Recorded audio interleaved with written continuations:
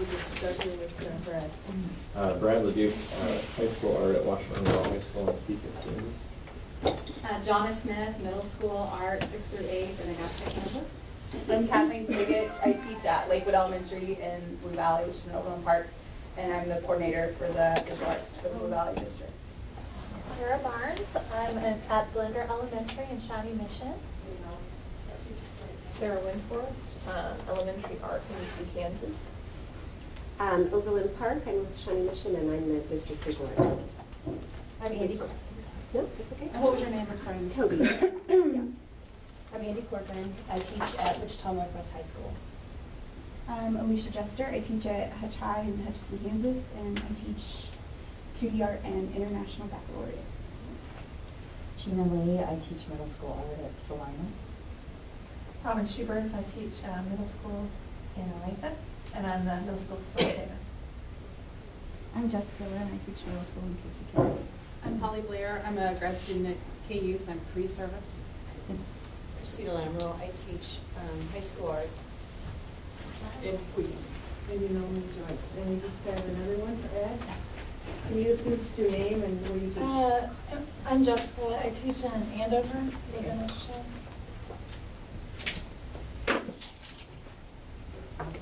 Super. Okay, what the plan today is, I'm sure you all, if you weren't here at the last meeting, you had a chance to listen to the recording of the meeting we had in November. And at that meeting, the committee that was here decided to adopt the national standards. I have some handouts here, simply because, feel free to take one and pass them around. The nation as a whole has been working on determining what it means to adopt versus adapt. And this copy is something that myself and Marcia McCaffrey from New Hampshire has been working on to determine what it really means. CDA is the organization of fine art consultants from across the nation. I'm a member of that because I'm a fine art consultant in Kansas. And every state has one, almost every state. And we have an organization, and that organization holds the copyright to these national standards. At this point, we can talk about expanding that, but I'm not in favor of it personally, but I think it needs to stay so it doesn't get too muddy. Anybody can have any hand in it then if we get it too broad. So anyhow, we've been working on determining what it means to adopt or adapt.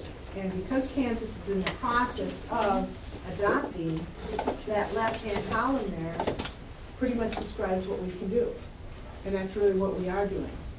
We're working on 15% of it can be changed. We can add what we want. Basically, this should say draft on it because that's what it is. This is a draft. And our work here is helping to determine this even more as we go along. So the 15% means, as you can see, we cannot change the wording of the performance standards. If you've all looked at those standards, you know what I'm talking about when I say performance standards. But we can delete some of the stuff if we want regarding anchor standards, essential questions, enduring understandings. I don't think this group wants to delete enduring understandings. I don't think this group really wants to delete the essential questions, because those questions really do help kids go deeper. And they can even create more questions, those questions can. So, which is part of learning. You know, you question to go deeper. So, I don't think this group would want to delete those, but I think what we're doing is right on track with that left-hand column. And the purpose for today is to share out what the subcommittees have been working on. Now, you all received emails from me regarding those committees. We've got leaders in each of those committees. I'll just kind of quickly go through that. We've got linking to the national standards for college and career readiness. Sarah Windhorst is leading that. Developing rubrics, Toby is leading that. Robin is leading what she's been developing with her docs that she's got online, and Jessica has been working with Keith somewhat on getting something going with scales. They haven't done a lot with that, but it's okay. I mean, we're where we are, we'll do what we can when we can. And then I've been working on the intro with Polly and Vicky. And I'm not sure Vicky's going to be able to make it today. It sounds, I called her school yesterday and she was out sick. So, and it sounded like she may have had a double commitment today. Something was wrestling. so I don't know if Vicky's going to make it, but that's okay. And Polly's not here yet, right? I'm here. Oh yeah, you are Polly. Okay, good. Polly's here. So super. So that's great. Well, what I'd like to do is have each group share out, and I want to start with Toby's group simply because she cannot stay this afternoon. Okay. I think probably everybody has looked at the cornerstone assessments, and my initial reaction to those is that there is a lot there. They are very long and dense, and I kind of swim my way through looking at those. Initially, in trying to create some rubrics, my first thoughts was to, and I don't know if this is the intention of the group, but in trying to work through it, I started creating just some templates, and I made copies, and I'll figure out how to get. I'm using just my Google Drive, so our group, when we establish who all we are, we added a couple of people can go in and look and add and make comments. So I will share that out. Our group is bigger than I thought, but I made 10 copies. So Tara and I were also able to meet on Thursday. So again, when I started looking through those cornerstone assessments, again, I just got lost. Anyway, so working through just a general template, and we'll pass that around, I thought might be helpful. It was helpful for me in the beginning working through the process. So we know that there are cornerstone assessments for 2nd grade, 5th grade, 8th grade, high school proficient, high school accomplished, and high school advanced. So in starting to work on this template, one thing that I did do is I looked at the format of the rubrics that they had, in those cornerstone assessments. I also stumbled upon, let's see if I can find it here. And we also had worked on one at the district level. The State of Kansas Multidisciplinary Performance Task for English for ELA. They have, I don't know if you've seen these, Joyce, but they have created some of those for their performance task for at the state level. Okay. And I thought theirs were very, very clear. I just liked the format quite a bit. In working with, thinking about the rubric and the different levels of understanding, their performance task rubric had numbers associated with it.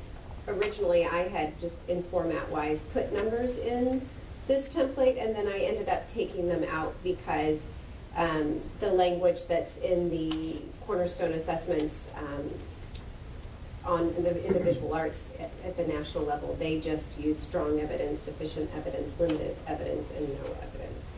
So I took out the numbers.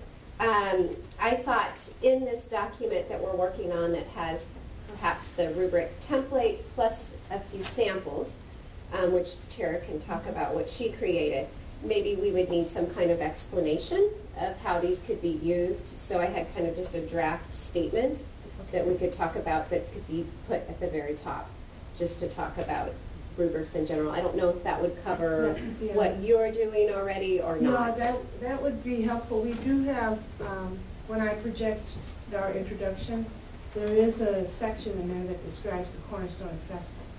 Okay. So if it doesn't cover everything, then we can add to it. Okay. Okay.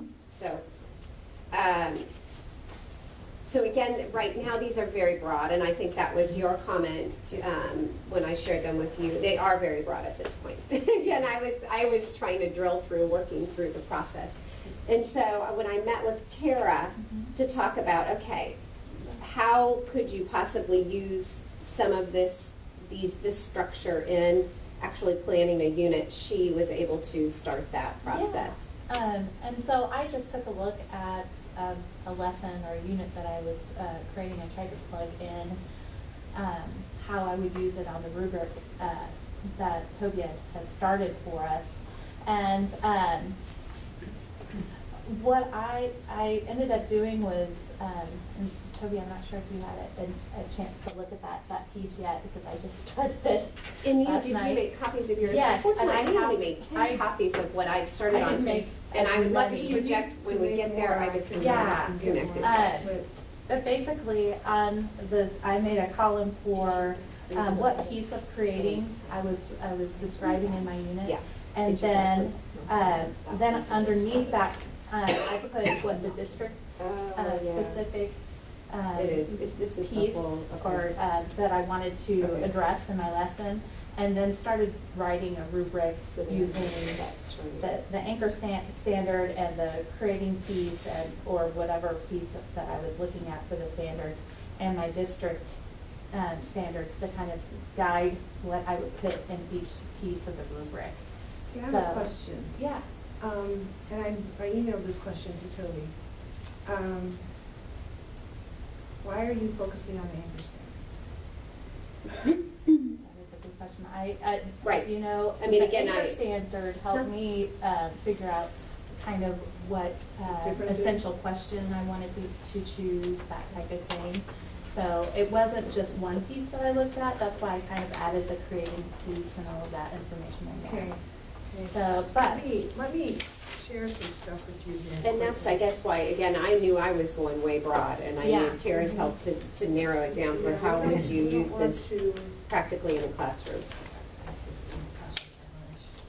I can project this when we share the intro, but here's what these are. There's, in the introduction, we've added the definition of a cornerstone assessment.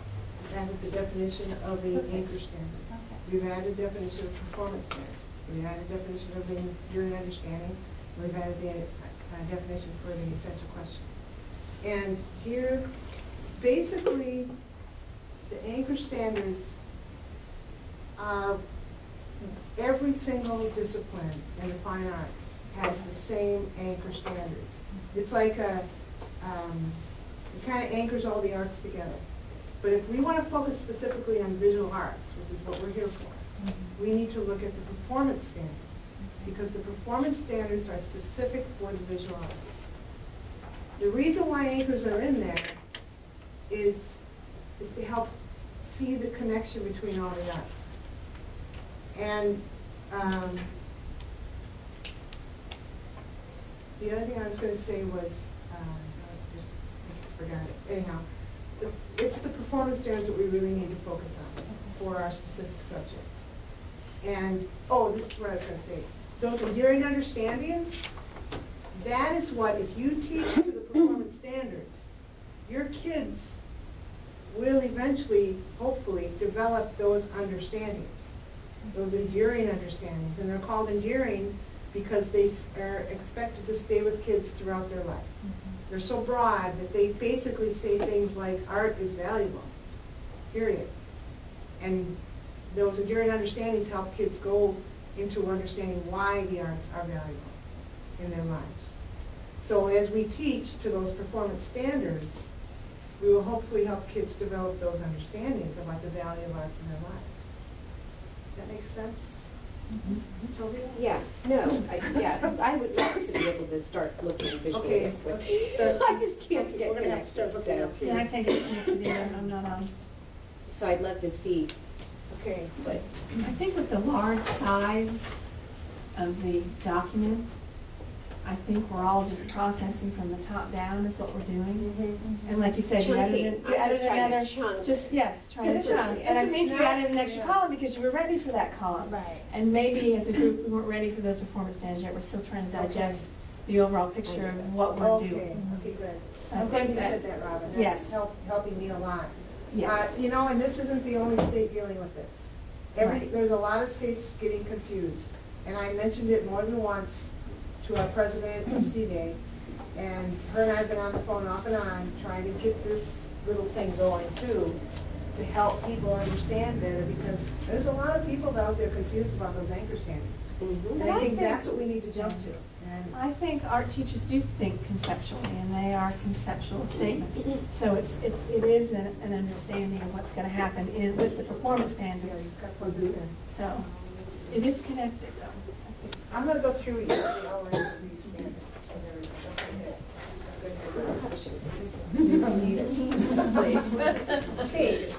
Okay, we start with 4 processes. Creating, presenting, responding, and connecting. So creating, presenting, responding, and connecting. Those are the 4 overall categories. We could call that 4 standards. You know, when we had the 6 in the old, okay, they were like 6 big categories. And that's kind of what these 4 are. We narrowed it down to 4. And the definition is here: actions which learning, arts learning, and making them realize, inspired by those standards. I mean, I don't think I need to, I think I gave my explanation better than the reading actually does.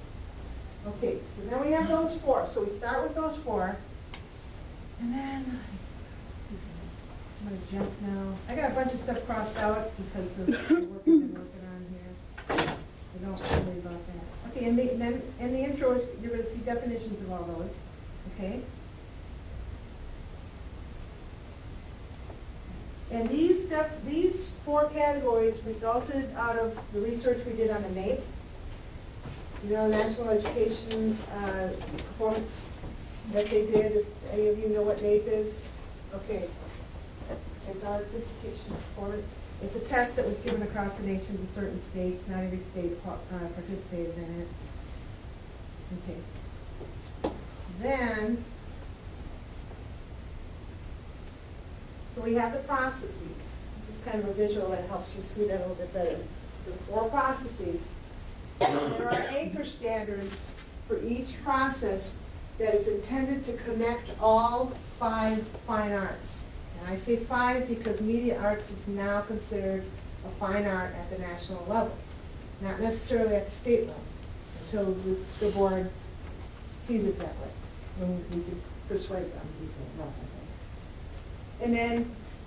And then, so this basically connects the arts: music, dance, theater, and visual art, and media art. Then these anchors break out into various performance standards. So under creating, I think there are like 6 performance standards, 2 or 3 for each anchor. Okay, those are specific to the visual arts. And then in presenting, there are there's 3 anchors, and there are like 3 performance standards, 1 for each anchor, that narrow that anchor down into visual art specifically. And it does the same in music and dance and theater. So that's where we get more specific to visual art, are those performance standards. And then the enduring understandings are not in this little visual because those are like, the national website lists them as resources, but I see them as more important than just a resource. They are what we want to lead kids toward. And those enduring understandings, again, are specific to visual arts. Okay, and then music has theirs, and dance and theater has their own. But those are specific. The only thing that's broad in general are those anchor standards. They're broad to all the same. They're exactly worded the same for music, for dance, for theater, and media arts, and visual art. Everyone has the same wording, the same exact anchors. Because it shows you, and if you had one of these, this is what I handed out last meeting, one of these copies, and someone said they wanted to see this. Was it? Yeah. Okay, I'll give it to you now. This shows you, it has the anchor in there, which is where the confusion, I think, is coming from. Because it's listed on this most usable resource that we have. And so that's where the confusion is coming from. And I don't know why they put them in there if they call them resources, but they are in there, and but it's the performance that we need to focus on to help kids develop those understandings, those enduring understandings that will stay with them. Okay? Make more sense? Okay, I'm gonna flip to the definitions here too, quick.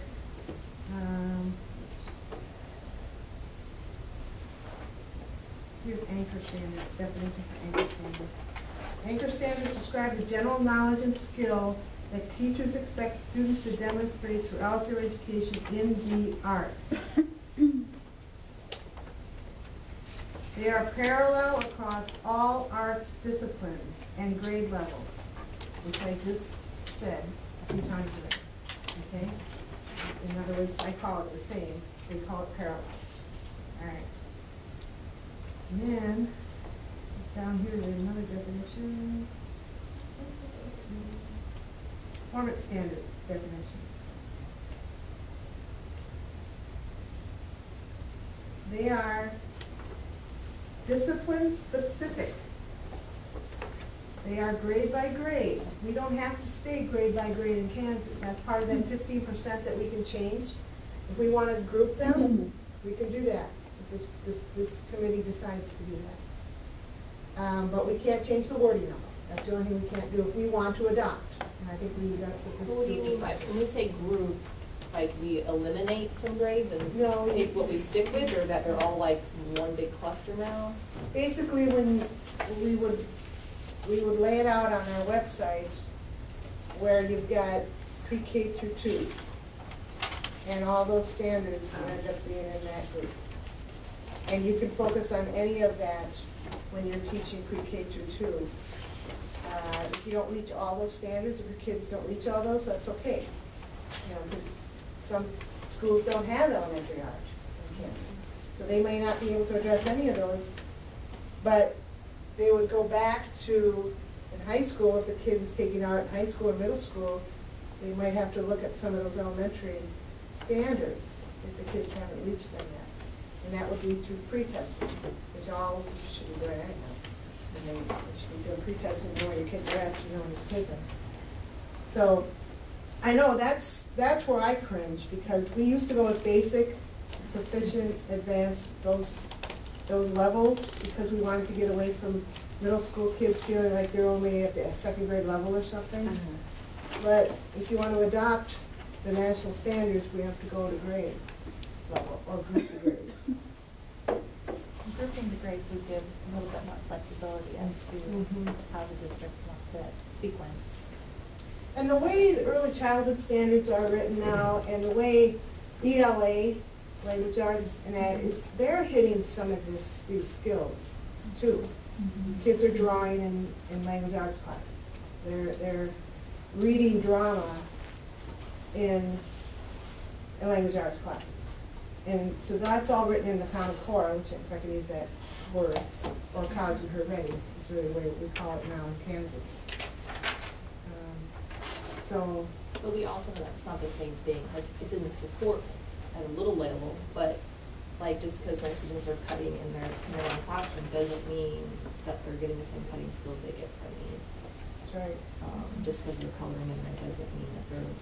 And a lot of times, actually, what they're teaching in their classrooms with coloring is the opposite, and that all the same goals that I'm looking for. So actually, it makes my program harder to understand what they're learning in their classrooms. And that's the dilemma we deal with in the state of Kansas. Other states have issues like that too. Well, right. I'm just saying it isn't necessarily a guarantee that if they're they're coloring more in language arts, doesn't necessarily mean that they're supporting our program. I know. That's kind of the way you word it. That's what I'm saying. It just it's an experience, but it's. I agree with that. Yeah. I mean, I'm all for that. It's not the same. I mean, that's why I wish every elementary school in the state of Kansas had an art teacher. I talked to a school district on Friday at the high school level, wanting to get graphic design as a fine arts credit. I said, well, is it being taught by your art teacher? And he said, we don't have an art teacher. At the high school level, in the state of Kansas. I can't tell you where that district is, but I'm like, wow, even at the high school level, there's some. So it's where we are. You know, I could leave and move to another state and be a consultant there or whatever, but I'm going to stay here. I want to be here. This is Kansas, and this is what I'm passionate toward what I do here. So, you know, it's what we deal with, though. I mean, I envy some of those school districts out east like in Pennsylvania and some of the things they're doing out there at every school practically. But you go up to the mountains in Kentucky and you're almost in Kansas again. I mean, sometimes they're worse off than we are. So we have to put up and deal with, I'm sorry, Sarah, but that's kind of the way it is. No, I know. But this committee is here to help make those decisions. If we want to group these, if we want to adopt. Okay. Bobby. Could you go up to that anchor standard definition again, please? Yes, sure can. I don't want to spend a lot of time on this because I know that you guys don't need to. Okay. Here. Those are the anchor standards right there, but this is the definition up here. There it is. What you see in red is something I've added. But and skills that the teachers expect students to demonstrate throughout their education in the arts. He's saying a parallel across all arts disciplines and serves a tangible educational expression of artistic literacy. So what are you thinking? Are you I'm just thinking because thinking- if it's tangible, it's measurable, and that's what should be assessed? Oh. You're saying it's not what we need to go to, but here it's saying the skills that the teachers expect students to demonstrate throughout their education in the arts. So it is an overriding principle of how we need to But look at them. what I'm hearing is that if you meet the proficient, or what's the word I'm looking for? Performance The standard? performance standard, thank you, then you will Yeah. address the anchor standard. Yeah. That's what I'm hearing. Yeah. And that's how they were written. It's to go backwards. Yeah. Backward design again. Yeah. All right. So yeah, and that's the same thing with the enduring understandings. If you look at those, But if you don't want us to teach at this level, then maybe it just needs to be very more clear, like this is not the level we're teaching at, this is the gained knowledge from teaching at the other level. Does that make sense? Because like, we got confused as a committee and we're using anchor standards more, and maybe we just say more clearly. It's not what we I think expect. we're confused. We I think started off. We just generalized. I can share more later, I can send it to you, but Blue Valley, we've been working on this for about a year and a half. And our anchor standards, and I'm gonna tell you guys, Tara might chime in because she was with me in Blue Valley as the coordinator previous to this year, so she's been in that work. The anchor standards in our document, which I'll share later, sits at the bottom. It anchors, and it's in our curriculum, the digital curriculum, media, and the performing arts curriculum. So every teacher has those anchor standards sitting at the bottom because it's anchoring what we're doing. Then we have our own curriculum to the left, and because these are conceptual, the state, it's not a one and done. They'll be merged into our curriculum, but they sit to the right, and I can explain that more later. Yeah. But we think of the anchor standards as something that's anchoring everything we're teaching in the arts across the entire district. So no matter if it's a visual arts or performing arts class, we're all teaching those same anchor standards through our performance standards. So that's why they anchor at the bottom. So that's how I've explained it to my teachers, is that's anchoring our teaching. How we're teaching the performance standards, the way we're teaching that automatically teaches the anchor standard. So when we made our curriculum, and I made some copies, but hopefully we'll get internet and then we can put it up. Our anchor standards are at the bottom, and it's the same document across the district with those anchor standards at the bottom, because it's an anchor. It's holding us down. We're teaching the same things through different performance standards. So that's how I explained it to our teachers, to kind of get them to think of it as this is not the actual standard you're teaching. Instead, through your performance standard, this anchor standard is coming out naturally through your teaching. I don't know if that helps. that's well said. That's really good. Okay, so that's kind of how I explained anchor standards to them. Does that make sense, Toby? Yeah. Okay. And do you have a separate curriculum for each grade? Kindergarten has a curriculum. You have a separate curriculum. Yeah, and we're kind of changing that. Joyce came a year ago, and then we've started to create unit designs, which we already had a scope and sequence. Now we're making unit designs, and I brought that document because then what we'll do is we'll take our curriculum with the state, and we're going to merge that together. Basically, our feeling in the district is these state standards, because they're not a one and done, they're conceptual. they might be taught across several units. So what we want to do is provide our teachers with the opportunity, if they're brand new to the profession, to have a document that shows me how to teach those performance standards. But if I'm a veteran teacher or somebody that feels comfortable, I might place Imagine and Play through several units, because I could teach brainstorming in all 6 of my units. So we didn't want to naturally tie one performance standard to a certain unit. So instead, we're keeping with our units, and we're putting the state standards out to the right. We're going to make a document that shows you how you can teach that performance standard, which I can explain that more later. But we don't want to tie a performance standard to certain units, because you might brainstorm all through 6th grade with every unit you teach. That makes total sense to me, Yeah. and I like the Okay. way your document looked. Okay. Where maybe you Yeah, could use I the same have a column on story. this side and you changing your unit, you know, where you have this listed for your Yeah, for your so- administration. I blew it up because I've been playing with, it's a formatting thing to me. So this is what it looks like big. These are our units, which we're using the elements in elementary, and in middle and high, we're using the process or the media, so it's painting, drawing. And then in the gray is going to be Blue Valley's curriculum. To the right is going to be the state standards. They're not tied directly with each unit because they're not a one and done, they're conceptual. So I might teach those through all 6. And then the anchor standards will sit at the bottom for our curriculum, for performing arts, and then the digital media, which is a whole other thing we're going to work on later.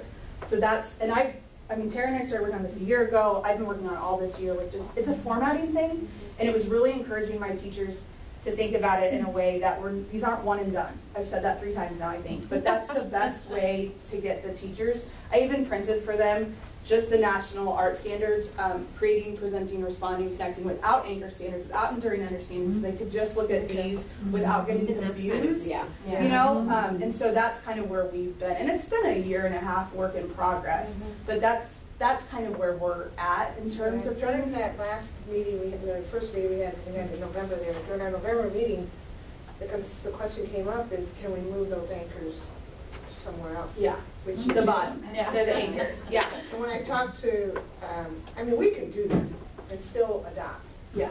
Because of the definitions we're coming up with here. But apparently the anchors are supposed to be subcategories of the processes. Right. So. Yeah, and which I think use, they still do if we Yeah. move them to the bottom. well, and I just did a code, you know, I put, so they knew which anchor standard it relates to. Okay. So that way. So you're still keeping them in there? Yeah, and this is our parent document. This is the document the community sees, whereas our unit design is for the teachers. So we say this is for parents, this is for teachers, because this goes into assessment, this goes into resources for each unit. And so I wanted parents to still see that even though I'm teaching, you know, primary, secondary, I'm also encouraging students to engage collaboratively. Now, where I'm teaching that, I'm not going to tell the parents it's going to happen in the color unit, because it might not. Right. But I'm still tying it. I did coding so that way they kind of know, well, this is all being taught throughout the year. But my teachers, especially my brand new teachers, they're probably following that district curriculum more to a T, kind of what we've known before. So my question to you is Yes. the overriding headings for that left-hand column of yours. It's drawing, it's the medium, it's drawing, For painting. middle and high, for elementary, we're starting with the elements, so it's line, color, because that's a natural vertical alignment, is we would start with the elements down here, and then we would move up to the media or medium. And that was a vote on our teachers. That was who one, had it's hard when you're with all these new things too. And then my Yeah. second question Yeah. is, where are you putting the Common Core in there? Okay, so in the unit guides, which we haven't even really started yet. Sorry, Kansas Career Ready. Yeah. Yeah. In the learning experiences, we'll have an area where we can do that cross curriculum. So what we've done is we've taken Blue Valley's College and Career Readiness, which matches, and we've made links. So in bright red, it'll say, well, that's where shape sits. And so then they'll know that that's something that's being taught in the kindergarten classroom too, because it will sit in red with that standard in parentheses. So my committee's Wow, been this is working. really thorough. Wow. The committee's been working to pull, to put in the units. Now, will that be on the parent document? No, because we don't want parents worrying about, we want them to focus on the visual arts when they're looking at our document, but they can just know that it's being taught integrated throughout buildings, and that will be in the unit design. Wow. Yeah. So it's Isn't that what you're working on? Impressive. The same Yeah. concept? The connecting part, Uh-huh. Yeah.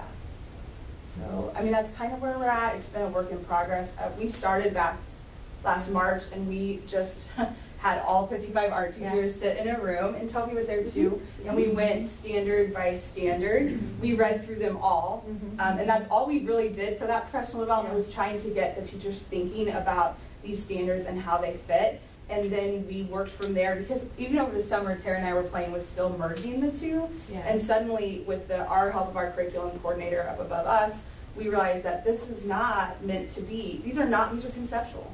They're not supposed to be taught and that's it. They're taught throughout all of the curriculum. And I know that after watching the video, that becomes a question, because you have certain districts in Kansas that they're teaching to these standards.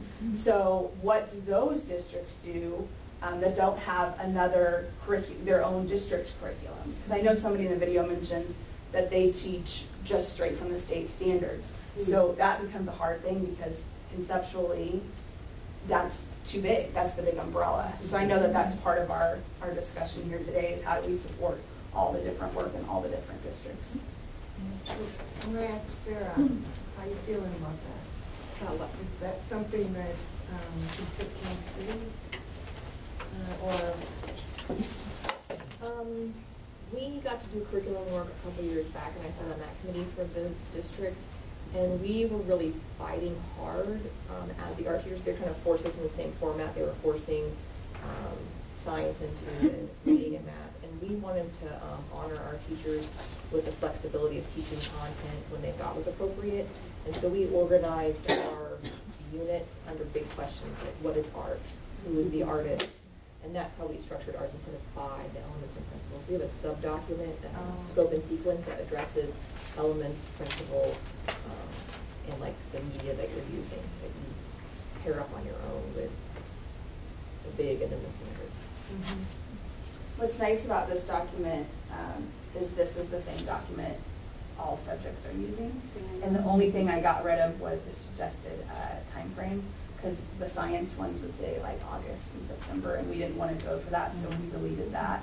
But this has been a huge decision-making process, and we've been through 3 or 4 documents before we landed on this. But I think as I watched that video from when you guys met before, it's trying to figure out what is useful for districts, whether they have their own curriculum or they're going straight from the Kansas standards. And so it's finding that fit of what's something that both types of districts could use, which Toby had mentioned, and Tara during their rubrics, is how do you plug in your district's curriculum into that rubric? Or not. Or not, yeah. Or if you don't have one, how can you go straight from there? Right. And that's why, as I look around this room, we have representatives from all over the state, which is great. A wide variety of districts here. We got Topeka, which is kind of different again too. Every district is kind of different. I mean, I think this is a fantastic example, and I think we all probably can see how neat it is. My concern is, can we go with something like this example and as like a resource in what we're trying to do here with these standards? Well, you said we could move, formatting-wise, we could move the anchor standards to the bottom. We can. I don't know if that's something that teachers will find valuable, because then you don't get so hung up on the anchor standard when you're looking visually at the curriculum.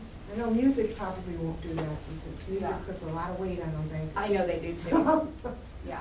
But visual arts put a whole lot more weight on those enduring understandings to help kids really reach those understandings and the value of art in their lives. And those performance standards were written with that in mind. So, these meetings are fine. I mean, we're doing a lot of thinking in these meetings, and that's what they're meant to be. Our district does CTE conferences. I mean, that's our focus, and I just make sure that underneath the visual arts that are included in the CTE, that those are included in the visual arts. So if I submit a lesson plan, I'll have the CTE benchmarks along with the visual arts. But I really rely on the CTE scale, and that I've done the job.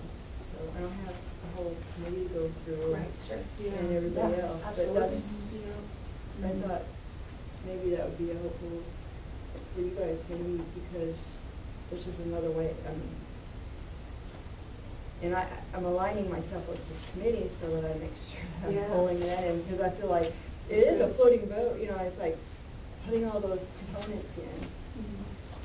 That's good, because certain parts of Kansas rely more on helping kids become technically ready for the workforce. Other parts of the state are focused on more not academics, but it's the college. More kids go to college in some school districts. More kids in other districts go to tech school, if any school at all, or they get it through their CTE courses, and then they are ready.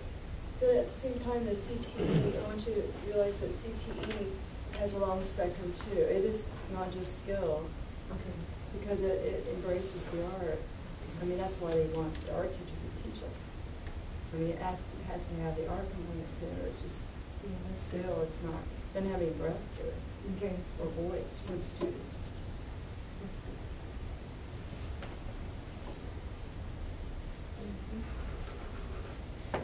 So do we want to go back to Toby, where we started?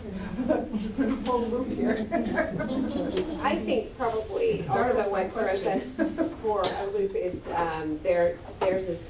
this graphic is so top down that I think we need to move what's here up. You know what I mean? The reverse that design, you know. So, yeah, I mean, it gives me some ideas of how we could tweak this, but I think our whole idea of creating something that has a flexible use is important. Like we've said, either you can tie in what your district has, you know, expectations there, or leaving it general if you just do what's in the state document. So, yeah. Okay. I'd just like to add one. Is this going to be, when we create these rubrics or these documents, are they going to be on a website where people can take those resources and use them? Like if we Yeah, my create- plan, which I'm just kind of visioning ahead in my head, is to have on our KSDE website our own version of these standards without rewording the performance standards. We'll move things around and redesign it, in other words. And that's what's going to be on our website. With the web address for the national, if they want to get more information. For example, we crossed out a bunch on this introduction that I just don't, I think it's going to bore people. I mean, they don't want to look at that. And yet, if they want to look at it, they can go and click the link and go to the national site to get more information. So we'll have some kind of a link at the end of the intro for more information, go to. And then what we'll have is we'll have the performance standards laid out in a way that has the EUs where we want them, the processes where we want them, which is probably going to be on top because they're the 4 categories. Anchors where we want them, with advice and information that helps people understand how, for example, the anchors connect and so on. Is there a template that other areas are using that might be helpful for us to see what they've done, any that are done, like ELA or I could math? I like what science is doing. Okay. And not that we have to do ours that way, but doing, yeah, Colorado's been doing some neat things, but other states have been starting to do things too. And it might be a matter of having you look at some of that. I think it's important to look at some of the problems we have at some point and try to make sure that as we're looking at states like Colorado, which I know are doing a good job of making sure that the national standards are followed. And then we look at our state where we know we have some problems, some ebb and flow with when it comes to who's actually teaching fine arts courses. Making sure that we are writing things in a way to support the fine arts without having loopholes. Which the introduction does a pretty good job of. If I can I'll let my person who's been helping me here speak up. I mean, the intro does a pretty good job of that. It talks about the value and the importance of. It's pretty wordy, but I think if you unpack it and look at each part, I think it does help give a lot of explanation and background.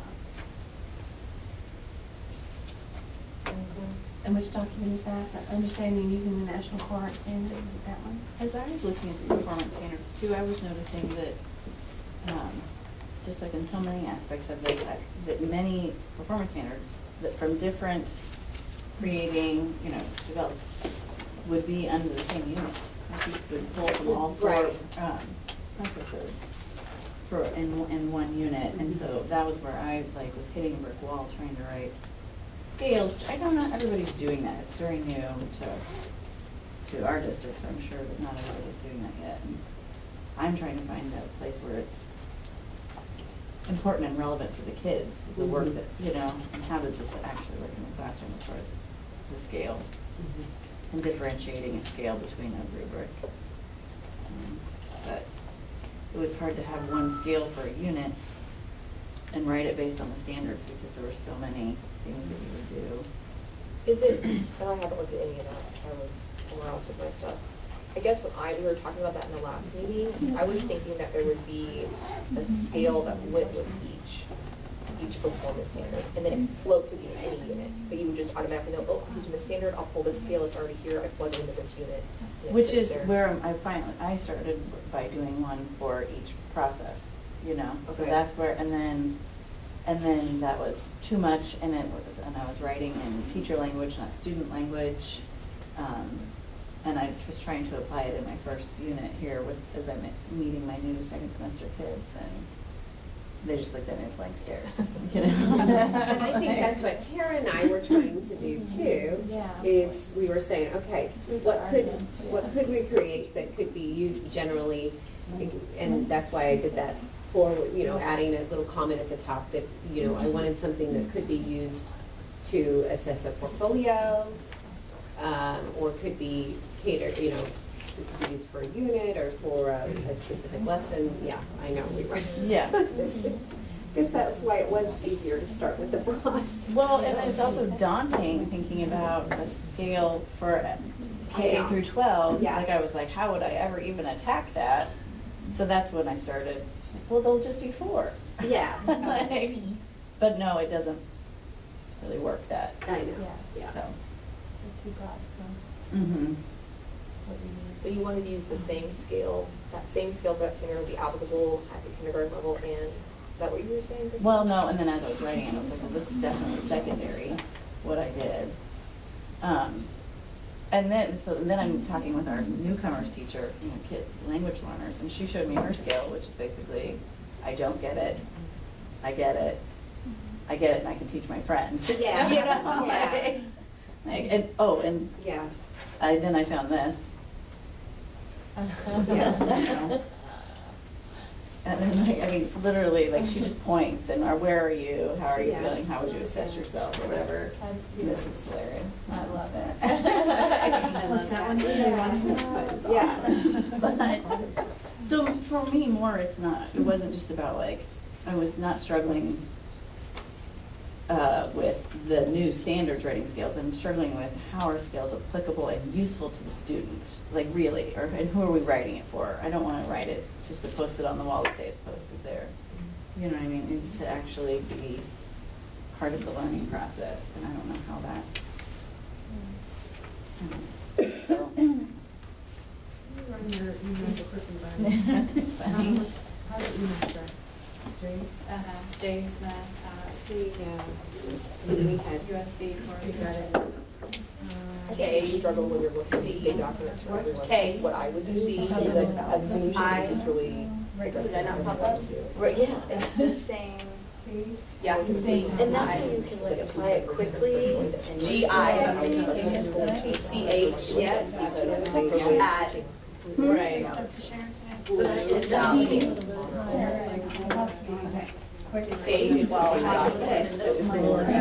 it has to make sure that the ratings and everything making stuff that wants to get started.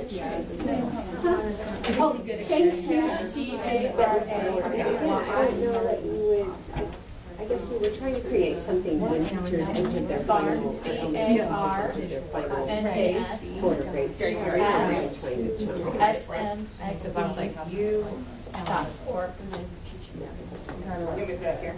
Yeah, but again, for like quarter grade and end of grades and period. It's not. Well, Now let's put on the list. Toby, you think we should move on to another Those are the group? babies and then this is maybe baby. Is that a baby? I think so, yeah. Okay, let's go on to the next group, which another group would be. Oh. And then we Toby, you feel good with us moving on? Yes, because I think we can kind of, yeah. Okay, you I got think enough? we can Okay. do some. Okay. But I guess my biggest concern is I do want to make something, and I think with the members on my group that's going to be user-friendly and practical for teachers in the classroom. So I think as a group. Sounds like you're kind of breaking down those cornerstone assessments. Yes, because I think they're too big. You know, I do. I feel like when I went through them, there was just so many components that, in my opinion, we should simplify. Yeah, Okay, let's just go down the line here. Sarah, you want to share your work? Your, again, Alicia working here too? I sent you an email, can you pull it up on your computer? My group was supposed to be trying to align, I feel like standing, is that okay? They're supposed to be trying to align with the national standards we had, what's happening kind of in art with what's happening in math and what's happening in science, and then language arts are kind of all clustered together. I ran into a lot of dilemmas right off the bat with me making the calls on some of those alignments. I felt like I may not be looking at it the same way that maybe, let's say, a classroom teacher looked at it. I was looking at elementary stuff for me. So I invited a classroom teacher over to help me pick where things should maybe go. And since I had kind of worked on it before she got there, I don't know that I always was seeing it the same way, but I pretty much just let her take the lead since she really knew those content areas better than I did. And I think with the new standard, I did discover some complications, like, oh, I know that goes in the current standards, I have no idea where that really fits in the new standards. And so that was kind of a struggle. And I think when I'm in the process of working on this, I'm gonna have to figure out maybe some coding system for how strongly it relates, because sometimes if you were to teach that standard in art, you would automatically be teaching that standard in the other area. And other times, if you tweaked it, you would be able to include it. And other times, it's just kind of a general reference for the student, like I'm working on skills of thinking broader, and this is going to help me with that, or things like that. So I feel like I was making a lot of calls that maybe if you were doing it yourself, you might find them differently. The idea when I said something about doing this as a group was that there are a lot of teachers that are asked to do this and look at all this stuff and get overwhelmed, especially in elementary because there's so much. But I had to make decisions like, I know like some concepts, like let's say shapes or patterning. We do that in elementary. We start hitting pattern and shapes pretty heavy, and then we kind of, I mean, they're there, but we kind of move on. And they don't really hit, they don't really hit like patterning until first grade, like in their actual stuff. So I didn't jump grades with mine. I left it in the grade it came in. If it was third, I aligned it to third. And so I just did third grade to start off as my sampling, and I just pulled in, we laid out on the big dining room table all these different categories, and we sat there with the English and we put them where we thought they were the strongest match. And I didn't do the doubling up. Like there's some that you could put in multiple categories. I just put it in one. Here's one spot where it seems to be the strongest with the input of the other teacher. And one thing I just want to throw this out is sometimes we did so the scope and sequence where we really, math was already done at the state level, and so I met with our math resource specialist. What we decided to do in some of those cases is we included it when it was introduced, the grade level when it was introduced. Does that make sense?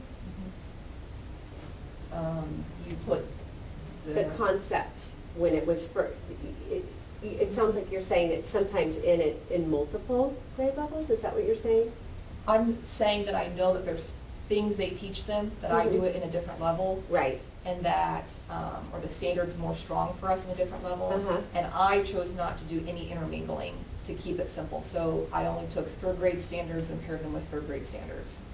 Where I think you could do other things with that, but I just kind of at that point made an executive decision that it was stronger just to stick with the common grades. I feel like the reason you would use this document is if you have administration or a principal that's saying, how does this link to what's going on in other places? And so even though I know there's stronger links in other grades, I think that necessarily principals would appreciate or grasp that thoroughly anyway. So in the same grade seemed to make more sense for me in that moment. So I just went and pulled from the documents and I just lined them up. This one, and sometimes you're looking at, because the science ones are really different. I don't know if anyone's looked at them, but they have them more like in units. And they have them, and I'm not, when I said that I like the science, that's what I was talking about. I like the science because they did all this unit work, and at the bottom they tacked on the other things that they were touching into, and I thought that was nice. I think user-friendly for us. I would not format it like this. It's just for initial looking at, and does this make sense or not make sense with what we were doing. I think for us, it would be like you click on the standard, and then there's some other like hyperlink off to the side if you wanted to know how it connected to math, if you wanted to know how it connected to science. And I think that's it. I don't think it needs to be anything anybody reads unless they're actually looking for that information.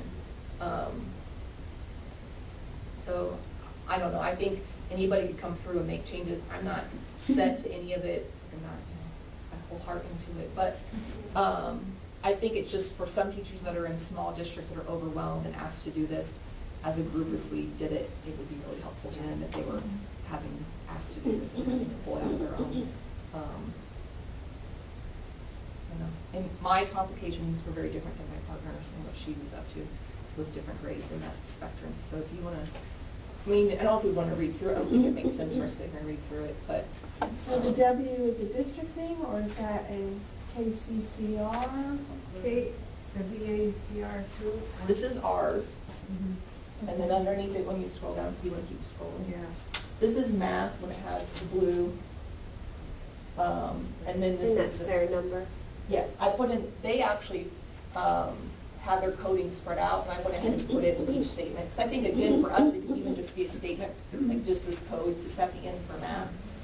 I think for anybody looking at this document right now and deciding whether I made good choices or not, they would need all the extra wording, so I went ahead and included that. And she had some very particular reason about how she split the math up. She was pulling off the first statement always, so you notice you start sometimes lower, and she felt that the level of cognitive processing of the kids put it in a different area. So like sometimes it was just straight flat knowledge. She wanted that in one category for us, and then it was actually them taking pieces of information and switching them around. She wanted it in a different category for us. So that's yes. So that's more where she was curious about that. So this is a writing one, and that's the format for these. So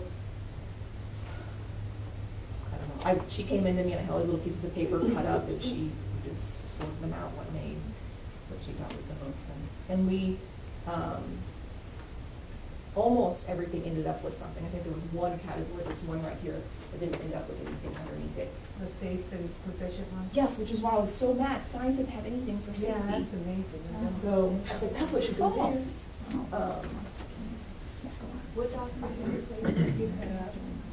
I cut up the Kansas, at the Kansas level, Kansas standards for math, Kansas standards for language arts, which now I hadn't really delved too deep into what language arts look like, but they have these different categories from writing to speaking and listening to understanding informational text versus literature. So like this one here, they have the exact same pretty much titling for informational text versus literature. And so we split them up separately because the concepts behind them, what the kids are asking them to do with their thoughts are different. So I went ahead and notated if it was a literature one versus a So this is kind of neat with how everybody is kind of different in a little bit. Sarah has brought the anchors right in with the word. And you guys put them at the end, but you wove them back through explanation. And then Sarah has also added the performance standard, which is, I think, kind of nice because you're seeing the relationship here. And then the relationship to other subjects. As I was scrolling down, you kept seeing math and ELA. You said you didn't have science in there yet. Science is in here. Okay. Social studies published after I did my initial print off and sorting, Okay. and so I have not included social Got the studies. codes in there, which is nice. I think this would be Yeah. very, very helpful for Yeah. teachers. Because, I mean, I've had to work through this in bits and pieces with mine, but. Then we go to presenting for grades. You're doing this for every grade. I mean, that, my objective in the end, I think that if we want those connections, I contemplated for a moment to use a larger category to help you out. And I feel like in the end though, for some people, that's not gonna be as helpful. So the more specific I can be, you teach this VA one, you're also potentially hitting all of these other, or you're supporting the learning of. Which is nice.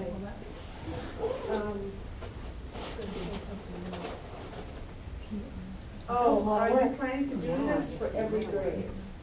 Well, on the committee, I'm in charge of, I guess, pre-K through fifth, and then I'm passing off the torch to my other team members for secondary work. It's a little So, bit different. do you think this group as a whole does this group see it more useful to have it for every single grade? Or should we jump and do it every few grades? Or have them? And then that goes back to the question if we're gonna group grades. Yeah. Well, that was the issue that I had for my half. I had 7th through 12th in the same group as Sarah, and the clumping thing was difficult for me once I got to the high school level because the KCCR is clumped 9 through 10 and then 11 through 12, but the national standards, it's proficient, accomplished, and advanced. So there was an overlap, so I had a hard time. Yeah. And mine, it's interesting, we both started off the same, cutting pieces of paper and kind of putting things where we thought they should be, but my format is in columns and not across. Like I did it like a... I think I would if I was working more. She ended up in hers working multiple grades at once. Yeah. I just was with third, and that's why mine's more this way on the paper. Well, and Nice and clean.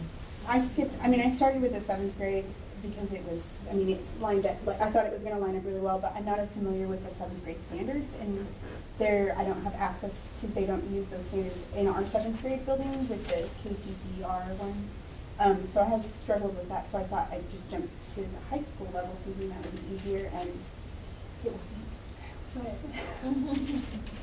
I tried hard. So, Yeah, it makes it a little bit more difficult. and we can show it, I mean, well, and it's like I was, right, and like I was saying earlier, I mean, it's like square peg round hole. I mean, some of them could have fit in so many different areas.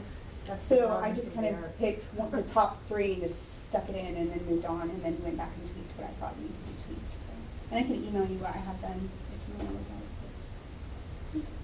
Oh, no, I can't. Yeah. Not email anything. Well, one thing I can see is that Sarah and Alicia need more helpers.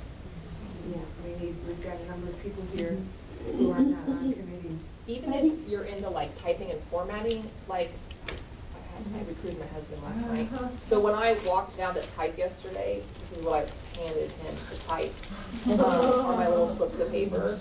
But they're like I can cluster them by category, and I just need someone to go get the information and then put it together. So this is, I think, intellectually the hardest part. It's the most time-consuming part after this was the actual getting it all to format. And he helped me, and then of course he used a different computer, and his formatting was different, so I had to go back and I needed all the formatting to be the same for the whole document, so I had to go back and. And that's something you and Alicia could figure out what format you want to end up with. And then do we have a middle format? As long as This you have to the me, same. right, is like a kind of more of a middle format, because this is one where you can sit and you can compare all those statements as it makes sense with the one we picked for it to go in. But I think that there's actually maybe possibly a different format as we get to what we want ours to look like and where it fits in there. Personally, I wouldn't worry too much about having a perfect fit, because as long as an administrator sees it fits, and we know it fits, as our people. Right. I guess if They you wouldn't handed this know to any administrator, different. look at all the things I'm doing. Impressed with what you've done. So. We use a curriculum mapping software. So you would go in and type in shape, and then it pulls up every standard that fits shape in 3rd grade. But we're getting rid of it because of the cost. So we only have it through June. So when we were doing ours, the software does it for you. It basically takes your standard and finds where it's hitting across the district or grade levels. Is it just doing it by word though, or is it, because what I struggle with is words may not be similar here, but the thought behind it, yeah, and that's the hard part. The nice thing is the software, you can pull up your standard, you can have it search, and then you can pull up the rest of the standards and click which ones it's hitting. I can't pull it up right now because I'm on the internet, but I'm wondering if until June, because we have access to it, and it's an expensive software, it's Rubicon, which is a great software, if we could use that to our advantage of, so that you're not having to retype it. If we could click it, and actually you can export it into Word. So I know I'm speaking up by saying I think I might be able to help out with that. could you just put in the codes, because the codes are easy to get, it's all the actual. You can put it by code, but it brings terabyte, it brings in the whole standard. So when we map, when I'm mapping third grade, I click all the ELA standards that I'm needing to, and then when I print out my unit, it just brings in all my standards. After you did that search of, or yeah, after you did the search, or you can do a look through, because it actually creates graphs. You can see where, who's teaching shape in the whole district and what unit they're teaching it. So I have that till June. I mean, we have it as a district till June. So that's a good jumping off point. Yeah, we could, Sarah, we could think about meeting sometime and seeing if that, I don't know if that's just a time saver in terms of having to type the standards. Well, I was cutting and pasting, it was a formatting thing, Okay. like the actual, like in science, you can only bring over one line in the document at a time. Like it would, if you try to do the multiple lines, you'd open it up and it'd be like spread over 6 pages. And the same thing with math, anytime you hit an exponent or a fraction in the description, it would make a page gap, and then it wouldn't let me just simply back up the space.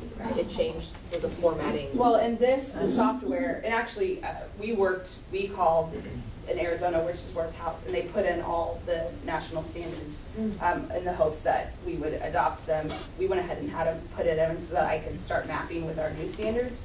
But it's a better format, because it'll have all those science ELA standards, and we just click them and it'll bring them over without us having to reformat it. So I don't know if that, we could, if we get internet later, we could play with it maybe and see if it's a possibility of bringing those in and then and it creates a document for you. It looks something like, I pulled a map. It looks something like this. So like your standards come out like this, standards and benchmarks, and then it'll tell you art, science, social studies. Yeah.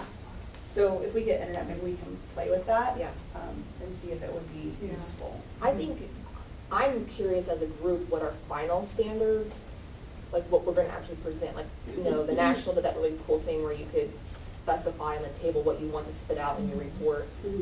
What are ours going to look like, how user-friendly they're going to be for our art teachers, and because structure and stuff for some reason matters to me in organizations, then, are we going to put it all in a rubric so someone could search by, a coding or a this or a that or a word, and then it reformats the document, and we probably don't have access money-wise to something as fancy what the Nationals did. Right, the Nationals have that already. So, because that's what I was asking about, what are the other content areas at the state level? I don't know if you could pull up their guide pages or whatever they're calling, their curriculum, and I think is there any consistency across? I don't think there is, but I could pull up some. You said science, you looked at their. Theirs was just nice because they have theirs clustered by unit, and then they put in it everything that matches that unit, and so they might have listed up at the top the standards they're hitting and their statements, and then they have other things like the way it links into engineering and disciplinary core ideas and cross-cutting concepts. But then at the bottom, right now, they're listing off all the other areas you're hitting when you teach this unit. If I go to math, all I have to do is click on M, it should take me to. I just know, my music counterpart said the document, their curricular document that I know many of us probably might know Dee Hansen, that group worked on. She said in the classroom, she went back to that document all the time. And I guess that's my, just making something that you could, that as a beginning teacher could go to and use is important. And sometimes the more you have at least linked, like you can have hyperlinks to other things, but the stuff is all in one place and you can hyperlink off to something else. But what I find sometimes I need to sort stuff differently. Like right now, this document is everything. I just want to look at one grade at a time sometimes, and that's what I need on my paper to plan my lessons. So this is the next generation standard. So, so Joyce, you would have some kind of landing page like that. Now, there is already for the arts. There is a landing page like that already. For the arts. With the old standards on it. Right. Because we're not done with these. But here's their, they have their intro kind of thing here, and then their table of contents. This is science. So like here's how theirs look. In English language arts, they do something where they notate which of theirs is, because they did the adopt, but they marked all their 15% changes so you knew little sunflowers where those changes were. I thought that was nice if you were wondering that, because that's the problem with the nationals versus whatever we create. Potentially there could be some differences, and so if they're always going back and referencing the nationals and they're missing whatever work we do here, and so that's why I was asking about what ours is. Scroll up just a little bit, because their performance standards are at the top. And then they've got core ideas. Where are the core ideas pulled from?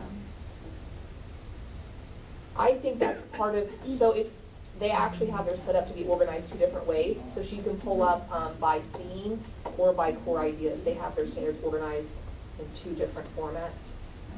And I think they're making the connection for you there to the other. I'll go try to find math. But this is the most colorful one of the versions, and here's on a page kind of work. I'll also show you what theaters look like. Are they done with their? Theater's done. Okay. And approved, happily approved, it's unanimously. Unanimously. Okay, completed work. It would be.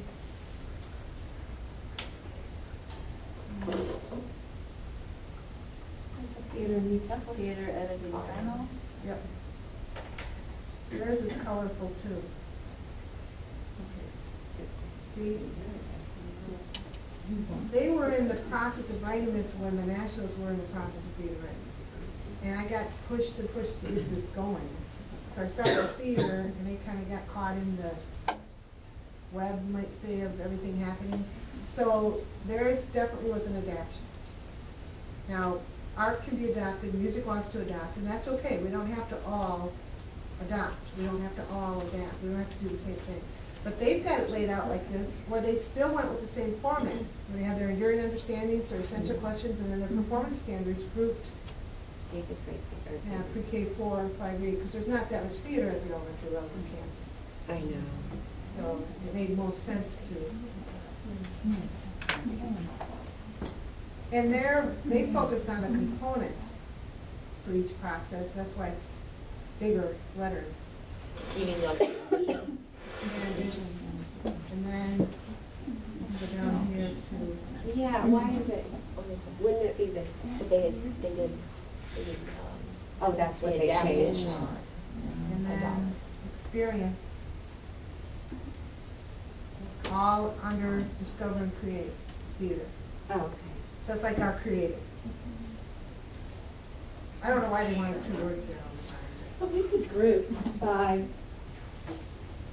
we could do pre-K through 4 and list them for each of the, and that would be okay, because They've kind of done that. They've listed. Yeah, if you. That would make it a little. There would just be multiple standards under that pre-K through 4 for art. Right. And that way, it wouldn't matter what grade level you're going into. It might not tie you in a specific grade level. But And I'll send you a you Colorado could teach stuff. something in the 3rd grade and wait until the 3rd grade teacher does that. Makes it bigger. It makes it harder. It's going to be a lot more work making those connect. There's going to be a huge list in what you're doing. I'll go try to bring up. Because it doesn't give me parameters if you're doing it if you have 2 open. See if I can bring up math. And I think that individuality right now, It would there's all the be stuff I'm doing in definitely. 3rd grade versus if it's Right. open, yeah, you're showing them a lot more, it's like, oh, this is 3rd, 4th, and 5th, all right. So you want it more specific, you want it broken down? No, I'm not like it left in grade, I think, as you said, I know for my teachers too, I mean, they, third grade, I mean, they teach third grade as a third grade, not in a band. Right. And so I know what you've worked on, which shows, you know, what is being taught in math and English language arts and, for example, third grade, is what their principal would want to see too. Right, but I'm That not saying connection. that, I'm not saying my document should be the leader though of how we organize the main overarching structure of our whole process.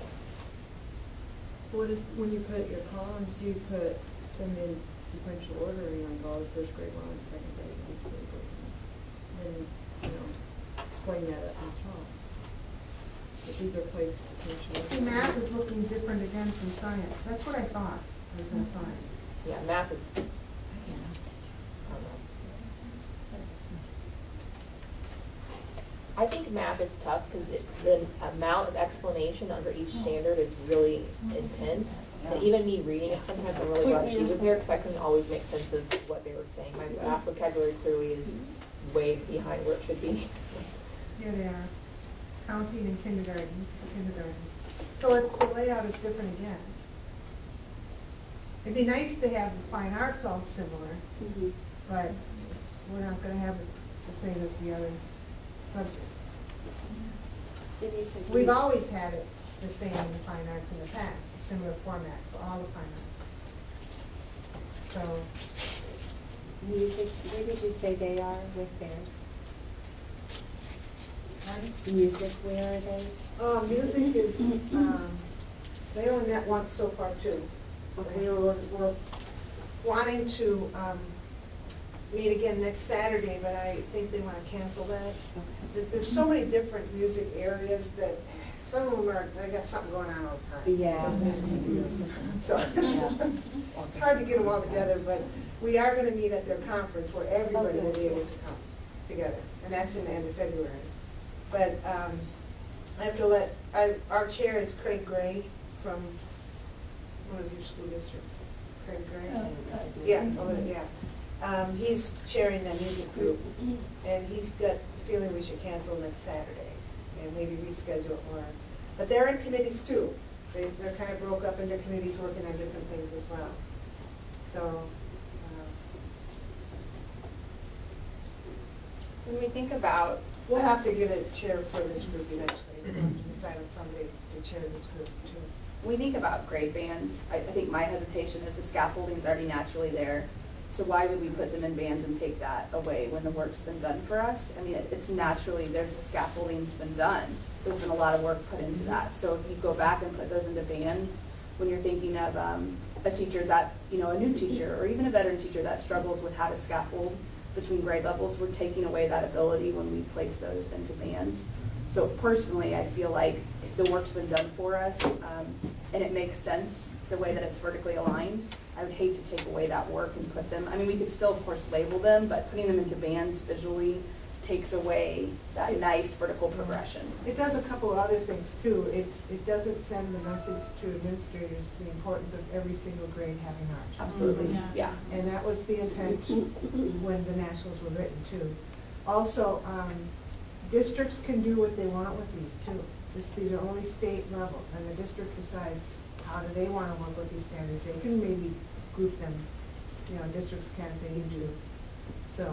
I think we have to be mindful of the fact that some districts, the art department isn't big, or if they're big and they're pushed into a lot of things, so the document and the choices we make here are very important and will make big impacts on some groups that may not have the control that we're kind of saying they might have. Mm-hmm. Mm-hmm. So it sounds like we're going to stay with the grade to grade.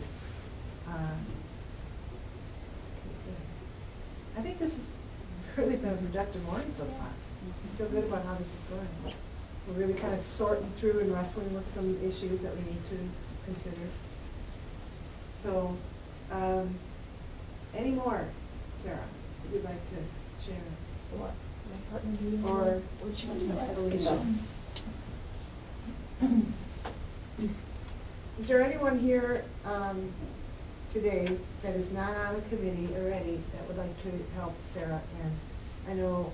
Yeah, I can, and hopefully maybe we'll get to the internet, but Sarah's familiar with the Rubicon too, so I don't know if it could be a tool, but we could definitely play with it to see if it would be an asset to use. Okay, so Sarah, I'll let you guys work together with that. And Anybody being in else the here? same community, it'd be easy, if you guys decide to use your resource, like Right. if you wanna pick an afternoon that I could sit and be Yeah. a typist or Yeah, a we'll copy see if it- paster or If whatever. it works, yeah, Super. yeah. Okay, I'll let you, I'm not gonna put names down or anything, Yeah. I'm just gonna let you guys figure that out. Okay, and then we may as well move on. She got back, do we want to? Okay, Alicia, is there any more you'd like to share? That's what she said. Not really, I mean, I can email when I have access, I'll email Okay. you what I have, and then maybe you can give me some input, like I Okay. asked you about before. Basically, at the high school level, I just had a hard time because, the KCCR standards, with the 9-10, like I overlapped from the proficient to the advanced. I just kind of like doubled up on some things, and so I don't know, I'm just doing it based on how I would do it in my own classroom. Plus I teach because of IB, so I'm looking at it like in that respect too, how to get everything to kind of fit together, so. Yeah. Would we wanna decide on a consistency of format though? I K think through that's 12? important too, yeah. I think at some point, for me right now, it's just making those decisions. I think formatting, I mean, it's work, but it's not.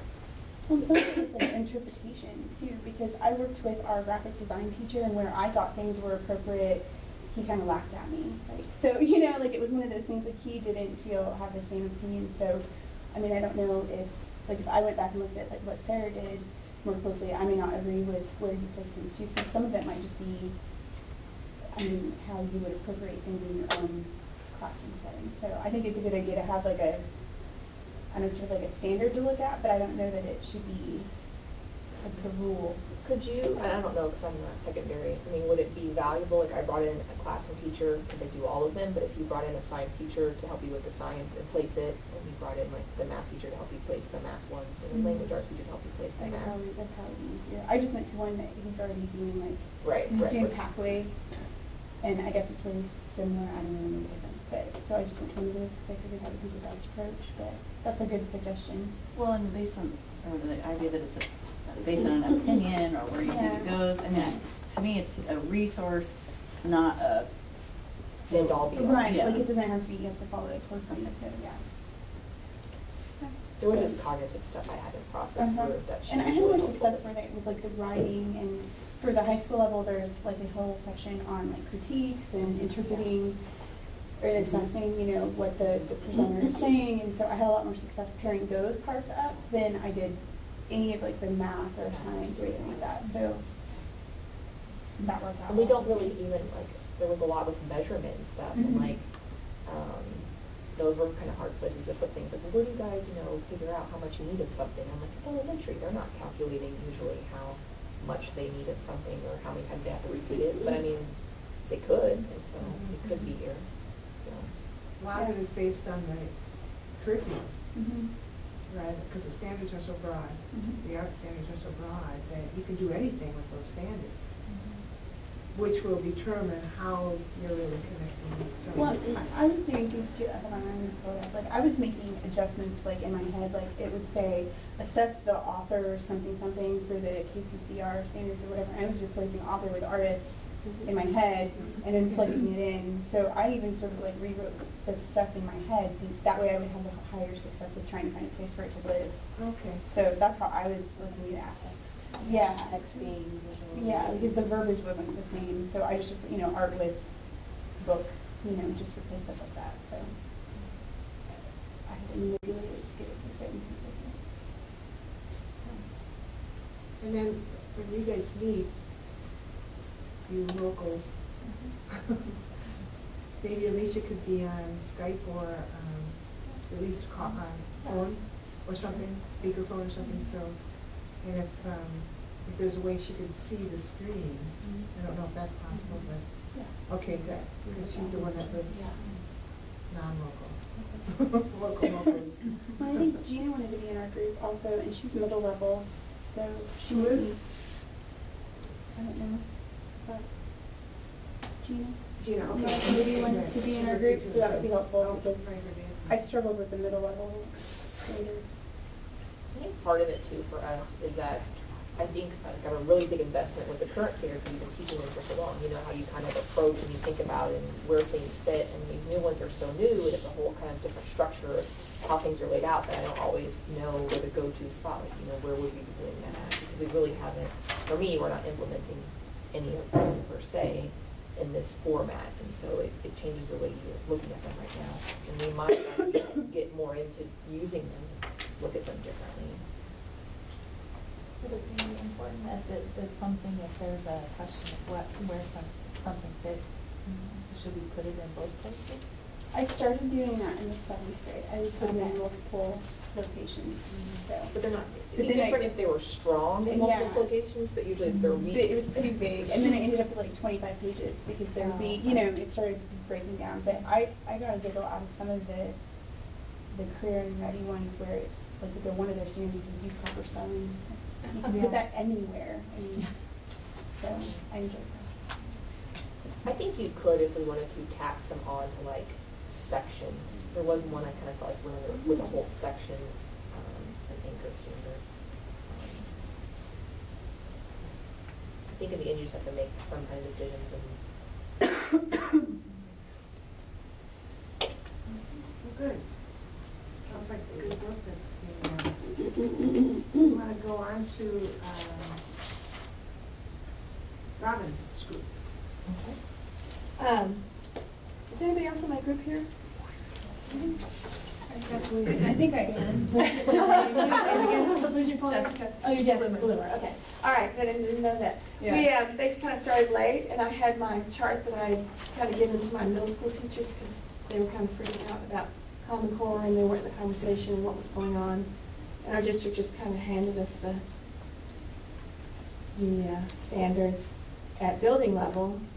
And so then I had to take it at district level and try to figure out where Common Core went and everything. So we were kind of going crazy. But let me pull up my website. For math and English language arts. You that could- would give us you two. I'll unlock this for you. What- Well, what did they give the you technical initially? subjects. They Okay, gave us the technical okay. subjects. Yeah. And so, but my middle school group, and there's 9 of us, we're kind of struggling. So I put together a lot of documents that stair-stepped and put things in categories. And you got into a lot more detail with your actual number and standards. But this is how I presented it. I put together my own Bloom's taxonomy, grading the top. And then when the peak preview came out, before all the performance standards were tacked on, I put these up. And there are 4 processes.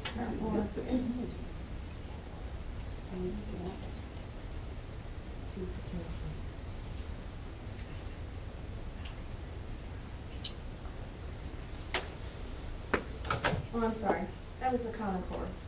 No, that was an art, sorry. And then here is the Common Core. And I broke those down into the 4 categories, which are reading, writing, speaking, listening, and language. And so I did not number any of these standards. I just kind of put them in my own language. And then in the end, I put it all together in a, is it big enough? Can you make that bigger? Yeah. It does. Click on the document. Will you go back to that, can you scroll back Want me up to to your scroll previous, back? just real fast? Okay. This one here? Yeah. I just. Can you see the whole thing on the screen?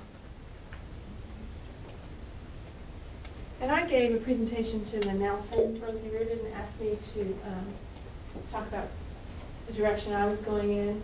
And so I did a presentation. There was another Blue Valley teacher that did a presentation.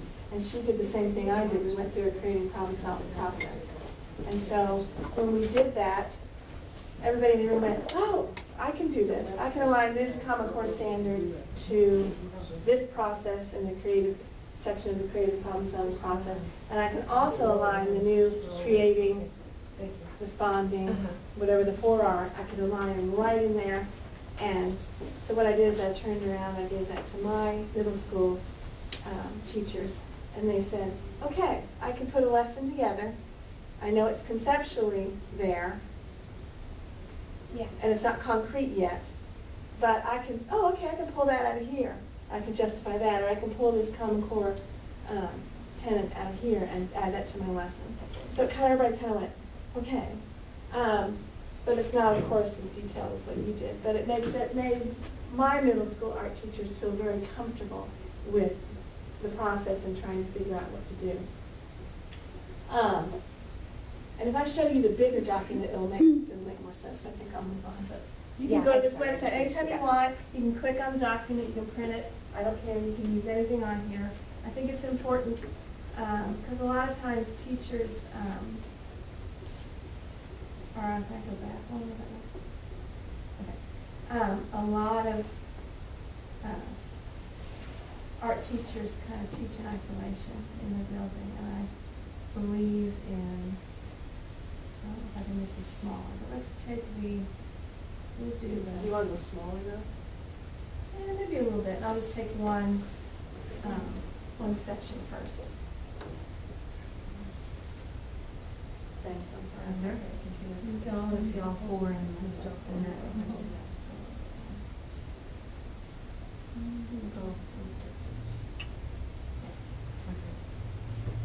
So what I did, the statement of the problem, this is what we're going to do. First of all, with our creative problem solving process. So I put the higher level thinking skills, which should be all the blooms. And then we also read a book in Atlanta as a whole group, Disciplinary Literacy. And that's all Bloom's taxonomy and how you can tie the Common Core into the higher level thinking skills. So that's why I included that at the top. And then I put the National Core Art Standards, the preview that we got, so I didn't have any of the performance standards yet. And then some Common Core values that we could pull out and tie in with each step in the process. With stating the problem, they can understand the problem, they can ask questions, they can project, they can predict, they can examine the problem, they can legitimize it, they can brainstorm for ideas, and then they're communicating as they speak to each other about it in larger groups. And with the art standards, we can respond, we can perceive and analyze works, we can interpret intent and meaning, we can apply criteria to evaluate what we're going to do, we can connect artistic ideas and works, we can synthesize and relate our knowledge that we already know, and we can also organize and develop our artistic ideas. So you can pull any standard that's under that umbrella and pull it in, and you can justify where you're going to place it in the creative problem solving process for the core arts. And then you can do the same for the Common Core values. You can make logical inferences. Okay? You can determine central ideas or themes when you talk about your artists that you introduce. So all this is, you can just pull it in. It just became really easy to understand for my art teachers. So this is all in the different steps in the creative problem solving process. So when you're analyzing, when you analyze artistic works, when you're defining what you're going to do in the process, what is necessary for us to create this piece or design that new lunch tray.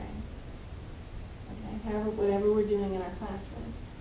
And then, of course, here's where we brainstorm, we get all the ideas, we get the possibilities, we're talking.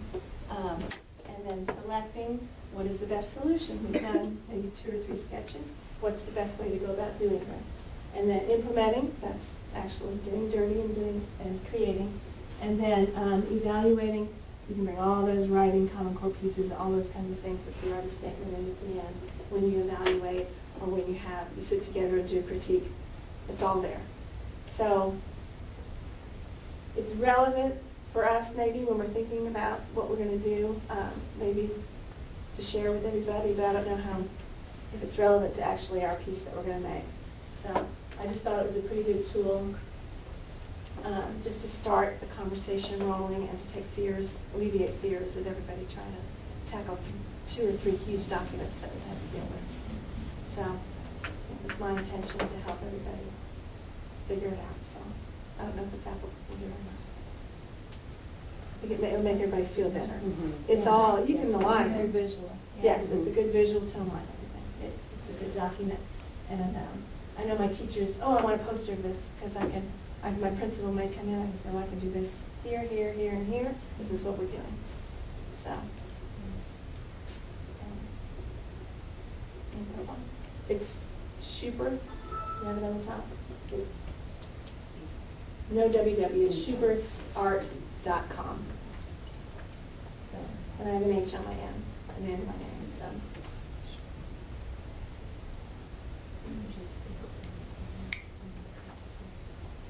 And our job was to pull the individual standards, but it was so overwhelming, I didn't know my doing that work would help with the overall picture, because we haven't gotten that to there in that conversation yet.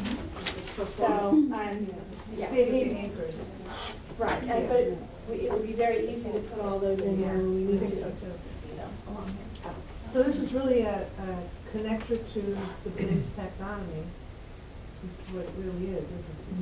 Yeah, and that's, I mean, I'm starting to see all these different aspects that are connecting to these national standards.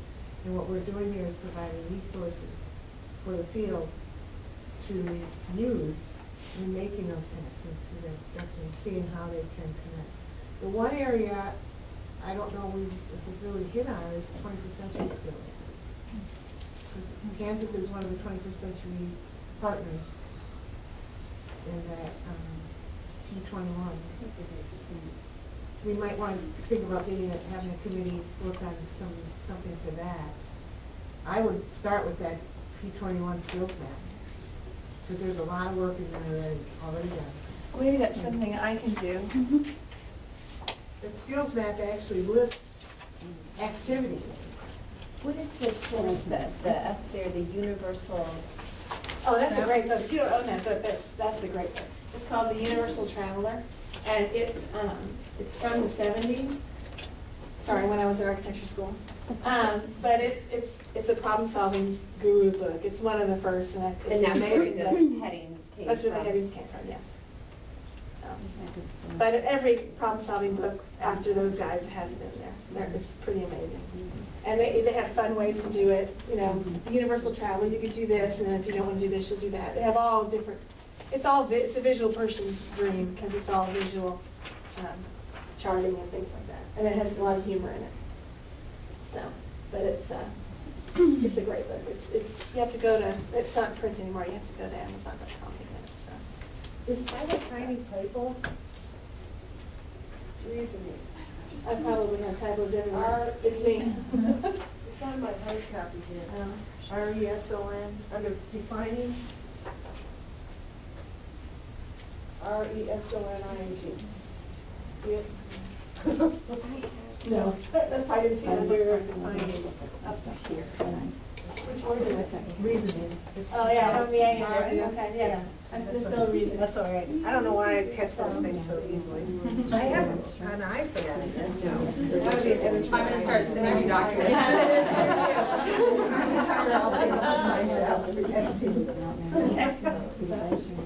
So have they updated the 21st century skill? They haven't done that since like 2010. Right, it's the same, yes. So give me a direction. I'm happy to do whatever you like. Robin, did you say that you were gonna make some connections to 21st century skills? I can do that. Okay. Do you want it in this format? You want to put 21st century on the bottom and add it Do to that, that? or here's what the skills map looks like. Okay. It's online. If you just type in up on the internet bar up there and just put P21. Yeah, you can use .org, but it'll still take you there. P21, that'll show you the skills map for all the subjects, including world languages. There are skills maps, so in case you want to extend it, like the Common Core people are doing, or the College and Career Ready, you might, but I don't know that we have to go that far. I mean, if you start by looking at the art skills map, that includes music, dance, theater, and visual art. And I presented to my school board last year. They were very interested in what we were doing in art with how it connected to 21st century skills. Because the state of Kansas is a partner, and that's why we really are supposed to be doing something like that. And I think that's a really good point, that we need to include that. Yeah. There's a number of states that are in that partnership, but you can go to their website and you'll find out all the states that are partners too. So that was part of Diane DeBacker's work to get us to be a member as well. of that 20%. Now, I can take the National Core Art Standards. Do you want me to do it for, what are the four? Second grade, 8th grade, and high school? That would be good. And what was the first one? Second, 5th, 8th, and high school. Is that what There you're are 3 different levels of high school, is that what you're saying? That's what I need to decide too. Which level do you want me to pull? Proficient or advanced? It's advanced. There's, Like the At 21st the high century s- is 4th, 8th, and 12th. That's proficient or accomplished and advanced, is that? Maybe accomplished, because there's gonna be some, I mean, if you're going by, if you're gonna hit a lot of the upper, like the seniors there, right? I mean, some of them might be in their first year of art, and some of them might be in their second, but more than likely, See, you're gonna those- have small of them in their advanced levels. There are definitions for proficient, accomplished, and advanced as well. And we'll make sure that these get into our intro. I don't think we have in there, do we? No, we don't. Okay, we'll get those definitions in there. But proficient is the student that's probably only their first art class in high school. And then accomplished would be somebody that's focusing on a specific area they want to keep strengthening over the years or over the semesters. And advanced is like your advanced placement students. Or, yeah, portfolio or baccalaureate, what do you call it? And then IB, yeah. Why don't I just put the advanced to have the top, right? Let me do that, no? What? I'll just use the advanced. I'll slide in these I see what you're asking, which levels into the at the high chart. school. I wouldn't go with advanced. I think what You want to do Andrew's the saying is accomplished? accomplished. 'Cause I think most of the students at that grade level are probably gonna be fitting the accomplished more than the beginning, because I know, for my sake, I have hardly any seniors in a year 1 class, but I have a lot more in a year 2 or 3 than I do in my AP class is only 5.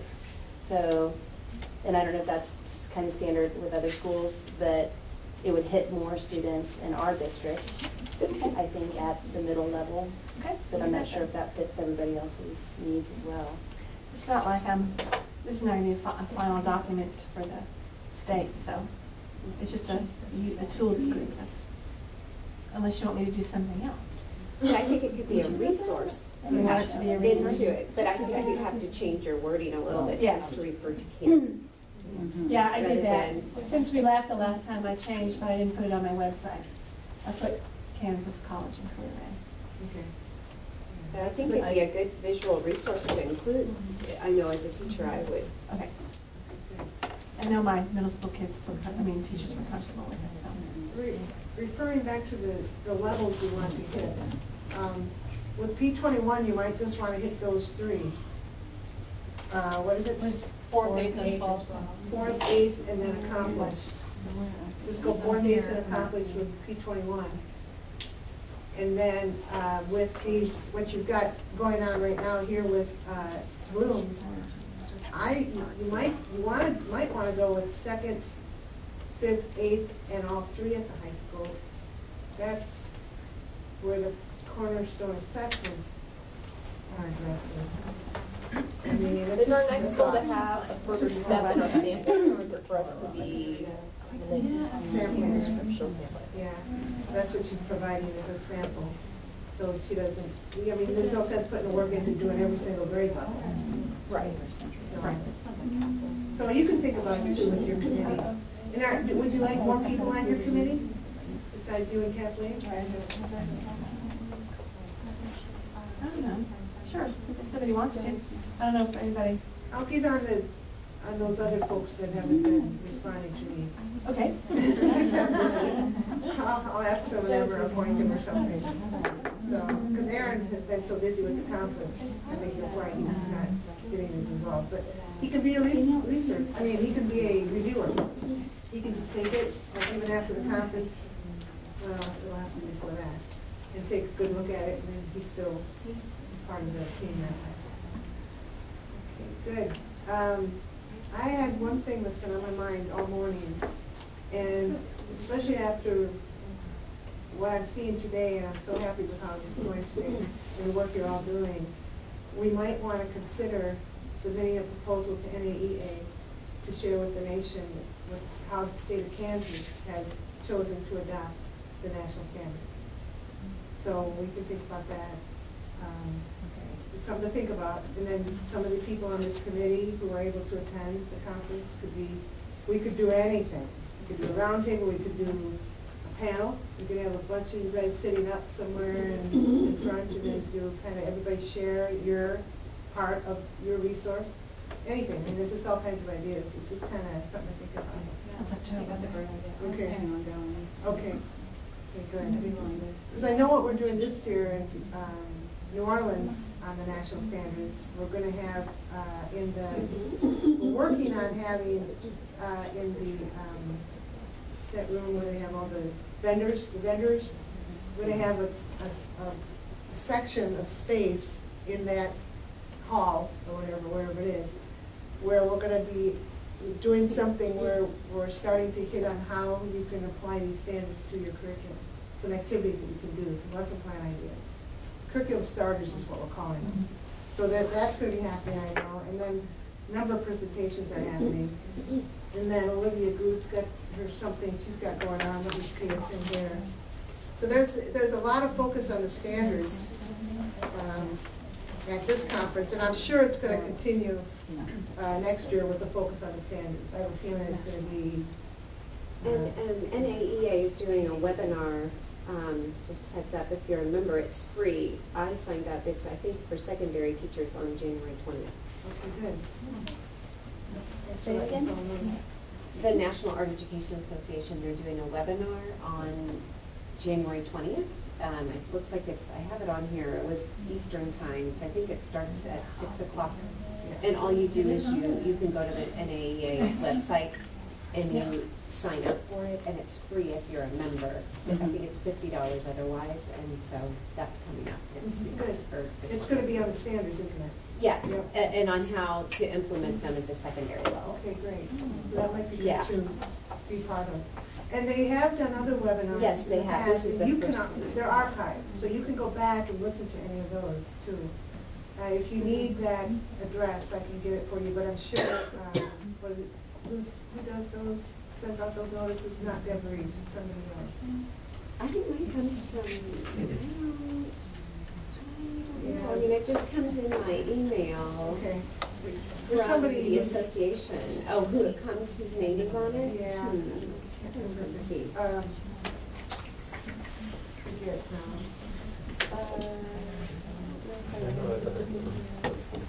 It is letting you back in now. Well, yeah. Oh. It kicked him off.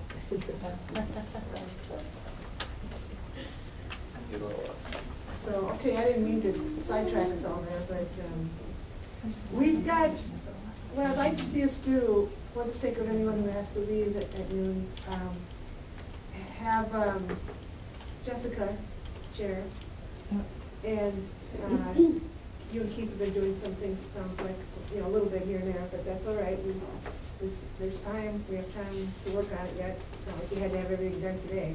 Well, and the scales was something I threw out at the meeting just because I've been in this intensive training through the district where they brought in a Marzano consultant, and we're teaching, unit design and using the learning scales, which is not a rubric they insisted upon or whatever. And so it's all new to me, and I don't know how relevant it is at the state level. Maybe it's not worthwhile of our time, and I would be better helping somebody else. I don't know. So I just kind of tried to flush it out and I took creating, and I just emailed you. It does not look as pretty as what you guys have been working on. I have to draw things first, so I literally drew a poster of a scale and tried to use it in my first unit this last week, based on the umbrella create. And it's too broad, and it didn't work, basically. You can see what I did. Yeah, I'll bring it up here. I just stuck it in a Word. I took a photo of it and stuck it in a Word doc. And my problem with scales is I'm finding it hard to make it relevant or useful time for the kid, for the student. And So, I've asked other teachers in the building. A student told me that one teacher hands them out and says, if a teacher or an administrator walks in and they ask what you're doing, pull this out. And that's how she uses it. That was from a student. Who knows how that actually played out in the classroom. But, and other teachers have them posted because we're required to in our building now, but don't necessarily refer to them. So I don't know. There it is. So if you'll scroll down a little bit, some people start at 0. I started at 1, and 1 is requires help. 0 is like can't accomplish. 1 is requires help to meet this, and 2 is you're working towards it but you're not there, and 3 is meets the standard, or 4, and this is according to Marzano, and 4 is meets the standard and is innovating.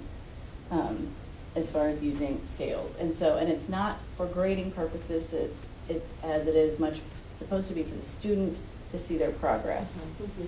So, but then I was telling these guys that I met with the newcomers center, who basically, she's teaching 6th, 7th, and 8th graders who are new to the country, everything, basically. And she has basically happy faces to sad faces. 1, sad face, I don't know anything about this. 2, I've heard that word, but I don't know what that, anyway. So she made one for me because I had those kids in one of my hours, so I can refer to it with them. And then I found these on, good old Pinterest, where it's literally a visual scale. This is obviously not for secondary use, but, where 0, it's just very basic. So I don't know how relevant this process is for everyone, if every district is going to be using the Marzano scale. I love the last one. I get it, and I can teach my friend. But, so, what do you guys think? I can be happy to help with these more intensive projects if it's not something that you think is a statewide need. I have a question. I heard a rumor, maybe you can clear it up, Joyce, that the state was adopting Marzano as its, I don't know if that's true or not, or something to that effect. Nick, have you heard anything about the State Department of Ed adopting Marzano? I don't think so. Putting, that's not something that we wouldn't narrow in on one. What? I don't know something, but I thought if the state was going to, yeah, I wonder if some districts are adopting a Marzano, they think that the state's going to adopt a Marzano. I haven't heard anything about that. That's a best practice Kind of. But that's the way you should go. That we're going to be reflected. Right. I don't know. I just, if that was true, let's say, that they were somehow wanting people or supporting going that direction, then maybe it would make a lot of sense that we have some Marzano components, as part of what we're providing to the state of support. I know Marzano is very popular. We've talked about, I guess as a classroom teacher, depending on what my students are doing, since this is for a tool to use for the students, I really would adapt it to whatever feedback I'm trying to get from the students. I might use something like that for, like the pictures and things like that for the younger kids, but maybe not so much for the older kids. So I don't know if I would use the scale all the time. And I'm still figuring out how I'm going to use it, and it's a requirement in my building. So but it's not like they know would you we're call learning. it differentiating student learning, or I don't know, what would you, what would you? We use them a lot because we use, the College Board has they have all of their processes, for the advanced students to go through on rubrics in any different section of the AP curriculum, broken up on these scales of 1 to 4. Right. One through Which 5, was really. like, so it was literally like an hour and a half debate on whether a scale was a rubric with this Marzano trainer. And I use these a lot, and I think this works great for advanced kids, because basically I don't think it's a rubric that ties directly always into the lesson. It might be more of a reflection into where am I in my artistic process of developing mentally, as an artist, or my hands. It's more of a generalized for the way that we've used it, but I find them very, very helpful in getting the kids to feel more curious about their art-making process. Right. Well, and the reason I started at the top is because Right now, in our unit templates that we're using, they want a scale within each unit. Which, but then in my training, we were to write a scale for each, like what would be a performance standard, which makes sense, that you could then maybe kind of combine scales within a unit, and you're not recreating a wheel every time, which is how I feel right now, because I don't teach the same unit even, every year to year. Well, it should, in theory, if you're doing the scales and if they were per visual art performance standard, then you can rearrange them however you want. They're accessible to kids, and then when it comes time for you to grade, not only is it easy to give out ahead of time, but they're already all there and ready to go when it's time to grade. And the idea is kind of like when they had that big push that you would show kids what a good looking piece of art would look like, and a medium looking piece of art would look like, and a low, that the kids can see for themselves where they want to be and what their goal is and how they're going to get there. And that you're defining it on not just an artwork level, but all the different standards of what Building a piece of art. And right now, I'm not doing the pre-made ones. My kids make it with me. It's like I teach, first day kindergarten, we're going to color with crowns, how we're going to color. They tell me what good coloring is and what not. So what is a kid that's not coloring so well, what does that look like? And so they're self-defining. But that's the intention, I think, behind it. They have a better idea of what the possibilities are. I used to do that with my students too, but I call them rubrics. Uh-huh. Yeah, well, and we're familiar with the rubric being, but I think the scale, especially when I'm thinking about it in art, a rubric can also be the product. You're looking at the product they've made, where a scale is more about your creative process. In thinking about it in art. I think it's different for other disciplines, but. So Jessica, I think your work is, I think you have a big brain behind this Marzano work. When I think about our job in the state committee, kind of like what you said, for a district that doesn't use Marzano for best practices and doesn't use the scales, I think, our brain power might need to be behind first just getting our curriculum figured out, figuring out how we're presenting that. Because I see this as more of a resource, like you said, you found something on Pinterest. Right. And I think for your district, you'll probably take your curriculum and you'll be doing scales, but I think your brain might first need to be behind some of this other work that everybody can use, and then from there, because there's going to be certain districts that don't use scales and don't, Marzano's not best practices. So I think you were kind of asking a question on what we think, and I think that we might first need to get this curriculum solidified, get decisions made on the formatting of that, and how it's going to look, and then tying that to other curriculum. Sure. And then from there, that might be a resource, just like my unit guides are a resource for my district. We might be something that we can share, but not every district's going to be using Marzano's scales. And that's my personal opinion, but that's where I just think that there's other top-heavy things that, since we're together right now, we should probably really try to establish. And then that could be a resource in that those districts that are using Marzano. I mean, you'd be a great resource for them to go to learn more about Marzano's scales, because you've had that training, which is awesome. Right. Okay. Well, no, and as I was working through it, it's still very teachers are still figuring out how does this make sense to the students. So that's why I was wondering. Yeah. So my time might be better spent somewhere else. I have something else to offer on that. Maybe this would be just throwing us all out, but it seems like what she's saying is similar to what we do is the competencies, which we learn out in pathways, right? And we have our set skill there, and then on the back it's about the art component, understand the aesthetic aspects of decision making and critical analysis in the art process, which actually is hard for the kids to understand that. So when we do our portfolio and we have to submit, at first when we used to do these, it was like, we have to do these, we submit them to the state, because that's what we have to do as teachers. But now I see the value in it, because as I walk through it with my students at the end, they're looking at their portfolio. So the portfolio's out here, and they're reading this. I'm like, wow, you guys probably don't know what this is, but you need to know this language. And then I've screenshot my lessons over here, and I have the numbers. So I've navigated through the semester with this.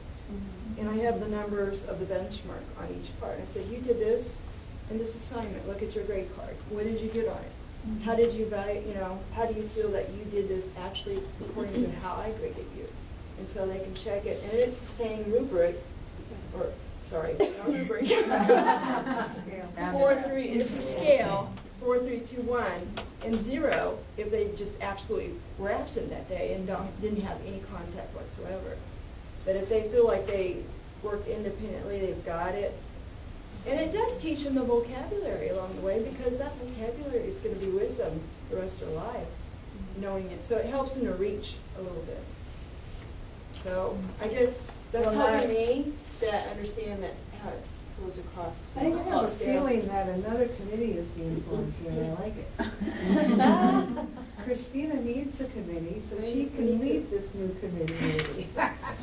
I'm wondering if we need to develop a committee that focuses on the connections she's been talking about all morning between CTE and the arts, because that's a big issue in the state of Kansas. Well, I feel like it'll be a groping right now, a reaching type thing. You know what I mean? And I'd like to see Jessica join you because of the scales is so closely connected there. And this could be a resource that helps to save our teachers in Kansas. Yeah, because I know those competencies can be overwhelming for the secondary teachers. You know, when it comes up. We got a teacher this year. Yeah. Because of what we did in our art program. Right. We won it over. Yeah. In our. See, that's why a resource that could be shared across the state with how you did that, and how you applied it to the art, specifically art. And then we're going to be talking about those media arts standards that are at the national number. They're going to have to go somewhere. And I've already been told by my director, curriculum director, that I'm going to have to start talking to others about what we're going to do with those. So I just need to get music and art done first, and then I'll worry about dance next year along with media arts, I told him. So then I'll have them all done. But, so yeah, I think I don't know much about CTE. Yeah. And how many school districts are? There's quite a few actually, and I'm amazed. Yeah. There's swimming in this too, and trying to figure out the connection. Most of them really are our teachers. They're teachers. Angela from Lawrence, maybe should help you too. I'll get a hold of her and see if she'd be willing to talk to you, because she thinks a lot in the same way. And we're just entering this, so it'll be interesting for me. All of my art classes are supported in this, like from Art 1 to, they're all Without any financially supported by. Without any of that Perkins, huh? Well, What is it? Is that Perkins there's funding? some Perkins funding. It does, see? Yeah. That's what it Yeah. should be. Perkins funding should be what it there. is, yeah. Should. So this is an example, great. I didn't know. Okay, so as a pre-service person, CTE is, Career and tech ed. okay, It's like, the media stuff also. well, media tends to fall in there right now, yes. Okay. And like graphic design, and then there's business, there's all these different. There's a state visual arts pathway. Yeah, there is a pathway too. But they only teach the technical, unless two of the courses require and must have an art teacher teaching them. That's intro to. Intro drawing. Intro drawing and, Principal illustration. yeah. and Art 3 is called Project Management, which I began to teach those skills at Art 1. You list your time, you know, this charting, this kind of stuff.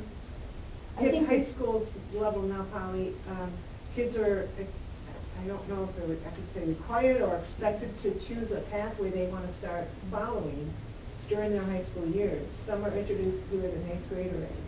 But they follow that, hoping that they might want to take it up when they graduate. So, You know, and I honestly would love, I mean, in our school, in our district, I think we might be one of the bigger districts in the state that does have some, we do have a lot of teachers that are not our teachers teaching CTE classes as fine arts credit, and it's been something I've been very interested in pursuing and trying to make sure, because I understand the connection between the business and the fine arts, but I am highly concerned as well that the visual arts are able to maintain and hold on to the art part of what's happening in CTE. career tech ed is skill-based, and they don't bring in the aesthetic aspect of what the arts can bring in. So if a skill-based teacher is teaching it and trying to give art credit, the kids are still missing that art angle. And that is different in every district, like our It district is. wants an art teacher to Yes. teach those different. We have a lot of classes that in our district that will fit into the fine arts credit. Yeah. So I think that's something really, really important to make sure we can openly discuss and learn about. I mean, for me, it's the largest concern I have moving forward with transitioning in art is that this merger, which is already occurring and then continuing to occur, is highly considered so that there's no mistakes in this process that could lead us in a direction that could be harmful to fine arts classes and fine arts education. Really, it's about the student's education first, but it's also about the definition of fine arts in the state of Kansas. Even though we have a definition, is that definition clearly understood, and is that definition able to be changed if we're not careful about the way we move forward? Yes. I'm gonna put Tina on this committee too. I think Yeah, Tina she would be really good. She's got a broad understanding of curriculum. I mean, district-wide curriculum, and has a lot of connections with Karen Jenkins too. So I'll put her, I'm just gonna call that your group CTE right now. And Jessica, you're comfortable with that, or would you? I'll be learning a lot, but that's okay. I'm willing to help out. Right. And willing to help out since I'm in Kansas City. Yeah. If you need. Well, and I think that the brain additional- power behind the scale is generally, I mean, I think you can use that same information towards the rubric work too. So I think you can. Or, and can, Yeah, connections, whatever. Yeah. We'll make it work. If you just need a worker because if you could work with Tina. Well, this is the thing with my district, that's what I've been trying to advocate for the past 3 years. And that's really where my advocacy focus is between CTE, fine arts, and fine arts credit, and highly certified, or highly qualified, fully certified fine arts teachers, all that part of it.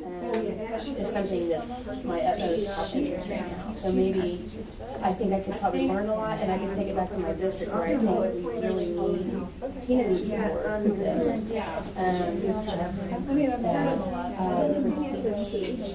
Each district,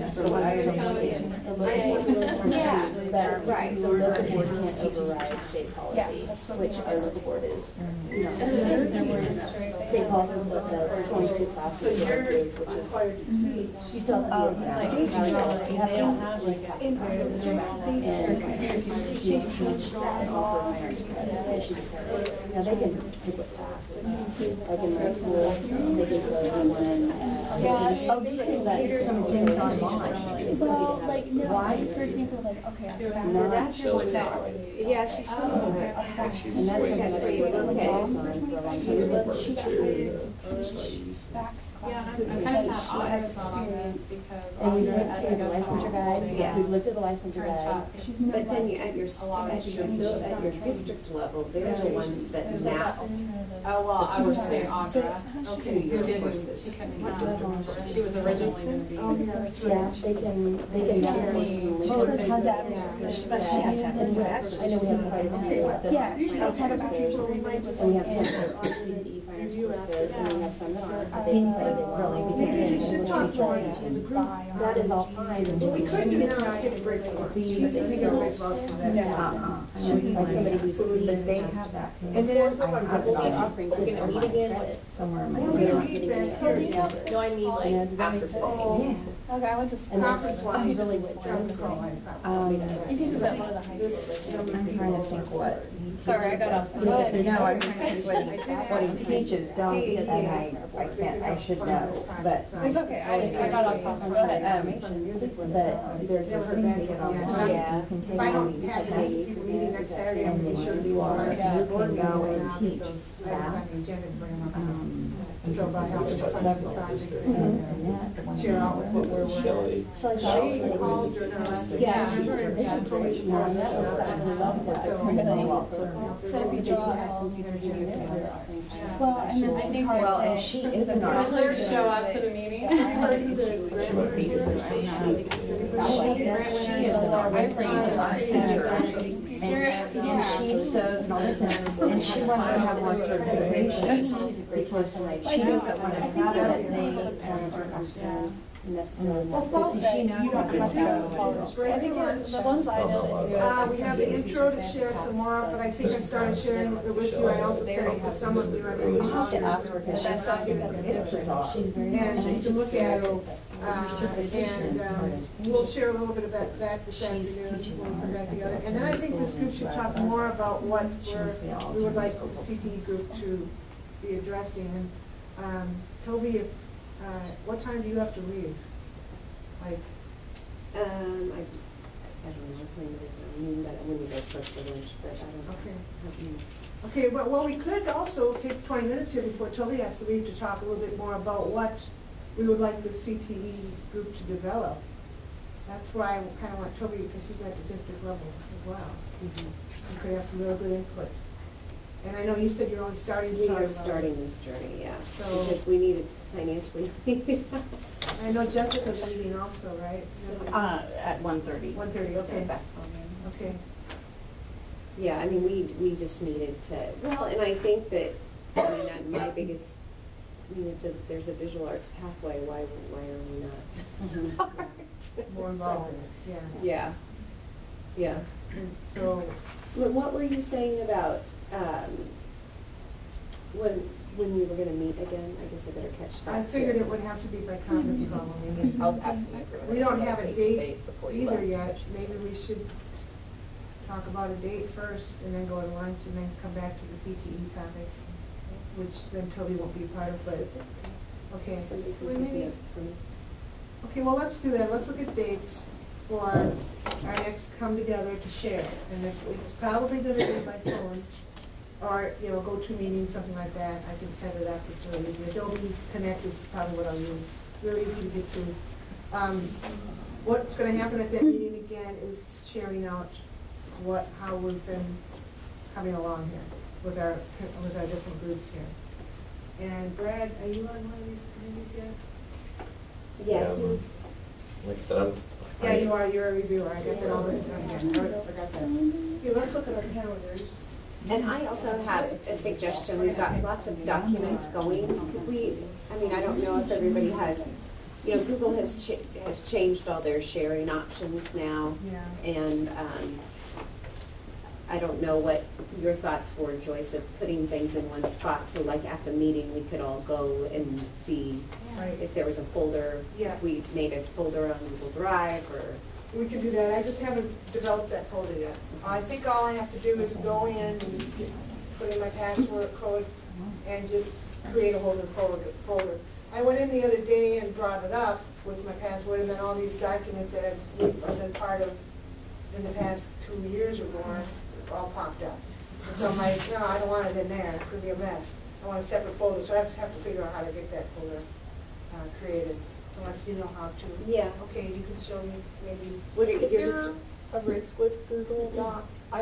It's been a while since I've messed with them, but it used to change all your formatting. It's like if I tried to put a grant application in there, it would mess with the formatting, and then I had to pull it all out and reformat it when I was done. If we're doing format specific things, that would be a Yeah. nightmare. Can we save them as PDFs? You could save It them wouldn't as be PDFs to editable, put in but there. Right, at but least it they're would be not. the document. Yeah. Okay, But yeah, it's not multiple, which is harder. I can go to Google Docs here. And- Yeah, I would say put them in as PDFs. At least we could all see them, you know. And I think the owner of that document anyway probably wouldn't want us all thinking around on it. Right, I A think PDF one would be of the best you- version. And like with my committee group, I was gonna make it so they could edit, but yeah, from everybody else. Yeah. You could choose. It's doing the same thing, these are all documents I've worked on in the Yeah, nobody past wants me in. that are popping up, so I need to create a new folder. It didn't ask me to sign in. If I have to sign in, I gotta run upstairs and get my password. Well, I think I think it does too. So I can just fill it in. You'll be right on it. So like throw on it or Wait, we can look at our calendars here and see what kind of how much time before we meet again, and then what day and time we meet. Is there an end date we're supposed to be aiming for, like for the whole thing? I would say May, sometime in May. We want to get it to the board by June if possible. That would be the first presentation to the board, then they will not vote on it until the following month. So all will be said and done in July, if we can get it to them in June for the first, look at. But May would be better. Yeah, I would push for May, because if we have to go into June, then, because the board meeting is the second Tuesday of the month. It's always the second Tuesday of the month, and I have a funny feeling that their board meeting in May might be in Kansas City, so they wouldn't be taking presentations that month. But we should shoot for May, because we save ourselves better. I mean, it's better, it's safer to be ahead of the game than behind the game.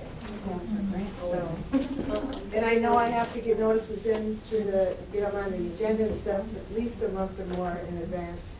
So if I know we're looking pretty good by April, I can start going through the steps I need to go through to get it on the agenda for June. Can I ask, what exactly are we presenting? So when I was looking at the science math, like it's all one, it's basically a reformatting of this, the additive shifts and applications, and that would be the linking to the cross-curricular. So what would we be presenting? Separate supporting That's the documents as goal. well? Yeah, what I'm envisioning is to rearrange this, like, if you hold that up, Jessica, reorganizing that however we feel most helpful for Kansas teachers. And then have appendices, which would be our resources, these projects we've been working on.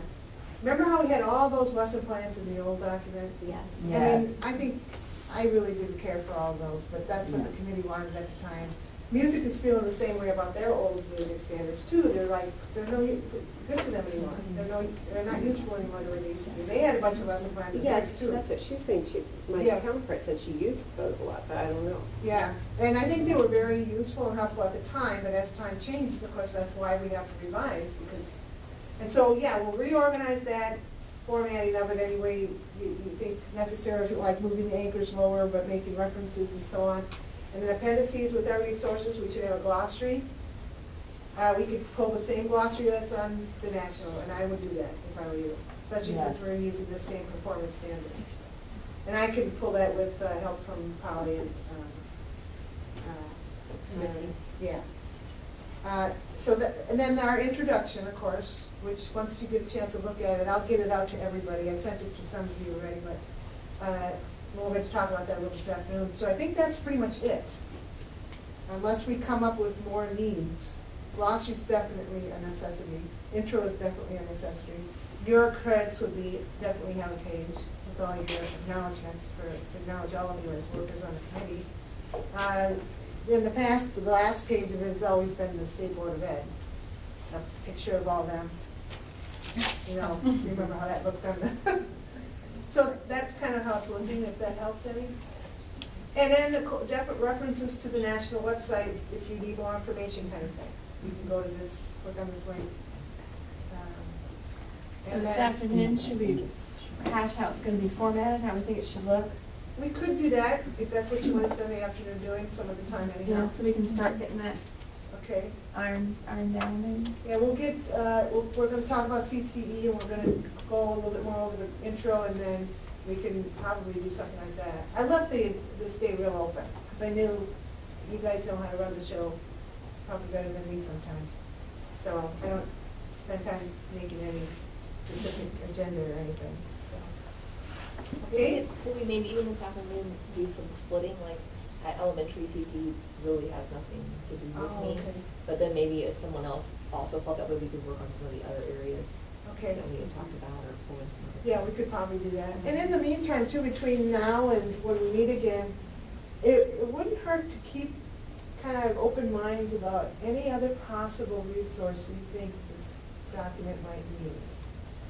You know you've looked at the standards, you've probably been starting to teach to the standards, the national ones.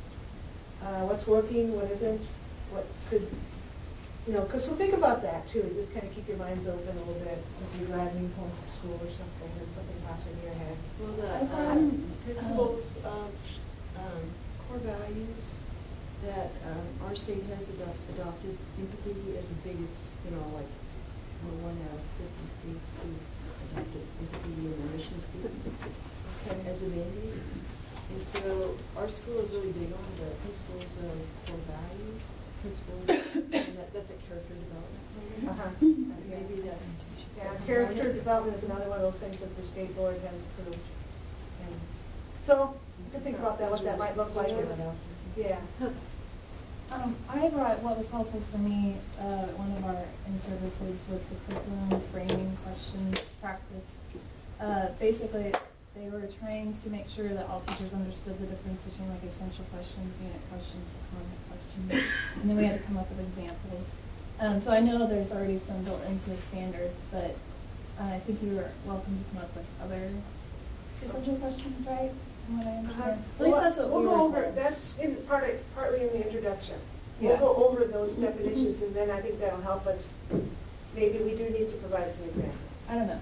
I was pulling it out, and I had a bunch of questions from websites, just like examples of, because we, in our district, we're really focused on that rigor relevance framework, getting them up there to that quantity. And so the questioning is such a big thing right now. And so a lot of us, like, you think you know what you're supposed to be doing, but then like this really kind of clarified it for me. And then, so I brought the questions because I had them out one time, and the music teacher was like, oh, where are you getting those? Because that's what I need in my room, and yada, yada, yada. So it seems like it was a need not just for me, but so maybe other people out there would benefit from it. Because I don't know, questioning is a big focus of ours, but maybe that's a good idea. I don't know. I think we definitely. So I don't need to know how talk it about would be that. organized, I just have a bunch of stuff that I've been going off of so far. Okay. Joyce, because my mind, the way my brain works, I'm all over the place. Can we create some sort of to-do list, prioritize that list, and then this afternoon decide, are we gonna get maybe the formatting done first, or do we have some sort of way that we know what needs to be accomplished before May? Yeah. Like, we were ideas, Yeah. floating around. But what it kind of sounds like overall is that our next meeting will be presenting samplings again. So maybe it would be sooner, exactly. maybe But this tomorrow. is, I still listen. A lot of stuff after that. we still That's have. probably smart to meet sooner than later, because time goes so fast. Yes. I'd like It'll be to hard. propose February 7th. So we had formatting, questioning, intro, what else? The rubrics. Oh, CTE. Awarded slightly different. February 7th. Because the kids understand. Those kind of the big ones. Yeah, I think Okay. that's Okay. Let's do the calendars, because we're getting hungry here. Shows them. You want February? February 7th is what I'm proposing. So then it's just samplings that you're working on, right? It's not finals. That way you can bring back and see if, What day? I was throwing out the 7th. 7th. Saturday, okay. That works for me. And this wasn't a face-to-face, was it? No, it's probably not gonna be face-to-face. Whatever funding I have left over, I'll figure something out how to use it with, maybe put it towards some small group meetings or something, Pizza. You don't have to. So- I'm with you on the 7th. Okay, so what we could do then is, this would mean you would need internet access wherever you are, at home or wherever you're gonna go. I'll be at the office here, we won't need Nick, because we'll be doing this via, I bet he's really upset. because I can record it through Adobe Connect. I can do an automatic recording of the meeting. And you might need a set of headphones if your computer has a speaker on it. And if you aren't distracting anybody, just keep in mind, you might want a set of headphones. And if you can't, you can always call in by phone, I think in addition with Adobe Connect, if you can't get internet. But it's nice to have the internet because you're going to be looking at documents. So. But anyone want to meet like locally, have a small, and tune in together, or tune in together? Oh, yeah. To the conference? I could Yeah, probably another host idea. at Indian Creek, which is at 130 Road in the Kansas City area. Like that. Yeah. And another thing to keep in mind too is we'll probably be on this call for a few hours. But I'll probably, yeah. I'm guessing 3-ish, 4-ish hours. Like start at 9 again. Yeah, start at 9 and go to noon maybe, plug that time in. Because I think we can get through everybody in that amount of time, every group. And then we could just meet again soon after that by Adobe Connect, to Adobe Connect. Check it. Yeah, That's a great idea. The other thing about that, which is nice about it is, is that, because you're gonna be paying for all that time on the internet. So, I want that February to come or that time or however. Okay, it looks like 7 from I am 9. I will not do that. I will not do it. I'm not doing Things here, 6 things on this list now. We're gonna have to prioritize. That's the way my brain works. Yeah, sorry. Well, I'll just go through the list, and then you guys just jump out and think which should go first, we should start with. We're gonna do the questioning that, still not remembering names very well. Jessica suggested. She has you have some things about questioning that. Well, I liked it. So we'll get to that, but that's one of the things on the item. Your thing, and then read the format. We really, it would be real smart to get the formatting down when we're face to face. Yes. So when we go, we kind of know what we're doing. I do have question now. I wrote down 5 things, not 6. We might want to go through that intro again. I don't think that's real high priority, but we should go through the definition of essential questions, at least, parts of it. I will be emailing it, like I said, to make sure everybody has it so you can look at it, see what it's looking like. And then rubrics, I have listed here. And then, of course, CTE. We're starting to talk about that already. So where do we want to start? Yeah, I say we get that figured out, because all the work after that will, And then if we go into, when we go into questioning, maybe that would be the time to look at the definitions. So we're real clear and understand. If Okay, we get good. it formatted, we can, it's in Google Docs, we can all edit and paste and save it, and so we can all help each other do that too. So it's I don't have a substitute time. giant sticky note down here. Do you still have the copy, Gina? Yes. Okay, that's it. Yeah, great. If I had a big sticky note, I would, well, actually, I could do it this way too. I'll do it up on the computer. Joyce, I have great big Post-it note size in my trunk. Do you want big paper? Let's try to, I have some upstairs too. but Okay. I'm gonna try to bring up the Word doc here and we'll try to play with some organizing. I have not figured out yet how to, I'm on. I'm on put my head to.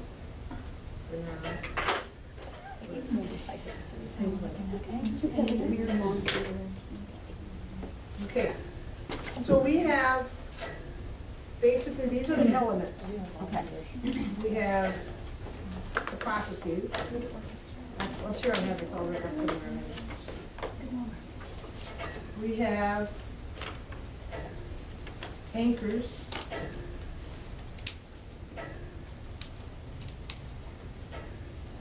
We have enduring understandings.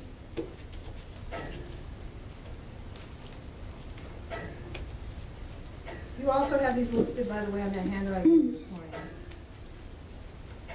Essential questions.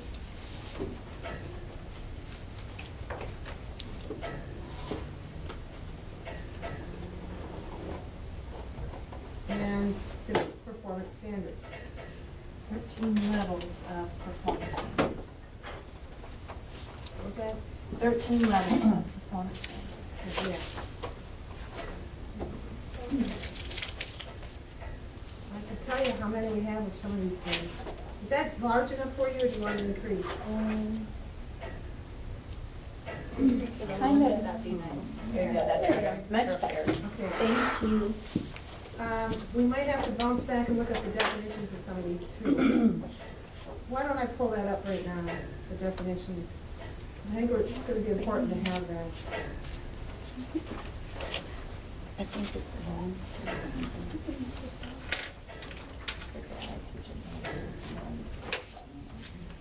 Those definitions in the glossary, or are they in the?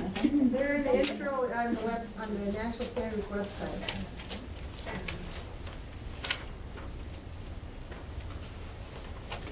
Okay. You know what the processes are. I don't think I need to stay here at this definition. You can almost look at the processes as the 4 major standards. You were gonna ask if we could put that under the titling last time we talked, we were gonna we could call it artistic process standards. And we talked about that. You're gonna talk to your people to see if that was a possible change. Let's keep that in mind. Here, the anchor standard definition I went over this morning, if you need to see it again. Well, it's hit and miss, yeah. And here's the definition for performance standards. Like I said, I almost see these as our old benchmarks. As they get more specific. There's discipline specific, grade by grade, to articulate how well students are achieving what you're trying to get them to achieve, which is the enduring understanding.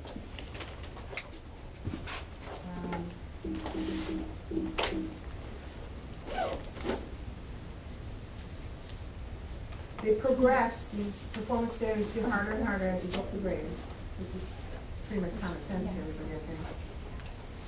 And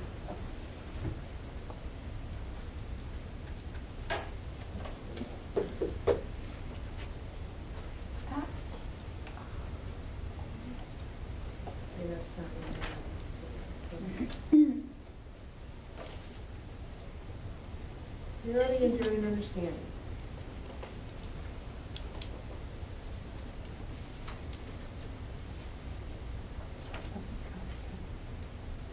I'll read it here.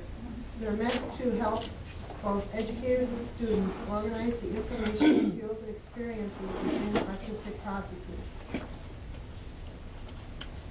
think about creating as the process. And these enduring understandings help them to organize, okay, so what do we do when we mean what it means to create? They're kind of like the big ideas, which I think a lot of you are probably familiar with. And I got a little bit about research in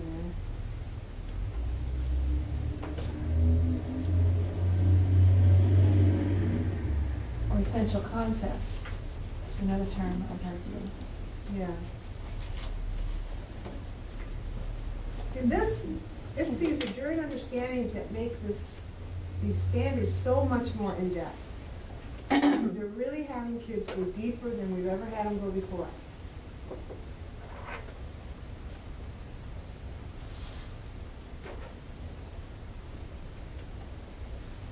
I think visually, the way I've seen it is, let's see if I can talk this out and you can follow me. So when I printed, this is kindergarten, and this is creating, presenting, responding, and connecting. And I think what I thought was we would have a document for each grade level that had the anchor standards listed at the bottom, because those are the same for every grade level. Those don't change, so that would be our anchor towards the bottom.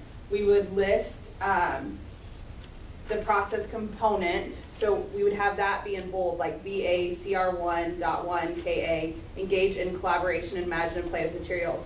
And then under that, put the enduring understanding and essential question. So your big bold part is your performance standard, the type, that spot that you're teaching. And then under that sits your question and your enduring understanding that you're teaching. So we have a document for each grade level. The anchor standards stay the same through each grade level. And what's in bold, or that first spot, is that process component, because that's what's particular to the visual arts. But doesn't the enduring understanding also, just like the anchor standards, stay the same for each kind of cluster? Not necessarily. No. The enduring understanding, I don't know why they keep going on. Well, it's the same for all the grade levels, Yeah. but it changes with each component. So Okay, each formatting wise, yeah, it would repeat itself, but that's why I wanted it to sit under the components, so that as a teacher I know this is more of what I'm teaching, engage in exploration, imagine, and play with materials. And when I'm teaching that enduring understanding is coming out through that, which would be creativity and innovative thinking are essential life skills that can be developed. So that would sit underneath it. And that's totally the way my brain works, and I know everyone's brain doesn't work like that. So that's just the way I'm visually seeing that. There are 6 enduring understandings for creating. I don't know why they keep going on and on. But there are 6 enduring understandings for creating. there are 3 for presenting, 4 for responding, and 2 for connecting. Right. So I thought we could cluster those process components when they have the same enduring understanding or essential question, they would sit together with that enduring understanding underneath it.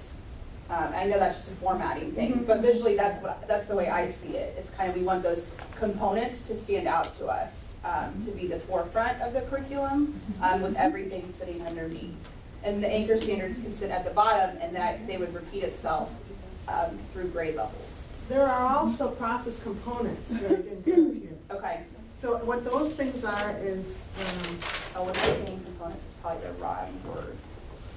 yeah, you might have, that's Okay. what I drew to my attention. Okay. So for creating, That's the investigate. yeah, Okay. there are, like I said, 6 enduring understandings, and each enduring understanding, I don't have my right copy down here, has some steps, you might call them, Okay. that you go through. Like, for example, for the first enduring understanding in creating, Where are we so I can follow? they are experiment, Under imagine, which- and then identify. So that's kind of Under what you which do. process? You Okay. experiment with media to determine how you want to accomplish what you want to accomplish. In other words, how do you want this oil painting, how do you want to get this oil painting to say what you want it to say? So I guess I should have said the performance standard would be what I'm thinking sits If you go to higher the- with they the might have- understanding and the questions They might not underneath buy it. your copy. They're not. You want it so that National when the website. teacher looks at it, they can Yeah. easily Oh, see okay. what it is that they're trying to. Yeah, usually Yeah. see those performance, that's specific for the visual arts Yeah. part. I mean, if you want me to, if visually it works better, I don't mind taking one of these and just typing it, see what it looks like. Would that make the most sense? Then you guys can see if that looks right? Yeah. Or does somebody else see it differently visually? Because I'm sure all of our brains have a different way of. I like the by grade, because the reality is, for most of us, we're gonna be looking and planning by By grade. grade. This paper is too much to bulk down. This was great for comparing, is this a good stack, but, for actually teaching from it. But I also know that I get overwhelmed when trying to plan, and that having an initial page near the directions at the front that's spelled out, because it's for all grade levels, the enduring understandings and essential questions would make more sense for me. But I don't know if that makes more sense for everyone, is highlighting what we think is important. Because really, for me, what's important is understanding where these words, how they link together, some kind of organization, and then I need a specific statement. Let me see if I can kind of get up here on a visual what we're thinking here. So like this document is the document that I had our Blue Valley teachers look at, and I got rid of, sorry. Yeah. You are not carpeted. I was gonna apologize to you. I got rid of the enduring understandings, just for when we were looking at it, so like it just looks like that. And so my thought was these would kind of be our bold, and then under, like we could group these and then put the enduring understanding underneath it, like over to the right. Right, we could, and I was just saying, because it repeats for every grade. Right. The question is that an important statement you need when planning your lessons or making sure you've covered everything? Or do we is put it separate, because it just, to me, just keeps repeating on each, you know what I mean? Do you think people would know, okay, so if you had a document like this, do you think people would know, oh, that goes with this enduring understanding? Like you want to code it so they know what part, what enduring understanding Well, you're right, teaching? the coding, the enduring understanding, I feel like should be coded. You just take the beginning of this stuff. Right. And it would fit with that coding. So if someone had a question about it, but that's also part of like, I think a nice flow chart, not that mine's accurate enough and ready to go. So if I were to make a table, Kathleen, like this, Yeah. starting one, where does the process go? That would be your heading. Right Here, there? let me show you what I have, yeah. Okay, and then the enduring understanding falls under that? I was thinking we would put our performance standards. Like, so we have You can tell it wasn't. and then we would take our and that would sit first. Yeah. Uh-huh. And then it's to kind of align underneath that. I was but Sarah made the point that maybe that's a separate document, maybe there's no document. A page. This or a page. Oh, okay. That just. Something like this. for those Q's and Q's. And then the anchor falls underneath there. Yeah. I like this. So are we gonna add that? Yes. I think that. Here's this document that just has, like this is by grade level, but that's what that looks like with just the performance. I mean, I don't know if you guys know. No, this is kind of, this is every different grade. I just have all grade levels, but that's what it looks like when you don't have the enduring understandings and the essential questions with it. Yeah, well, and of course you made shrinky font. So this is what it looks like without the enduring understandings and essential questions. This is just that part that sits in the right. So that's one document. Like Sarah was saying, we could do a next page that had the enduring understandings and essential questions. So you just write them once, and then you can have it printed. Because they don't change for each grade level. Right, and then like for me, I would probably print it and put it with each of my pages, but then I wouldn't be having to look at it unless I wanted to reference it. So we would have a document where they would basically, like what I just pulled out, with just creating, presenting, responding, connecting in each one, and then another doc. That makes sense. And then I think for something like our resources we're talking about, I think we hyperlink them to the one we're specifically talking about. So if we make up scales for each one of those, or whatever we end up doing, you would just hyperlink that to, put the word scales for that section and you click that. Or if we were talking about the connections or alignment to other curriculums, it would just say, math alignment, and you click on it if you want it, and pull you farther down the document, it would tell you what the reference is. Yeah, I think that makes sense. Can I look at that? No, these are just, and this is by grade level, and I just printed it out. When our teachers were looking at it, I wanted them to see it separately. So I gave each of you probably a different grade level. Okay. But just to kind of get an idea of what that looks like. Are those two different things though? I'm sorry, what Sarah's She's talking about? wanting this on a separate page, is that? No. Sorry, There's two different pages she has. Yeah. It's one and this is one. No, I guess there's the alignment with other Right. subjects, and that's a separate document from another document that would just be the standards. But we could have them hyperlinked. So when Okay. you pulled up the main document, you would see this, but in case you weren't good at navigating how to get to the other one, when you're there's just a little button and they click on it and it will take them, and sometimes you could put them in the same document, sometimes they can be separate, and it would take them to where that is. Gotcha, okay. Very good. But no, this being But for us, defined, we this- know. As long as that doesn't belittle the EU's IQs. What if I type In it other real words, fast? Yeah, you should. So what are you calling the standards? The BACR 1.1? Yes, the numbered ones. Those are performance And standards. so what's the benchmark on here? That would be like the benchmark. Yeah. That'd be similar.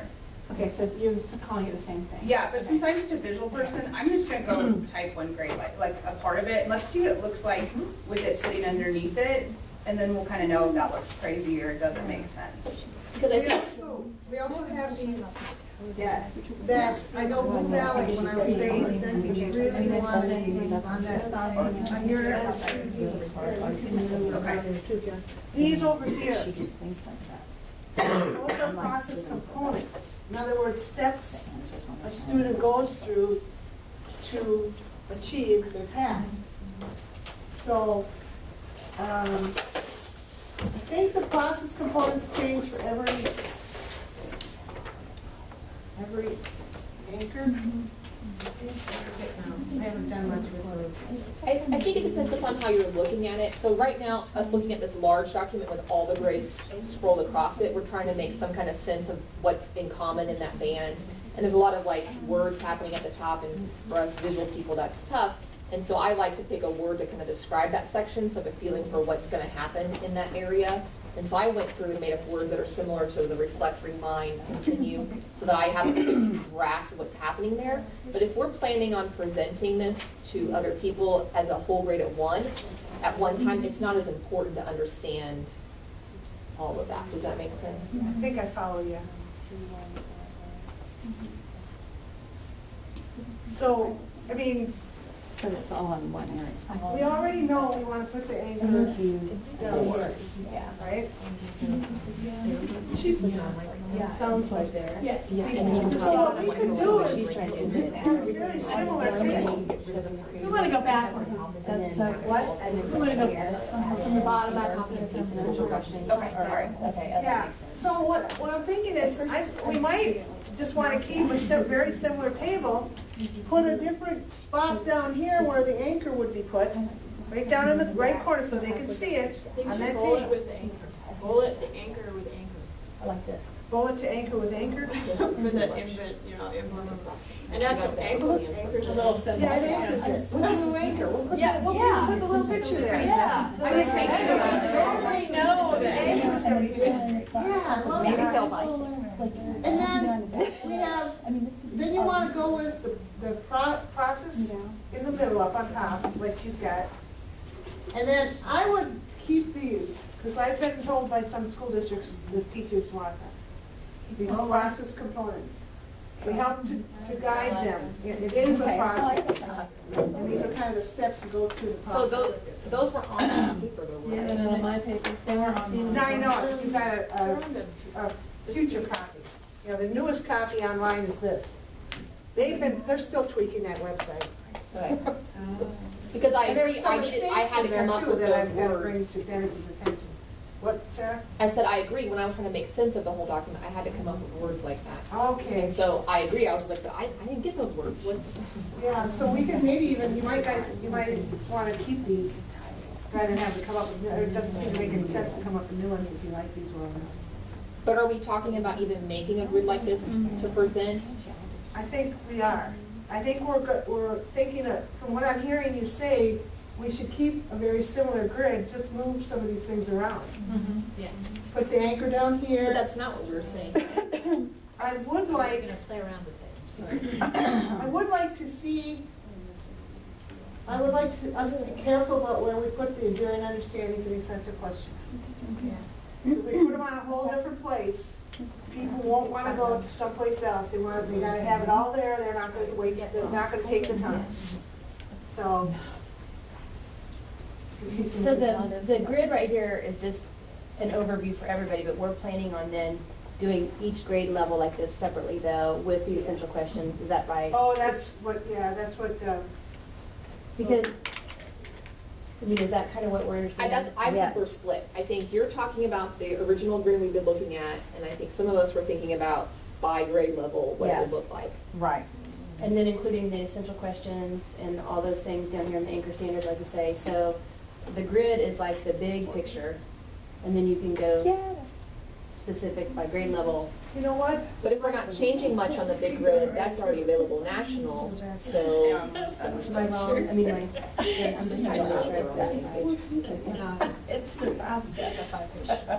I mean, I just do 2. Yeah. But we're gonna get it off. You know, they do have them, well, should we ban? Okay, Dan. You can do it, you do customize your own handbook. You can customize your own handbook. Right, that's how I pull them up. When I wanna, and then you can scroll That is down, not on our Scroll national. down. No, this I is, think so. is that their version? And it's new. And then, you click visual arts. And Is that there we want? No, just visual arts will let you move Oh, all I over see. this. Okay. Is that? Well, this is. not letting me. Go to your custom handbook. Is there more farther down that's not the problem? No, that's it. Maybe it's on the left. Yes. It's over on the left. That's right, whatever. There you go. Yeah, hit that visual arts. But if you do just visual arts, you can pick what grade level you wanna look at, you can pick, Go to visual arts. So I can hit grade level here? no, back to, Is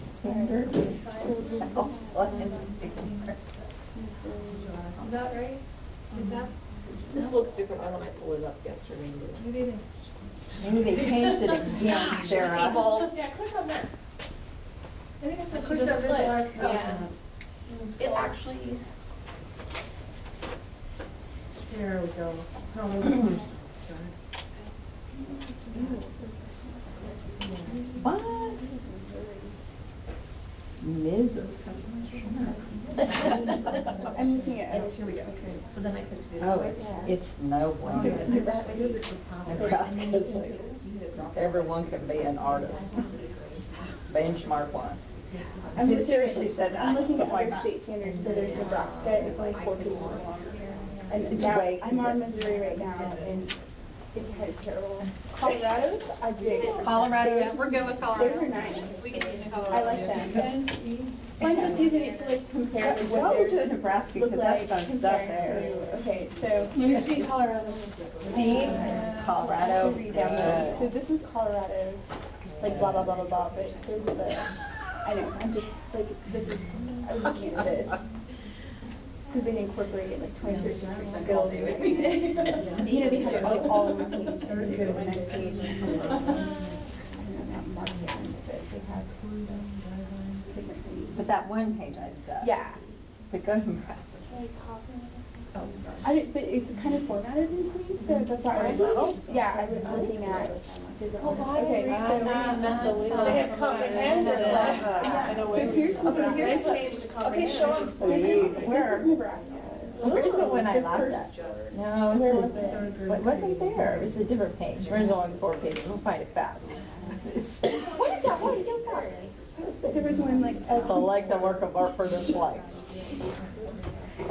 One of the sister students is like, can you make the actually an artist? That's it. Really? That's the standard. So they rewrote theirs a little bit. Well, and this is new. It's 2014. I mean, it's March. So this is their new, this is their current. I'm going to tease my Oh, this is brother. their current standard. This is the current stage. It's 4 pages. That's it. And it's brown. So theirs isn't final, this isn't the new standard. It's their, but it is, it's got create. Well, it's newer, yeah. I think it's this. And they just updated it. It's, I mean, it's updated. Okay, so then, Go to that this one. is Missouri. It's lovely. I don't even want to read it. Sad. They have it so it's 2 That's coming to me. Okay. I guess this. Why am I not getting it? But Colorado had the 21st century learner stuff, which I liked. I'll get that. Oh, no. So I don't know. No one. No one Let's do did. like include the 21st century. See, Yes. I like. Where was that at that we were? Colorado used to be a lot. Look, A lot of rocks. Seriously, look at it. I mean, they have like. And then list the 3 standards that go with the EDU. that made all the difference. Yeah, I like the end of the format. Where did we get the memories from? And this is old. Like this And this is would like be, current. this would be the essential questions? Is that what you're saying? Or is it Well, I mean, dating questions? here is super skills, so I know like we were talking about trying to include the KCC or That would be nice here. That we can have like a summary of like what standards apply of theirs to play that in there, and then have this stuff too. Is great understanding, which is artist and designer. And then there are there's one standard for that. I like not And then having there should be multiple 2 for this last figure. standards. Yeah, like you could just have a book that just had these. So Like, are you could you- see all, yes. I like. Just like this I one. need Like, some. the cope is and that's The coping sequence? yes, scope and sequence, like that's my go-to, because it's simple, like you don't. Well, and that's why, you know, I think that and it mirrors this. It's similar like, to that. Right, it's like, here's this, here's this, here's this, here's this. It's all, which I still get the one where we have them on another page, but it's so nice to have. Oh, no. I need to, that's right. Do you want to see the different statements? Oh, what they're up to. Yeah, so this is. Colorado. This is Colorado. Somebody already, this is a good. You're just. You know, you don't want to You do are. it from scratch. Why would you do it from scratch if somebody already did it? I'm like, if we find one, can we cheat? Is that cheating? Yeah, like I Like said I on the side, but they were saying like the little on the sidebar. Well, I mean, we have Where one. it's like reflecting or revising or whatever. Well, no, Nebraska tried doing it. It was This is real the- bad. Yeah, they have something different. Standards that they just, these are new, they just updated them. Sorry, Nebraska people.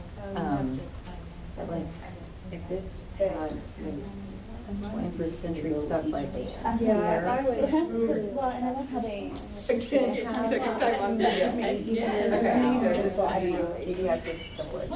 Yeah.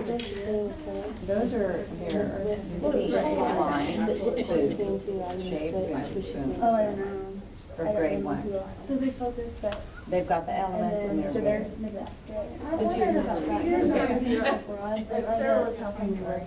are the elements? This kind of order? Yeah, this has made my brain hurt. Still, there's too many.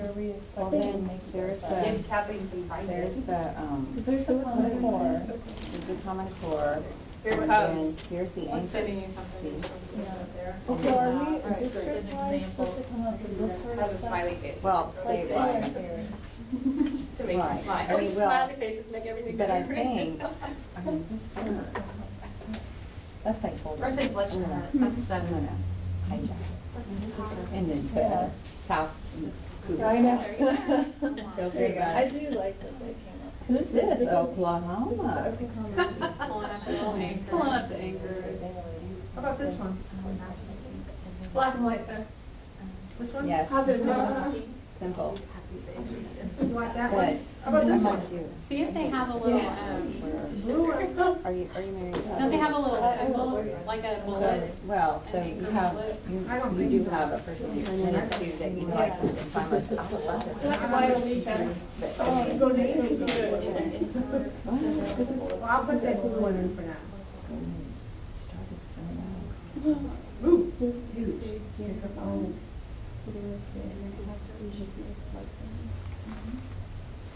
This is Colorado? No, this is Oklahoma. I don't know how it's.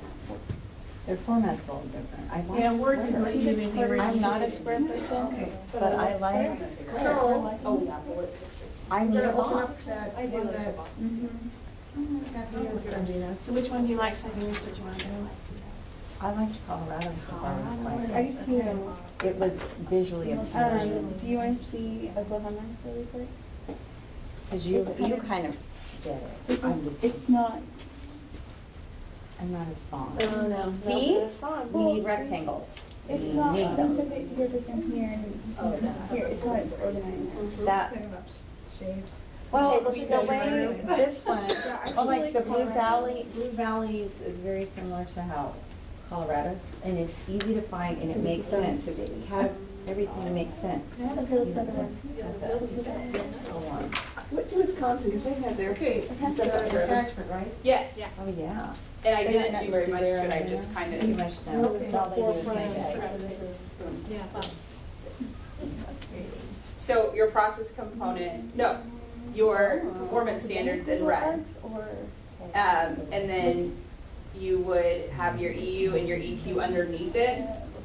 And then at the very bottom would be our anchor standards. And Okay, that's how visually I've been seeing it. and everything's in there. Now, are you thinking of repeating the EU and EQs every time you put another standard in, Kate? Because there's, what did we say, Sarah, there were 4? Yeah, 4, 1, and 2. No, there's 3, because there's 6, 3, 1, and 2. So for the first For creating anchor this 1, 2, standard, 3, there 4, are 5, 6. 3 standards, 3 performance That's a standards. lot. Right. So were you thinking of listing, repeating the EQs and EUs for every time? I think you have to. Okay, well, that's how it is on this national website. See, if I go back to that.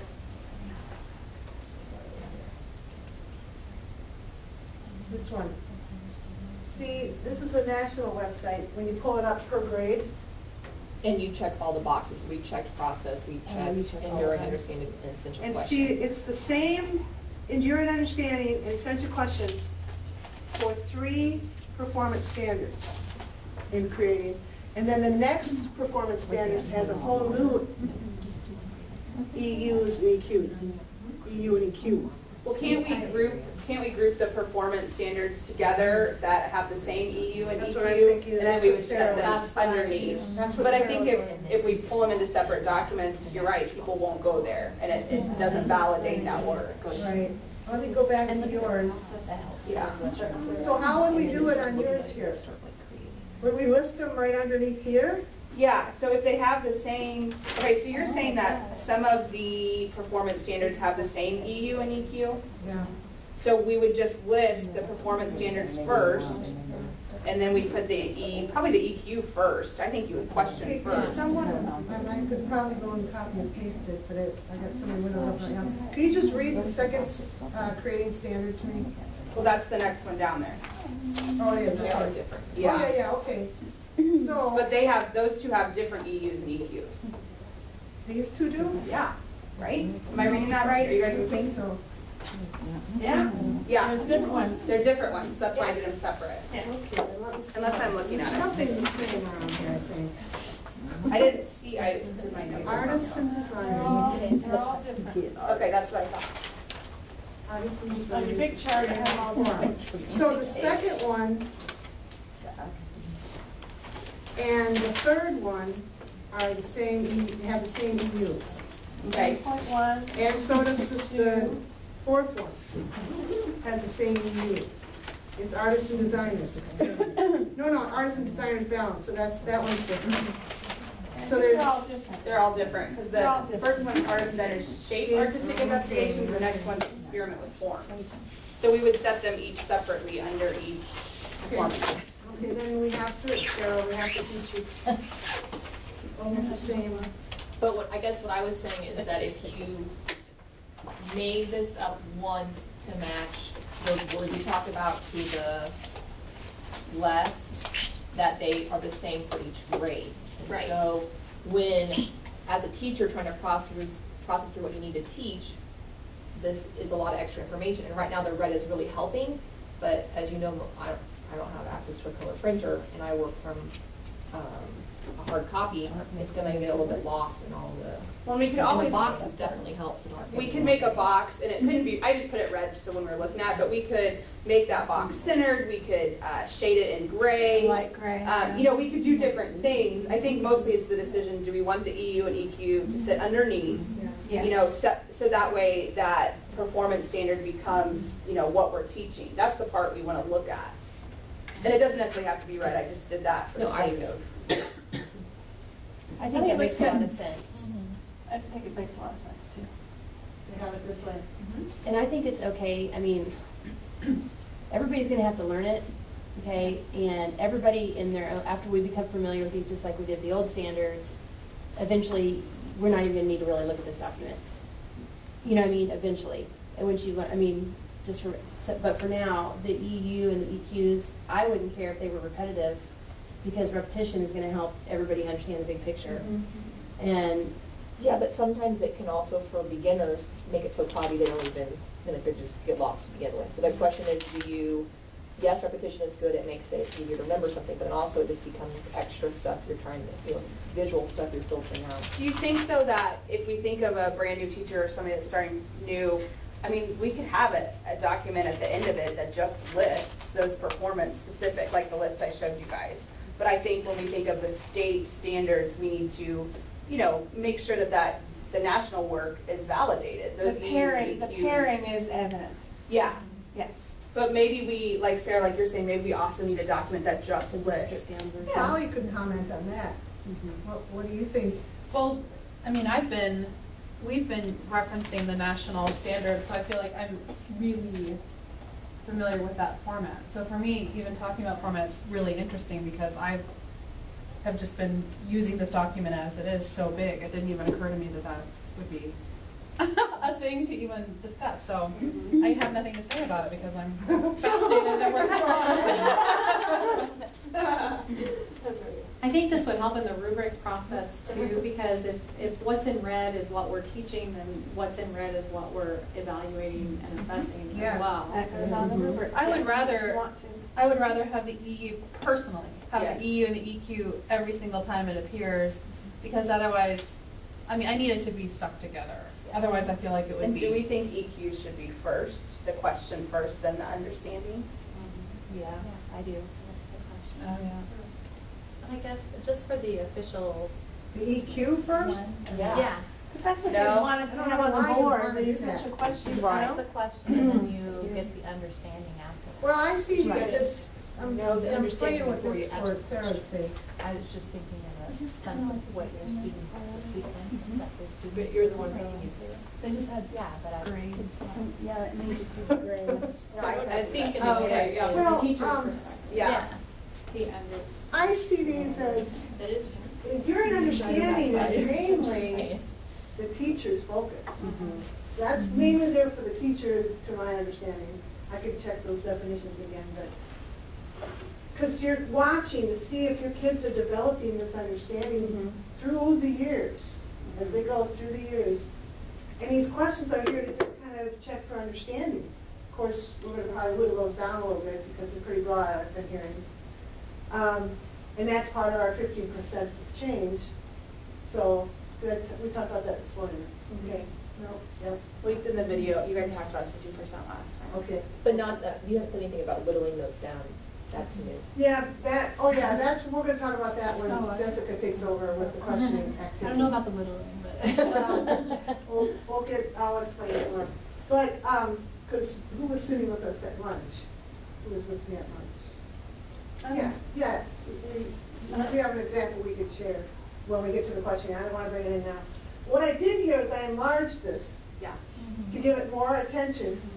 In case we have people who don't have a color printer when they print it out, I'm wondering if size might be another option. I also think a light gray shaded box for each of those. Oh, yeah. For the performance, I think that way if they print in black and white, that shaded gray, that's kind of what I did on, they did it opposite in the national standards. This is colored and it came out gray. Yeah. See, and on my Blue Valley standards, the Blue Valley part is gray because that's what we're teaching from. Okay, I can put some gray in those too, I think. Well, I think the idea of putting color there makes sense though, and have it just print off gray. Because we had talked about, and I liked it, because I brought it up again, but the color, like creating standards are one color, all responding standards are one color. With that, because it'll print off.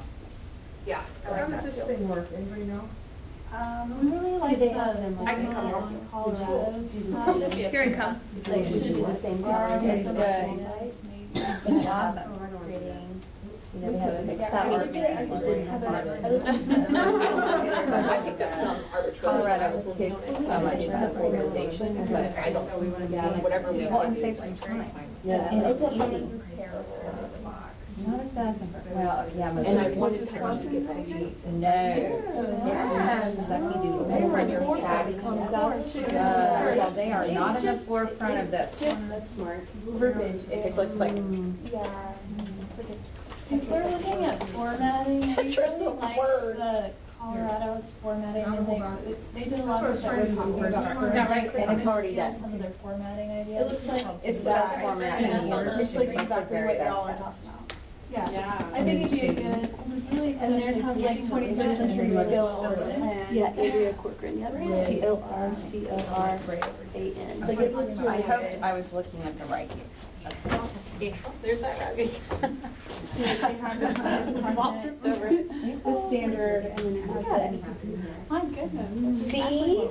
Yeah. Can we do it? Can we Okay, just so copy and paste it? You're having fun. Well, if the 21st century skills are already there, why would you use it? I know. Oh, that's right, I don't have one of the 21st century. Y'all got it?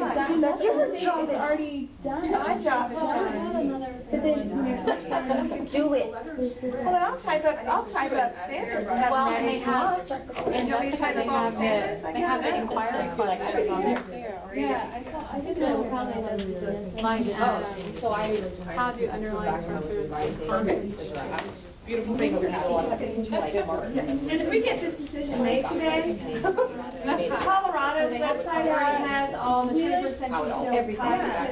It's on it and it's. These national. We should have that out. So I can type up all the standards, so you can figure out the format, I can type up all the standards. that research. Well, sort of readjust mine. Okay, I mean, it's yeah, that'll be, that's it. 21st century interaction. yeah, we just went through like every locally and looked at all their. I wonder what year is that? What year is This is 2009. See, those are old. Yeah, that's And all those that's are on there. not the new national standards either. Right. We like the The format is what we're referring to. They have to do a format. She's like, format, I'll look at it. It's like, okay. Oh, for the resource. See, yeah, this is, Okay, like, this is Missouri. not for this. It's back. You don't have to. Well, we Keep like the things going on format, here, we were see. talking about Yeah. formatting, and we like Okay. the way they Like, formatted the I think you old should do it any way you want to do it. Because This is what we're talking about there. Organized well, and so like, it has everything like So on just one look at the page. format and see what you think about I that. think that's right. And then we also like they had the 21st century skills built. Into it, yeah. I don't know where those So this questions is are old, coming but we from. like the overall They idea. have some more recent stuff up, that's the stuff I haven't had a chance to look at, but I'll send it. Where's it at? Like, on their website? No, it's in Dropbox. Oh. And I can't get in there, but I got it out of there. I think she can only get it out, because we can't legally use Dropbox because it's not considered safe enough. for Department of Ed, with all the information we have What's the stored and everything. Department of Ed? So, but somebody So in you IT was share a able to go into Dropbox it. with Colorado, or you, No. on your? I don't, because I can't get to it. That's why I don't share it, but one of our IT people was able to go in somehow, safely, get it out, put it in a folder, and put it on my desktop. So now I have it. So we can open it right now. if you want to. Yeah, let's open it, yes. There's a lot of stuff in there, I'll tell you that. That's what we're trying to sort through, all that stuff.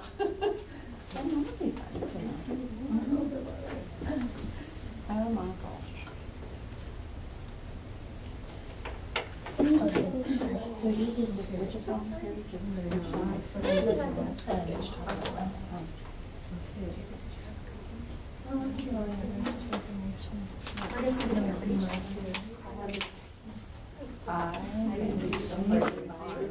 the site where she sent us emails, so I just write it.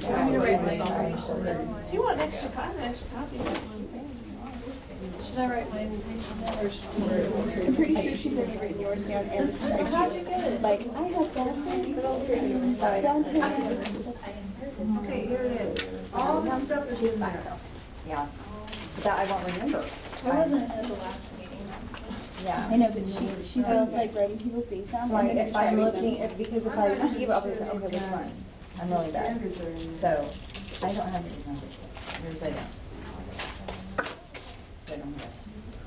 Thank you. These are only resources.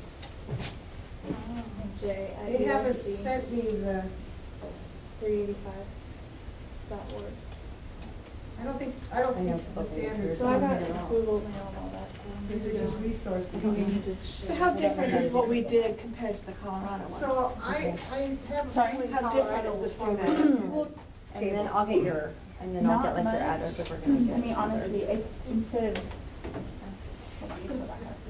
How about the rest of you up on this end? Have you seen what they brought up? Yes, you brought it up. You like it? Yeah. Okay. We could do that.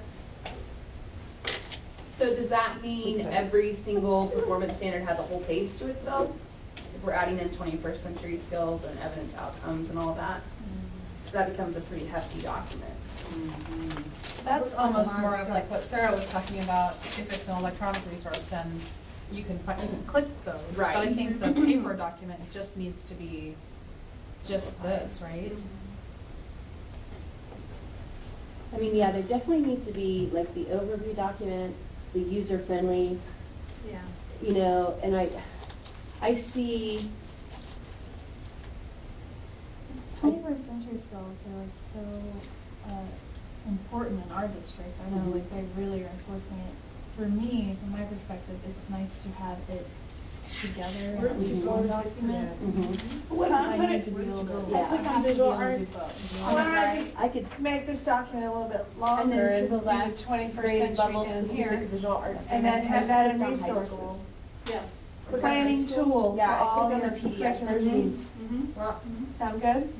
I think eventually, depending on I'm what gonna- the I don't think it our matters, needs but are, because inevitably, we're gonna have to have more than one formatted document.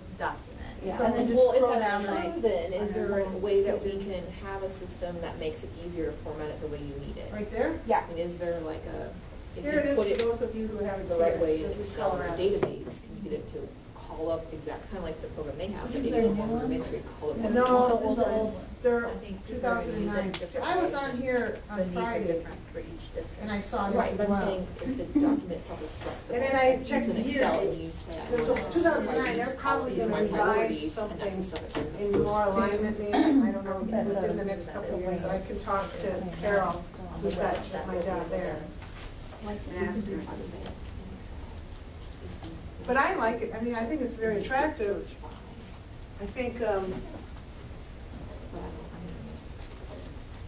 we might not need all this. Let's just put in what we, So the process would be up where it says standard, right? Is that what would go there? The performance standard would probably sit there. Okay. And then the process standard would be underneath it, where it says prepared graduates? no process should go on the top. Yeah, process would Okay. probably be first, and then you put your performance. Okay. And then where it says prepared graduates, then that would be like the enduring understanding? Is that what would go there? Is this one we can type on? Could we just do it on here? No, I mean, I don't, Is it I one you have it paper? down, I could download it, and we might be able to type on it. Or copy and paste it into Word? Save it on. Well, no, if we look back here, let me think. Where's the one we were working on? The third one, yeah. Here's this again. We could put 21st century skills in here, in this one. There's a lot on the Colorado one that it's getting to be a little too much, I think. Yeah, and I think it's becoming more district specific based on what your There you district's go. focus is. Yeah, there We you want go. to create a document that, depending on whatever district, it's easy to read and easy to apply to your building or your district. So is it just certain districts that are doing 21st century students? I mean, I think it's just, No, it's everybody, but I think certain districts put more of a focus on it. Yeah. Yeah, but It's everybody not in the state. We're doing 21st century, but if you have, just like we're doing, the rigor relevance, we got Marzano, we're doing, it just feels like A lot. they're always kind of introducing new things every 2 or 3 years anyway, and I know some of them stay, so, and some of them don't. Should we leave it blank, but leave those boxes so you can fill it in? Called what's up from next, names? what's coming down the pipe. So if you do the scale, like fill in the blank. Oh, and then they're whatever gonna your say, district but there's does. not enough room, and we need, I mean. Well, then they Well, can yeah. change it, it'd be like a template. At your district level, you could create that template. Because at Olathe, we're gonna create a template for all of these, and then we'll decide as a middle school group what we're gonna put in those type on the documents. Word document. So it'll be, that might be a, I'm not so sure I like District having the decision. 21st century skills in there. I think we're getting a little off track with that. So what are the, is Because- there you want her to develop a separate document with that? I think Right. it'd be like It the should appendix go- support. it should go with the one that you've already developed, Robin, the one with just the, add another the row for Kansas and the. Career Ready, and the Bloom's taxonomy. To me, that falls in that category. I think if we put so much emphasis on 21st century skills, it makes it seem more important than those other. I It makes just meant it like a seem sub, like yeah. like what, it's not like the big idea. I think she brought up a good point that a lot of things in education are trendy, Mhm. and how long will certain trends last, and how long will these standards last. And These standards, the national ones are intended to last almost as long as the 1994 ones did. So I think that's an important point when we think That's about why what they we want to wrote about develop. it. We don't want to Right. add something into that might go away. And what each state will do, as far as Kansas, we need to review them every so many years, like 7 years, I think is what it is. They don't always have to go back to the board every 7 years for approval, depends upon what we do with them. If we keep them in line with the national standards, and we just want to maybe change a few little things in them, we wouldn't have to take them to the board in 7 years when we do that. We would just, it depends on how much we do, and it's kind of a lot to explain to you right now, but yeah, because they're gonna go through such a drastic change right now, they have to go to the board, that's fine. But here's what theater has done, very similar to what you're thinking, over here, Kathleen, and you guys. And, but they also moved, well, they actually didn't put that underneath it, but they kept, we want our art to be every page its own, and that's okay. But if we go with the way you started designing it here, it's similar to theater, and that's a nice thing. It's kind of interesting how much your minds are thinking the way theater teachers in Kansas think when it comes to laying out something simple, clear, quick to use. I'll throw yours back up.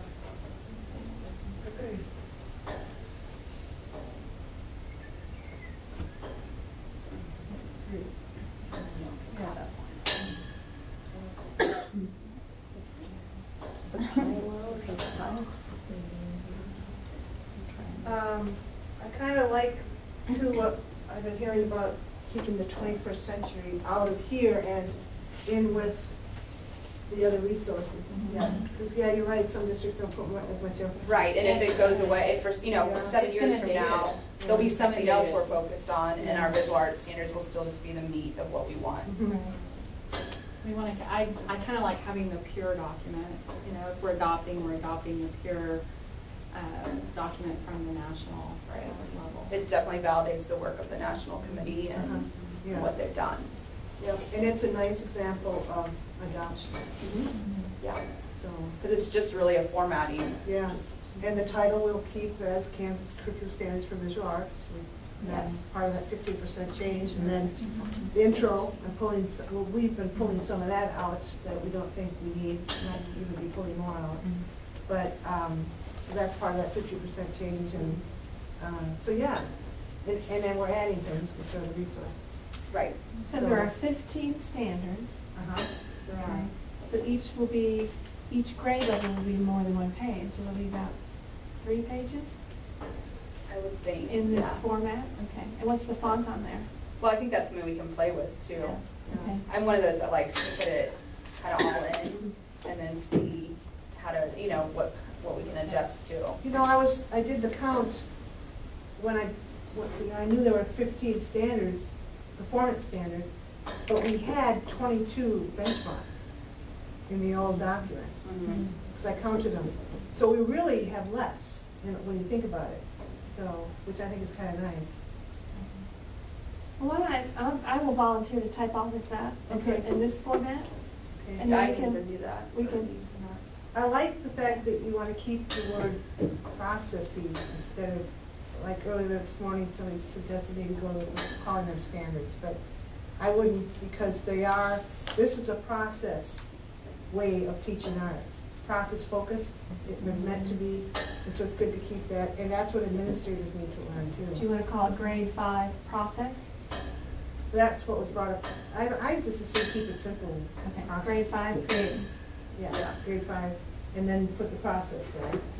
And I don't know if you caught on, but Sarah had mentioned like creating would all be red, and then your responding could be blue. Yeah. Creating is red, Well, I mean, you could, responding is blue. Well, someone brought up that we Yeah, could match it to the just different standalone colors. colors. The colors I had been using were just the Oh, ones I okay, had. match them to the course, yeah, match to nationals, okay. I just using the ones that I had, absolutely. posting the colors to match, so I could mark all my other documents that match, like when you print them off. Say that again, because I was writing. I said that the colors I picked matched the Post-it note colors I had, so I could mark off different documents with different colors. So that's where mine came from. Okay. But I think that the national is interesting, because then it at least links to something more grander than us. It'll be easier. And will the red Xerox, if the background's red? and Just Xerox pick a okay? light, Do so the it's a lightest one? lighter. Okay. Right, agree. But if she does them all in colors, if she highlights her boxes for each section in color, then it won't print off gray when you print it off in black Right, and like white. this, like theater has, they have all, and then when they go to a different one here, they go to a different color, see? Right, like that.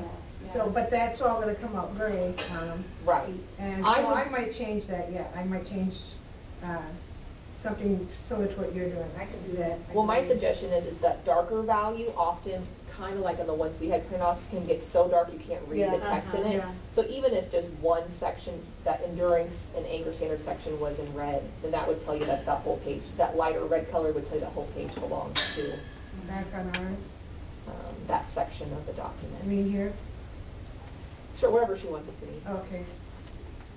I was just suggesting not the two tones, not the dark, the brighter red and a lighter red. I would just stick with one Background spot. change. Just one The sh- color. I would do the background. The back. I'll do that. Okay, that's easy to change. You can go Yeah. So through you it. guys, you have the colors, I do, it's on this website before. well, you're, okay, you're gonna go with red for I'm gonna- creating and. Right, I'm gonna Okay. go. Well, Whatever Well, the colors. national, did you guys want to match the national colors? Yes. Yeah, that'd be cool. I mean, because then we got Yeah. That's, yeah, yes. blue. That's a good idea. It's like teal, so it could be. And he's got Yes. that, or they have that, when you go to the standards document, like this thing, all those colors are in there too. In this thing, I've got all the colors in I there. like that. A lot has changed on this Makes since, it less confusing. On the color code. process components, in theater, they're labeled, or there's kind of a title saying what they are. I think when people look at this, they'll say investigate, plan, and make, what are those? Yeah. You know, what are we talking about, why are those words Well, and I there? wanted to make those go up and down Yeah. the side. Yeah. Don't Oh, you guys sideways, think? sideways, Yeah, I change just, the font. I got nervous and I didn't do it. Is there, would there be a way You're to right. do the? Hey, you just do the change text box. direction. Yeah. Right, and then also title it Process component, Process investigate. components. Yeah. Are you gonna email that to me? Yeah. Oh, I already have it labeled here, process components. I got it. Okay. At the last meeting, it was discussed calling it process standards, so are we calling it process component? No, the components are, like Oh, in the theater, side. yeah. Theirs is envision, but they have it labeled process component envision. It's not a process standard. So process component, okay, make sure. It's just a So the processes, are we calling those process standards? No. Or just process. It's just a Creating and. verbs breaking down what you're doing when you're creating, right? I said that wrong. But I thought, and we can do whatever we choose, but I thought you said you were in favor originally of it saying artistic process standards, because then it puts it under standard, and then if some district's going to look at it as 4 standards with all these subcategories, then we have I do it have that in my notes. versus That's what I if was we, talking We did talk about that last time. We were going to change it to process standards, add process. I don't think you get rid of the word process, I think that's important, but that's the one column or one level of it that doesn't have the word standard in it. I don't know if we should do that. We don't have to The word decide today. standards is already confusing. Anchor standards, I've run into more teachers than I ever expected that think we're supposed to be teaching to the anchor standards. And we're not supposed to be teaching to the anchor standards, we're supposed to be teaching to performance, because that's performance-based. And But if so you if we say throw, that- if we throw standards in there again, the third time, I'm more worried that it's going to get even more confusing. But if you're saying it that way too, though, because we were kind of making some parallels with the last ones that we were calling the, I don't know, if we're calling that one we're supposed to be teaching to is the performance standard, then you're kind of also saying the districts that are standards-based grading are going to be teaching and grading at that level, At the grade level, you mean? or at the performance standard level. Instead of the, big 4 main standards. Well, because we had talked about the districts or people that are being required to teach at standards-based grading, where you could give a grade per standard, that you said the flexibility might be that we could look at some of the bigger categories. We didn't have as much we had to tackle for grades. But if you're saying we're supposed to be teaching at the performance standard level, then that's where I'm supposed to be teaching and grading. Yeah. I understand what you're Good saying. point. There it It is. is, and that's what's in red. Is that what, That's what we're teaching. is that what, I mean, I guess I'm wondering, why is that so bad? Or It's is just it- the amount. Oh, there's an amount, okay, that's what makes it. And not amount as in. 15, isn't there? Robin, did you say there are 15 performance standards? There are 15 standards per grade level. And you were supposed to be grading 22. No, before it was open enough because of the wording we had that we were grading under the 6. So Yeah, but they yeah. had to meet those benchmarks, though. Your students were supposed to be meeting those benchmarks. So Sarah, what I'm hearing you say is if we made it performance standards, it would give Label you- them. Artistic process and then text. So if the main category is artistic process standard, that's for creating, responding, whatever it is. And then the next level is the anchor standard, and the last level is the performance standard. We had talked last week about making this have standard underneath it. Because then that would give you a flexibility to grade. For from- argument, that we could use that as our 4 sections we're grading under. So you process those as standards and use. So a student could get an A in creating and a B in presenting. Because that was part of our question last time, is where do things line up? If there were 6 before, right now it's still I don't unclear. understand, I'm wondering, I guess, nothing against anybody here, but maybe we need to explain that in the introduction, that these teachers need to be grading to the process, because that is what you should be grading, I agree, Sarah. But I don't want to put another standard word in there again. I don't want to put that word in there again. But we can make it clear in the introduction And that's what you need to show your principal or your administrators. This is what you're grading to determine how well that student is progressing in the creative aspect of art. Or in responding, how well do they respond to art. Processes of creating art, or Probably artistic creation, or whatever. We'll add something and see what it looks like, and when we, or share it with you when we meet on the 7th again. Polly and I will probably add a good little paragraph in there. But then, so you do it, you ask them. Yeah. Okay, so then how does that affect the development of the rubric? If we are That we create. assessing the, or I guess evaluating the performance That's what- standards. Yeah, it's a little confusing. Well, in theory, then you should, for me, a standard-based grading place, I would need to have at least one component on, in there from each one. At least one. So they are. Principal will make her do So if every we do a single project, one I'm of gonna these have to every- Make sure you have standards from each process. Okay, I don't see that that's great. Right, so you have to have standards from each project. All the Cornerstone assessments up right now have all 4 processes built into them. And what you're doing with those performance standards is, that's helping you determine that grade for that process. Right. I mean, so you're using the rubrics like John's saying here, to determine, these rubrics are work in progress. How you're measuring their work in progress to reach a grade for that performance. Does that make sense, everybody? Okay. Because we wouldn't be teaching responding, we wouldn't be doing a unit on responding without creating. So of course we would have all of them together, right? Right.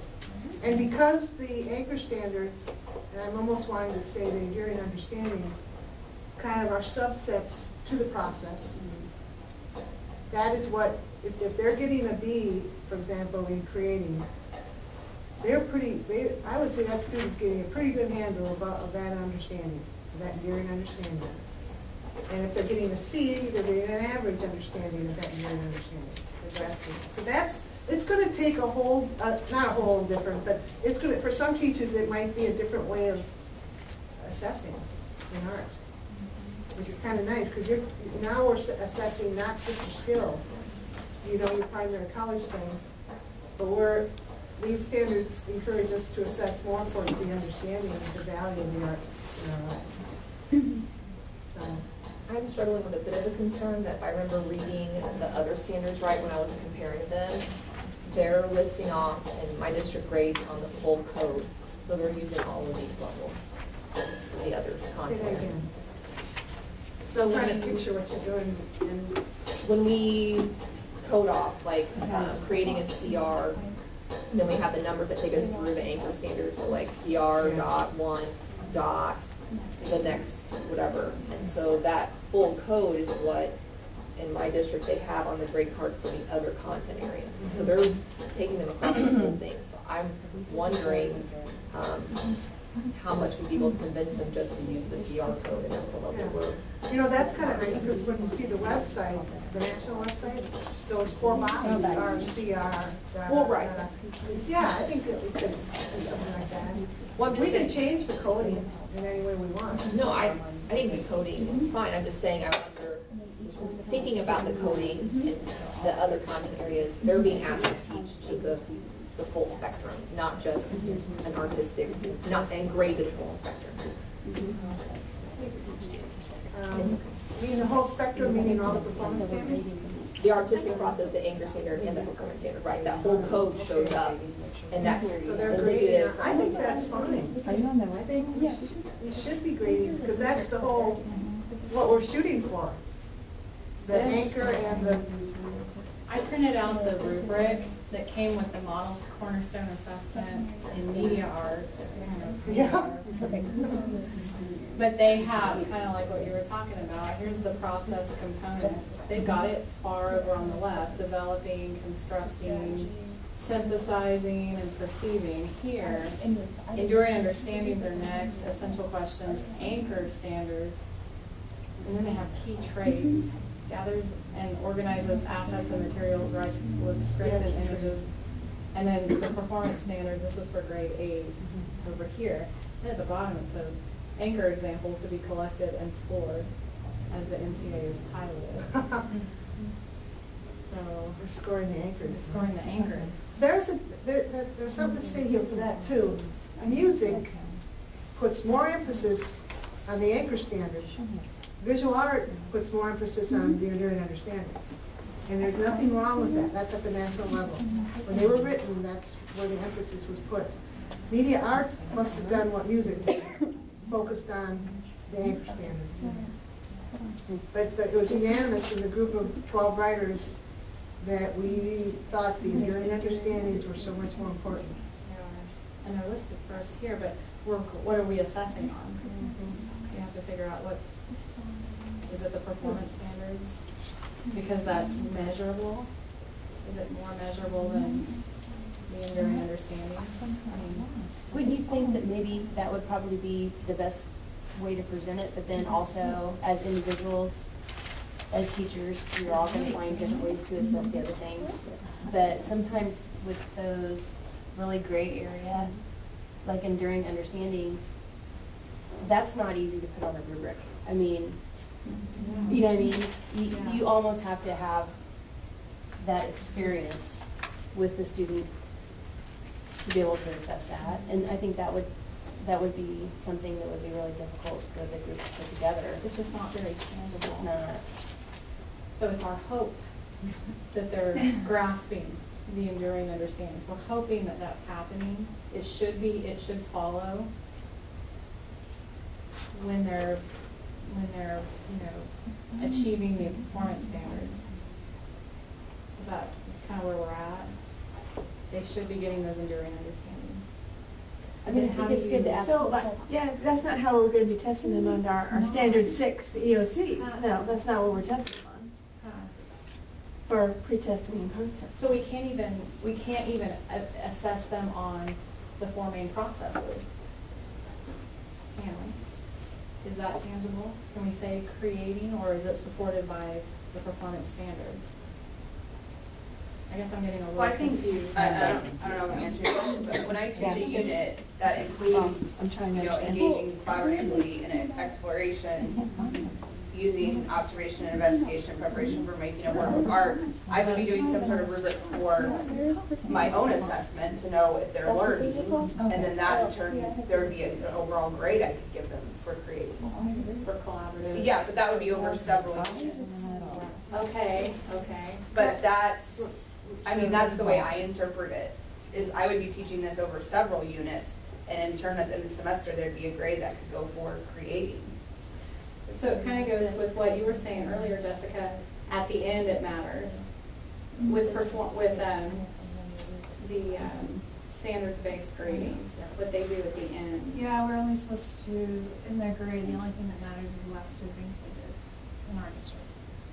So their grade is a reflection of where they ended, not an average of where they've been. Does that make sense? So, wow. Because it doesn't show growth. That's the whole idea of standardized grading. You're punishing them for the beginning when really maybe they did learn or whatever. But there's a lot of pros and cons that go along with that. So they only do it at the elementary level right now because really, realistically, can you do it at the secondary level? Because once those kids figure out the only thing that gets graded is where they end. Yeah. Words out. And they're like, Yeah. Or you have a bad last 3 weeks. Boy, that's tough. Yeah.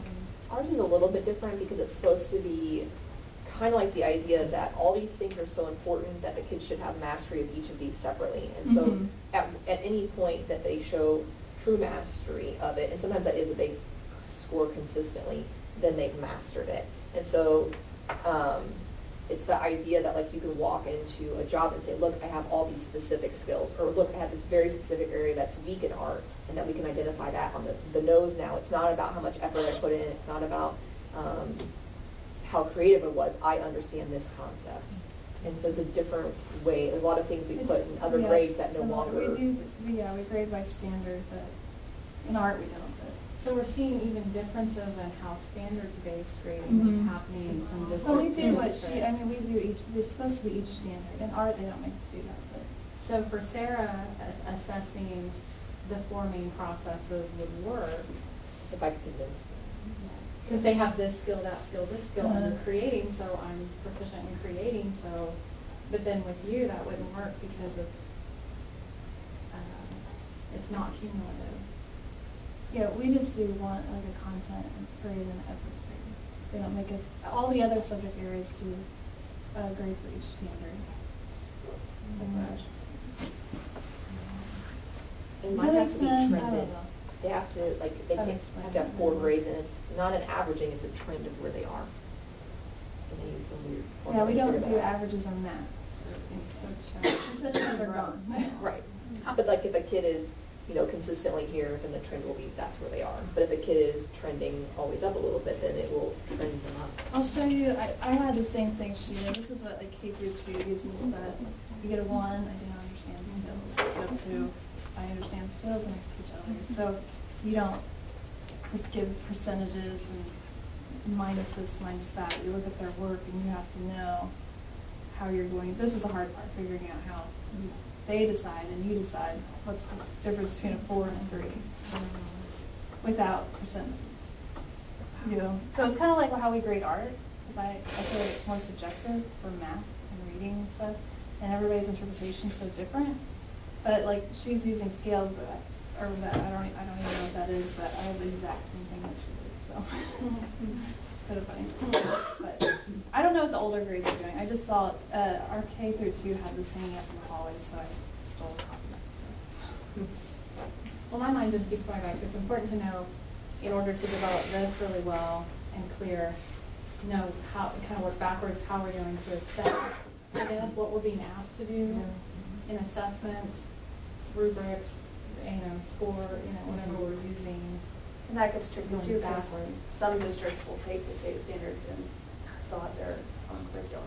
So when we're worried about how it's going to be assessed, we could sit and go back and forth and back and forth and back and forth, because every district's going to take a different stance on how this is put into their curriculum. Because, our grade card will be based off of Blue Valley, and Shawnee Mission's grade card is based off of Shawnee Mission. So I think we have to, as a committee, that's where we need to come back to what can we come to agree on that's the best for all the districts involved. Because every district's going to have a little different take on this.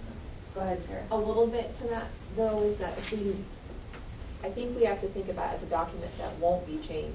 And so it needs to be as user-friendly as possible when it gets in their hands. Because districts that don't like it will change it anyway, and then that's fine. But if we're creating something for all the teachers out there in Kansas elementary, all the levels, all those kids, what makes sense to advocate for our content area and make it as user-friendly on all the aspects as possible. Everything for advocation for our content, advocation for supplies, time with kids. And to support our art educators. Right. And then some people will be held very strictly accountable to the statements that we put in here and the formatting that we choose in some of those introduction statements. And there will be people that will be held on, what's called process to be terminated based on some of the statements we make in here. So we need to make sure we're making them very wisely.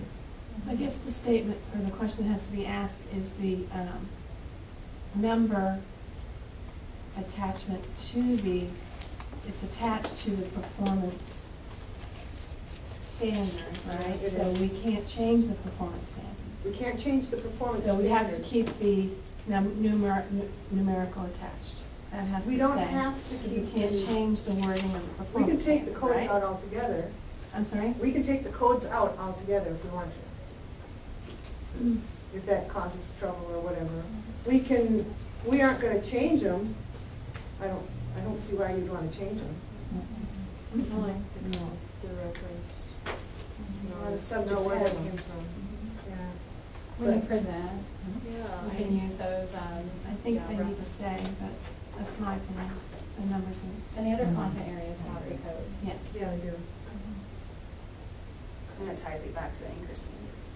It's Just true. being taught Exactly. Yeah. Do you think we need to come up with something? Sometimes we fall like, I know when I go to in-services and I get taught all this Common Core stuff, we get thrown in the umbrella of all the other subject areas. And we think, well, art should do it this way because that's how they're doing it. But we don't have if we don't have something to go, well, look, this is how they, the standards say that we should be doing this instead, and we're not to be treated the same as science or math, or assessed the same, you know what I'm trying to say? Because sometimes they, at least in my district, or I know it's kind of specific to me, the administration doesn't understand art. So you fall under the big umbrella, and they try to treat you the same as the other subjects. But if I had documents to kind of back up that I can't do exactly what math does, but here are some things that I can do to address the standards and grade and assess, but you know what I'm trying to say? Does that make sense? So what would an example be of a document that, like, what are you thinking? Well, like, I don't know if we just, I know there's been a lot of different things thrown around, but right now, like, with the, even though we're doing something a little different with grading and stuff, we have no great way to assess. We have nothing. Like, we just keep trial and erring, and nothing's working. But we keep getting thrown into the pool of the other subjects. Like, you should do it like they're doing it, but we can't because we're not. So to come back, is that we're at the top creative? Well, there's something that we could take to the board or whatever, to our administration, and go, here are some things that works for us. This comes from the state. So we're different, and we need to assess differently. Because right now, we keep getting, like, with the standards base, we're just being thrown into the pot and said, you need to produce what everybody else is producing, because you just should. Because we don't really have anything to go off of yet. You know what I'm saying? So we're trying, and we're trying to invent little rubrics and stuff, but so far, nothing's really to go along with the new. I don't know if I'm explaining that we very need well. some kind of portfolio rubric of some sort. Yeah. Because you don't always have an administration that understands the arts, and they try to and they try to That's what I'm doing. well, you should grade this way because everybody else is grading this way, and da da da da. But they're also using rubrics. They're using rubrics in other classes. We have rubrics, but like I'm saying, with the standards-based grading and all the new things that get thrown at you, I think it's great to develop, even though you can't obviously, I mean, everybody's going to tailor it to their own district, but if we don't have anything to take to our administration and say we should be assessing this way, or these are some different ways we could be assessing because we are in a different subject area than the other. Sounds like we need more than one. Because otherwise we get, I don't know, we could get thrown under the bus sometimes. Just like an assessment. I agree. Like an assessment folder where it could use I think the it's time scales. for It could. You know what? These are so good. They are Because nobody wants to worry about art and how to assess it, so they just go, hey, you should just do this, you figure out. Well, I know what you're saying, though, if you don't have any way to justify your thinking. Yes, so I need like stuff from the state. Yes. Anybody To want go, another? here is something I some do, other because people they are were doing. fabulous. Are you sure you have enough? Well, are we going to have an assessment? Well, These no, are we're great kind of going, we've been going through that because at each high school, especially the high school teachers feel like they're all doing appraisal differently, they're all being judged differently based on their administrator. So what we did was created a resource of different possibilities for assessment. So it was a long checklist of different ways that the administrator could assess their teachers or put their teachers on appraisal, show evidence of student learning. So things like portfolio, an art fair, what were some other ones? The district rubrics, common assessments. So we have this whole checklist of different ways that we're assessing student learning. And the teacher then can take that document when they sit down with their principal, because we have to have 3 forms to show student growth, and they say, well, this is what I'm going to have you. I'm going to have you look at, a pre and post assessment, a portfolio, and a sketchbook that demonstrates brainstorming, the process through brainstorming. So we kind of have made it like a resource that has different ways to assess student learning. And maybe that's, teachers developed it? Well, the committee, like Tara and I worked on it last year, and then I've worked on it this year. Because like that kind of stuff would be great for like, I think in our district. Yeah. I don't feel like we have graders, but it looks really good when it comes from. Yeah, well, maybe that's something we could put in, is towards the end is, here are ways to assess student learning or show student growth. Right, right, and have those examples. What do you think about this? Absolutely, I think it's, you know, we're all, because we're all in the state of Kansas, we all have the new appraisal system. We all have to show those 3 forms of student growth. So it would be nice to include something that shows, here's ways to assess student growth in the art room. Yeah, and I think when it comes from this Yeah. level, Yeah. they Yeah. listen to it more. Yeah, I understand, yeah. Instead of just me going, I found this on Pinterest. Yeah, You should- right. Yeah, probably not so much. Well, That's maybe what we I'm should trying to have say, a yeah. standard 6 resource for assessment. A resource. Like, I know they have that big book Yeah. at the national level, but that was- Beyond the generic rubric that you want to have as a resource, additional resources. I mean, you guys sound like you got a lot going on, that would be great to share. Yeah. I mean, I like a lot what you guys are doing. We don't have any working on rubrics and stuff yet, I guess. You know, even when you're thinking of like the character grade, I don't know if that would be, but I would love, because part of it really is, I think in art, that's a huge part, the way their risk-taking ability, are they gonna be timid? Are they gonna disengage, or are they going to show slow growth? I mean, and all those go through like characteristics of behaviors that you see a lot of times you don't see it in the product for a while, but you can see it in the behavior. So I think a behavior assessment would be really interesting to see if that could be brought in. And I know that's one of those areas where, like, you try to tell, when you're living, and we all know what it's like, I was talking about this at lunch, for a lot of parents who don't understand. I had a parent who told their kid, don't go into art because art's going away. Okay, well, so why do they have a C in art? Why do they have a D in art? Well, they're not working, you know, they're sleeping, or these things are happening. These are behavioral characteristics. But then the general consensus is, well, art's fun and it's easy and it can be anything because it's expressive. So getting as much concrete kind of help to support advocating for the validity of our curriculum in that area would be interesting to look at, you know. I have a With that- behavior one. With that note in mind, Yay. with that in mind, Art specific. I'm very conscious of how time is leaving us, and I didn't want to keep you beyond 4. So, I think it's such a great conversation you're having, and I'm glad I just let you go and have that. And it sounds like we're going to need to get some assessment examples for people added to our resources. So I just wrote that down for now. We can deal with that in time, because I know you've all got plenty to do in the meantime between now and February 7th. But I'd like to go on to some of these other topics. Do you think, since we didn't really finish formatting? No, do you we think- didn't finish formatting. Could some of us just bring some ideas maybe Yeah, next time I mean, or whatever, and we can kind of go through Robin them is or- going to go ahead and put all the standards and everything into this format for now. Do we want her to commit fully to it, or do we want to bring a couple different samples? No, that's right, you can bring some samples. I as just well. would hate for Robin to do all of them if we're Yeah, I not think gonna- Robin might want to have some help with that. It's going to take you a while to put all that in. You might want to choose somebody to help you do part of them. And maybe I can type it out and share it, like, in future. Because I think what I was thinking as we were talking more about this is definitely the format we are looking at focuses on the performance standard, and that makes it look like that's what we're grading. And so if we wanted one that looked like we were maybe giving grades at a different level, maybe that page needs to be structured a little bit differently. Because definitely this one is written to focus on the performance standard, the way it's written, and so is there formatting that makes it look like. That's a good idea. If Polly and Jerry. I could make a sampling of something Yeah, different. of what you're each thinking, and then Robin will bring this one. But I'd say anybody, if anybody else, Yeah. has, bring up whatever we have and we can. Yeah. So that makes me think, who makes the decision on what we're grading? For me, Yeah, or, you said, so who are, it depends upon, I guess, your district. right? And So we're going back to what you were saying earlier. What's best for What's best assessment? for the state is what we really need to make this look like. This has to be what's best for the whole state. Districts then go in and do what they want with it. It's a locally controlled state. right, but I'm saying, I don't think mine gets rid of this other information. I just think the size and the setup on the page would change what it looks like our options are.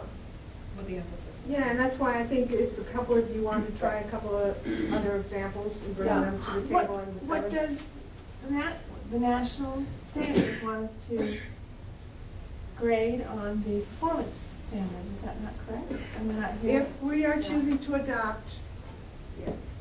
Well, no, what, to grade on, I gotta take that back, let me. Because if you look at the model to, yes, performance standards.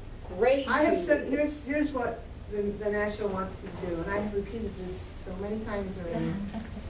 It's the performance standards are there to help get your kid to achieve that understanding, that enduring understanding. That's what we need to be grading on. And the enduring understanding falls at the anchor standard level? That's why it's numbered.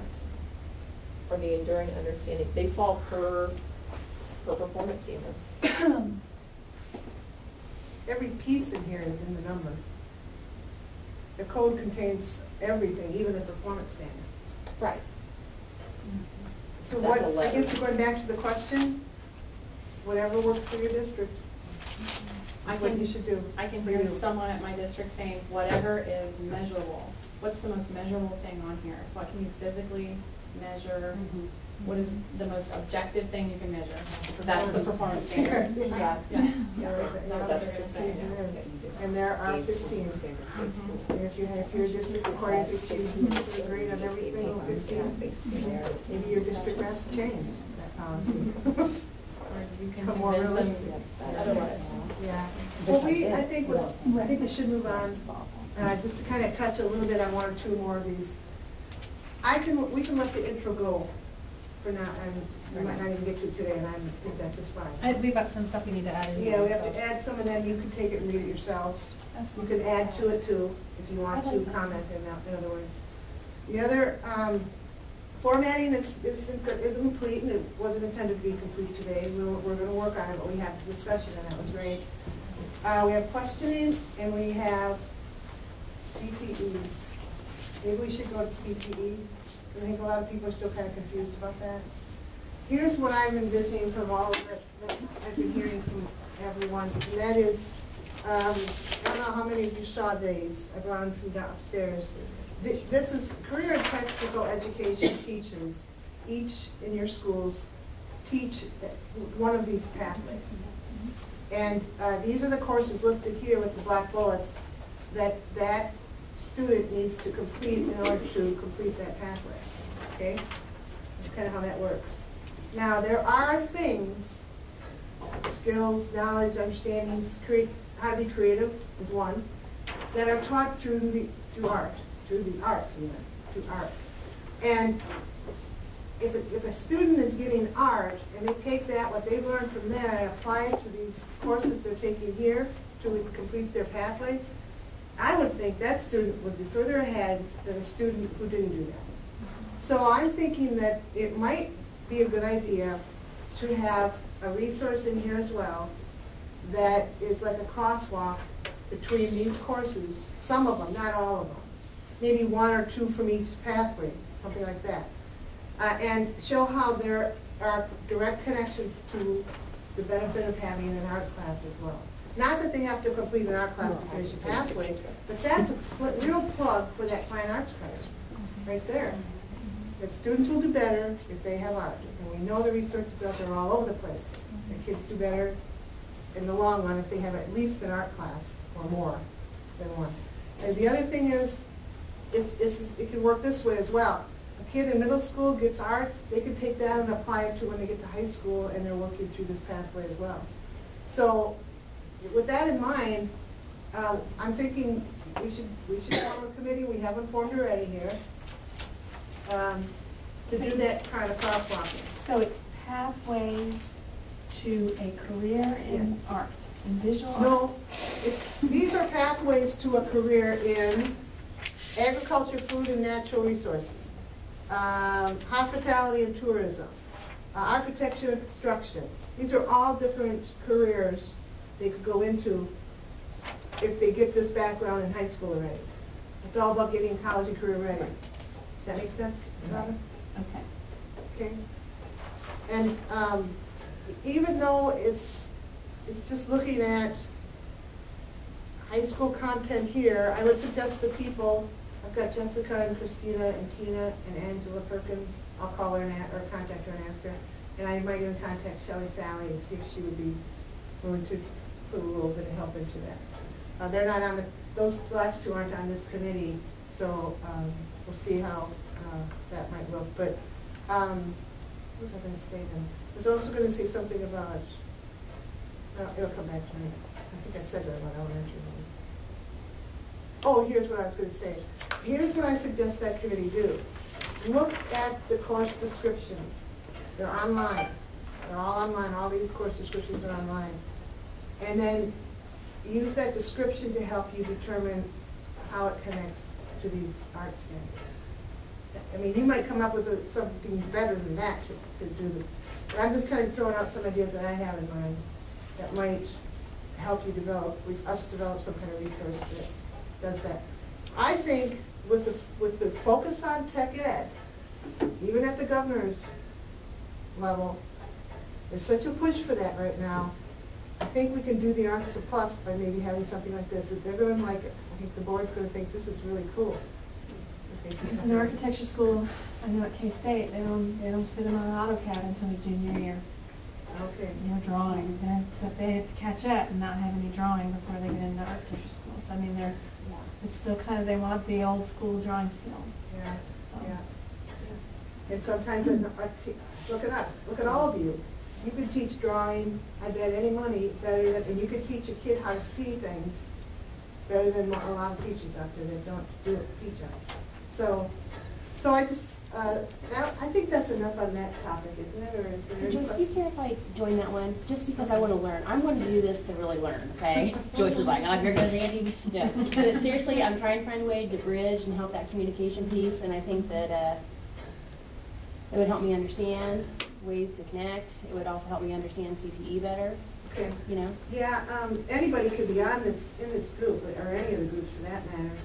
But I made sure I had like these ones I listed because I know Angela Perkins has a real strong background in this, and I know Tina probably has a pretty strong background since she's at the district level and has been dealing with some issues there too. So okay. So is that a separate set of standards? Pardon? Is that another set of standards that we could incorporate into our classroom? Well, I don't. The standards cross over because the same thing that is on the CTE So- competencies are right within our. So basically, it's what we're already doing, but we're just connecting and saying Showing, this. having a Okay, resource I get to it. see. Okay. It's So not another administrators thing can see to it. teach, it's where we're. Right, it's not another thing on your plate. No, it's not another thing on your plate. It's not. I'm interested in that too as well, but I teach elementary, so I don't know a lot about it. But Okay, I'll put you down. And then I'll send out my new list of people on committees and who's on what, and try to get those other folks that haven't joined a committee yet to get on that. Yeah, Jessica. I'm doing a presentation at the state CTE.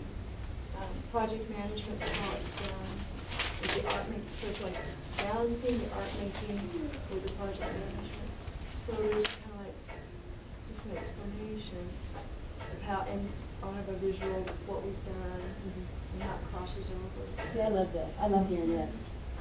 You know, this makes me happy to get another perspective. The people that need to attend are the principals and the, you know, superintendents, so they can understand this. See, this is really valuable that I'm here because to make that connected part actually valid. Yeah. Well, this is what our directors here at State Farm Ed are wanting to have happen more and more, is more going across subjects and getting out of our silos more and more.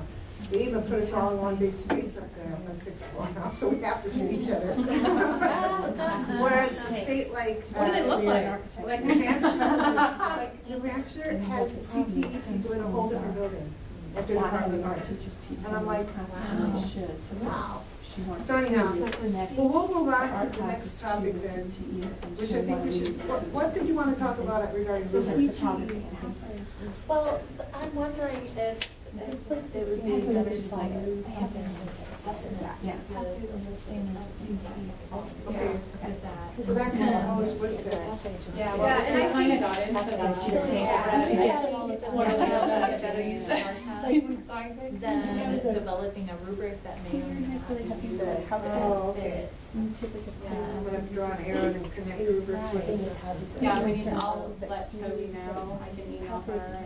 Okay. kind of let her in on this part of the conversation. You know, Yeah. Kansas is a state that really needs more advanced assessment. Oh, yeah. The reason why they're pushing for as much as they can because it's not pushed to the state level. Yeah. We don't have statewide art assessment, and I really would hope we never go there because states run into trouble that do that. And it should be, but then it's districts, oh, you don't always realize, but they need to be, oh, I don't have to assess, I know what I'm doing, I know what kids are doing anyhow, so they use it as an excuse to not assess too, because nobody's requiring it. And then, so there's a lot of pros and cons to it, but this, if something like this could be put in this document that you're talking about, that might encourage more districts to assess because they've got it right there to use. And So I that could be nice. was talking to Toby about something before she left related to rubrics, assessment, scales. And that was that the cornerstones that we did have set up, and we were looking specifically at fifth together, the number of the scale, so it'd be like, it would state the specific wording from the standard, like apply formal and conceptual vocabularies of art, and then it would give, you know, a rubric definition of different ways you can score that. And I thought, for me, that's gonna be helpful if we had that connected to these different performance standards, because then you could just pull what you needed and input it into your rubric or to what you're assessing, and someone's already made a scale for you specific to that. You know, performance standard. that makes me think of something else that you folks that are working on this project. You might just want to go to the national website, use their template, take out of there what you don't think that you need, and keep in there what you do need, and then fill in those in the template with an activity. Maybe you want to keep the description part there, But a lot of times you can have those set totally separate, so then it could be used. Okay, I'm going to do this project, we're going to use this standard, this standard, this standard, and then magically you pull those rubric scales in, and then you have. So more of a rubric development resource than an actual rubric. Right. That's what. Mm-hmm. How many of Form, you right. actually use other people's rubrics? No, you I always tweak it change every them. time. Yeah. I have Yeah. never gone straight to use somebody else's rubric ever in my life. And I didn't, and I wouldn't have said this until we went to standards based. And then it's specific to that standard. It doesn't really matter what the theme is, it doesn't matter what medium is, it's all these things sitting here separately that are now, I called it a project, so now it's together, but I'm still grading specifically these things. Rubric development resource. How would be an RDR? Better copyright that. Is there a program for that? I mean, is there a program? But you say that you can actually physically do that online? No, we're saying Program? what if. Yeah. What if? Yeah, Okay. you're gonna make a few little check boxes. I need it. I don't have that Make sure tech we're degree. doing it. But it wouldn't be that hard in, you know, Excel, and that's what I was saying to someone earlier, was that if we put a lot of this possibly in Excel, and we had some very talented Excel workers make it easy, that you could call up certain things, and that would be what came into a document for you. You could call up certain standards and all the scales that would come to the document, or all of the connections to other content areas would come up in that document. And so it wouldn't be as difficult to, let's say, be kind of fresh and looking and be able to gather what you need and walk away. Do you want your standards organized this way? Do you want your standards organized that way? And just being able to do a find and a search and a reorder. And that might, I don't know how. Do you think there's anybody in your district that could put that together for you? Do you have a tech department that maybe you could put that together? I meant for your district, so then you could, something that would make it easier for you to grade. Do you have a tech person in your building that's really good at Excel? That you have friends with? Or some advanced. I'm seeing you. I'm not the tech person, but I know more than my tech person. But I would say, I know that Excel can do this. It's not stuff I have done extensively with Excel. Sophie is very good with technology, so maybe that's something that we could describe to her and see what she can create, everything, so. Or we could maybe find a person that could do that for us. Okay, well, let's move on to questions then. And that's our last item, so we're going to be covering everything to some extent here. So, questions. What did you have in mind, Jessica? On our last in-service, I got this, and I thought I understood questioning, but this really kind of clarified it. And I don't know if this is the way the national standards were wrote, but this is what the science, it's based on science, but it's a curriculum framing question practice. So it talks about what an essential question is, like how you already explained it. It says just need 1 or 2 for an entire semester or school year. And then, so it could be a question studied by scientists, philosophers, or poets. And then it goes into what a unit question is and how you might need 3 to 5 for each unit of study. It talks a little bit about it. And then a content question. What I really like is it then took it and then broke it down and gave you some examples. So this is an elementary one on the front, but they have some middle school and high school. But for science, it says the essential question is, how can I make a difference? The unit question example would be, why save an endangered species? Or what can our school do to help save an endangered species? Maybe we already have something like this. But then a content question would be, what makes a species endangered? And then it gives some examples. So when you're doing that Bloom's taxonomy and all that, developing your unit questions and giving them that quadrant G learning or whatever your district's focusing on, I thought this helped. And then there's some websites that have thrown out a lot of art essential question ideas, like they just have like all compiled. Some of them kind of have repeat questions, but I was kind of looking at those. Just because, like I said, in my district, we're really focusing on, are we getting them to quadrant D learning? But I really like this because when you're developing a lesson, I feel like that helps you get your bases covered. And there was some discrepancy over what an essential question is and what a unit question was. So everybody's interpretations were a little bit different. But to making sure that essential question is something that's really broad and overarching, and it could be, but you might be doing several units just with that one question. But all your units would come back to that. So then during understanding, later would be all tied together. Like I'm not sure if I'm explaining that very well. I put the definition of essential questions up that we have in the introduction right now. It comes directly from the national standards.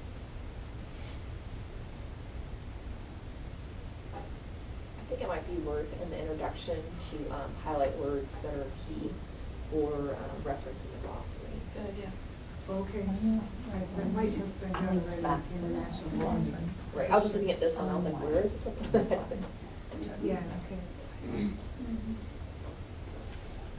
They just realized Open-ended questions, yeah. I'm just saying, they're just open-ended questions. Right. This is not just pat answers, it's just an open-ended. I think most teachers know what an open-ended question is. Yeah.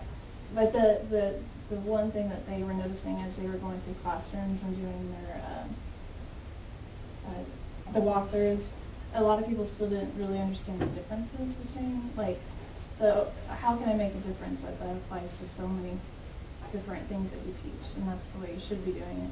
But just that I don't know, I just really like this document. I don't know if I can explain it very well. But a little bit that I've seen, I like it too. I like that you're getting that as higher level questioning and just understanding what the difference is.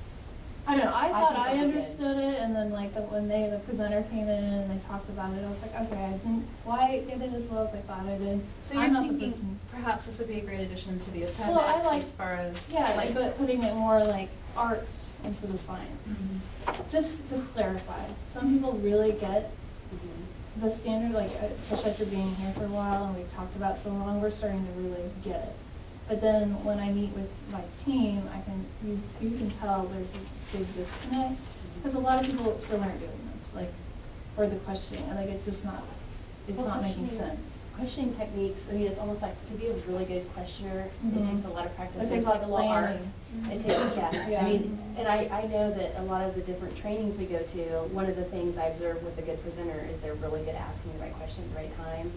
And I think that can translate very easily. It does into teaching.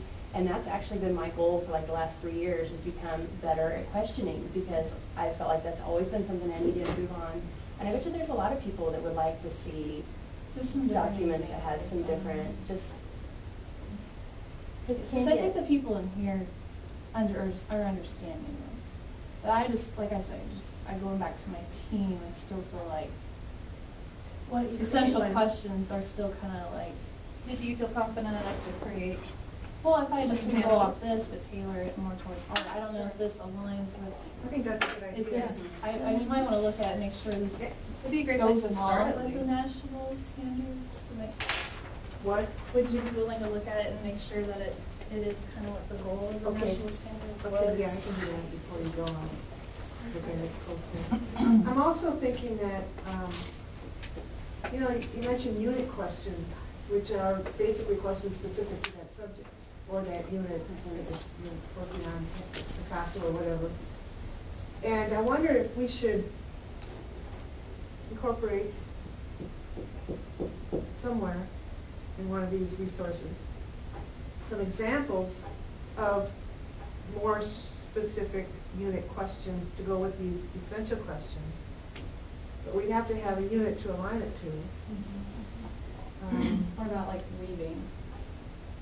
I like how that one started out, that example you had. How can I make a difference? How can I create a work of art that makes a difference? How can I collaborate with my peers at school to create a work of art that will impact my school, peers, etc.? Then how can I learn a new reading technique and create a collaborative multi-sensory installation in my school? You know, it just goes from Funnels down. right to your lesson, right? Sometimes the way, if you assess in a certain way, like I know sometimes the way I assess, this is where I base it off. Off the Because it's question. been talking. So I'm using these questions for building my assessments on. You know what I'm saying? So it kind of depends on how you do things. But there's some great, I mean, there's stuff out there that I don't even know about, but just pages of questions. It's just a matter of organizing it in a way that it makes sense with the national standards. Here's a question that fits this very well. Maybe a question studied by scientists, philosophers, or poets in more than one subject. And here's one right here, that first one at the very top of those standards. What conditions, attitudes, and behaviors support creativity and innovative thinking? The word art isn't anywhere in there. And that's a true essential question. And I think this is very much on track. So with an essential question, art's not in the word? Not necessarily. Okay. No, I just make sure I understood. I It's think like you'll some of the find ones- it at times. I don't see it at all here yet. And then you look at media arts, and maybe they did put it in more. Maybe they're, might look. I'll have to look at it. Or music or whatever. You know what you could do with your list is cut them up like she did, and then where do you want them? Connecting, responding. You cut those up, like, is it critiquing art, so it would be responding, you know, you could do that. You can separate them up, and you can do a chart and where they could go, maybe. Well, I like the idea of giving an example with one thing, but to give lists and lists of questions, I don't think is a good idea personally, because then I think some teachers could think, oh, that's all I've got, or those are the only ones I have too, instead of realizing that they should be creating their own based on what they're teaching. Yeah, and that's what I do. like I method sheets. use this as inspiration. That's Yeah. basically what I do. Yeah, Gives this you is- ideas. Yeah, that's true. You can, I mean, So if would this be something that would be helpful at this the- whole portion, if you can get the copyright okayed, just use that. And then I didn't read down in here, but I think these are How would I get examples. the copyright? I don't know. This came from- Whoever gave it. I mean, somebody, you could just ask, I don't hey, know can we where they use got this? You Can have we to just, backtrack to the original, right? Yeah, Yeah, okay. find the person. It might have It's come on out our of a book. website, you know. It might have come Yeah, I out don't of a think book they somewhere. wrote it in my district. I'm pretty sure they got it from Because they somewhere. should have cited that, the source down here. But, yeah, if, you know, if nobody minds, or you could try to get, so we could cite the source, it would probably be a pretty good idea to have us cite a source, because I don't think we should have anything here that we're just pulling from somewhere and not giving credit where credit is due. Somebody's gonna look at it So if I and can't say, track hey, the they're using copyright, mine. What? if I can't track down the copyright where it came from, like if I go through Yeah. all the. If you can't track down the No. source, we'll just go with it. Well, couldn't we also create something that's with a similar idea, but our own work, and whatever percent we Put have our to own change to make words. it our own? Well, you know, the way it reads now, I could have sworn McTye Wiggins wrote that. Okay, then write down the back. Backward design people. Yeah. Wiggins. It's probably where it came from. I know the administration got this from somewhere. So Yeah, and I think I the don't think they administration wrote can it, tell though. you, somebody might I know. think Wiggins and McTighe might even approve putting it on there if we give them credit for it from the Yeah. backwards design. See, what we're doing already is we're citing McTry-Wiggins anyhow, already in this whole intro. Maybe, I mean, we'll have it somewhere. So we might just, you know, if it's theirs and they see that we have it in our document, they'll know that they've already been given the credit because we're gonna have McTry-Wiggins in this document somewhere. When we brought up the idea of a unit, some other things, I thought of, are we planning or not planning, or people's thoughts on the idea of including, not mandatory, but some ideas for what scope and sequence or materials we're thinking that our kids should be using? Because my kind of fear with this new standards is there's not really a lot of reference to what the kids should be using to make with, which could mean in some districts it's very hard to argue for funding for a variety of materials. Well, I don't know if we should go that far, because that's really a local decision. But there's not even a statement like we should be using a variety of materials. Or at least before in the old one, it was talking about we should be using a variety of things. Yeah, an intro recommendation of some sort. And I just didn't know it was like a resource at the end, you know, See if like we could fit it in the intro somehow. in case somebody, you know, whatever was with it and they're looking at it, that we should be using a variety of things. There should be. And if I do find that in one of these standards, oh yeah, here it is, right here. Make art or design with various materials and tools. Where are you? So it is in there. Second grade, the second standard. So is it only expected of second grade? I could have swore it was in here and I. Various. Yeah, high school right here, I'm looking at choose a range of materials. And I actually am going to give myself credit this time for getting that in there. Good job. Because I remember our Kansas standards, and I remembered them when we were working on these, and I suggested, well, let's just say materials and tools or something like that. Yeah. Can we maybe then have a committee that pulls out those references? Because if we're talking about this document supporting us and advocating for us, it'd be really nice if someone pulled out all the references to materials and then someone made kind of a suggested, we should have some access to these. You mean, and then we would have to do that for technology? We're going to have to do that for What do you mean? What do you mean we have to do it for technology? We would probably want to do that for technology too, if we're going to start highlighting. And then every highlight almost has to be a different color. No, not highlighting. Oh. I mean, something tacked on the end, a resource to go to, so we could maybe even put it under advocating for arts. And then there would be, someone made a document where they pulled in all the references and said, this many of our standards reference using a variety of materials. Here's some variety of materials you could use. That's what College Board did with the Common Core for ELA and math. They went in and they did a whole research project and identified all the places in the Common Core standards where the arts are reference in the standards themselves. So I think that sounds like what you're suggesting here too. You know what Can we you do could that in Word? Can you do that in Word? So when I type everything up, I will go in Word and highlight. Can't you highlight a certain term or yeah? So why don't I just do that and then we'll find it that way? How's that? Or someone can do it later.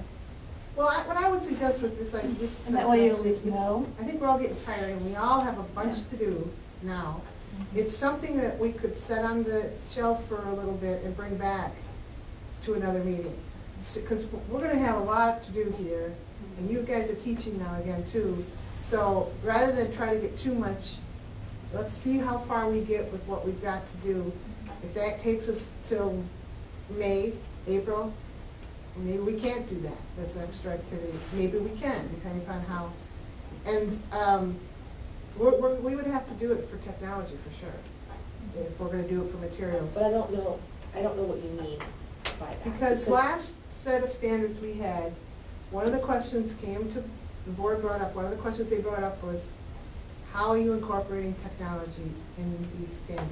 Okay, so you just that was back in the early 200s. A list of every time that technology is referenced. And how, of all so the codes. it could become a pretty big project, but that's why I think let's give it some more thought and bring it back up to one of our next meetings. After we see how far we can get with all this that we have right now.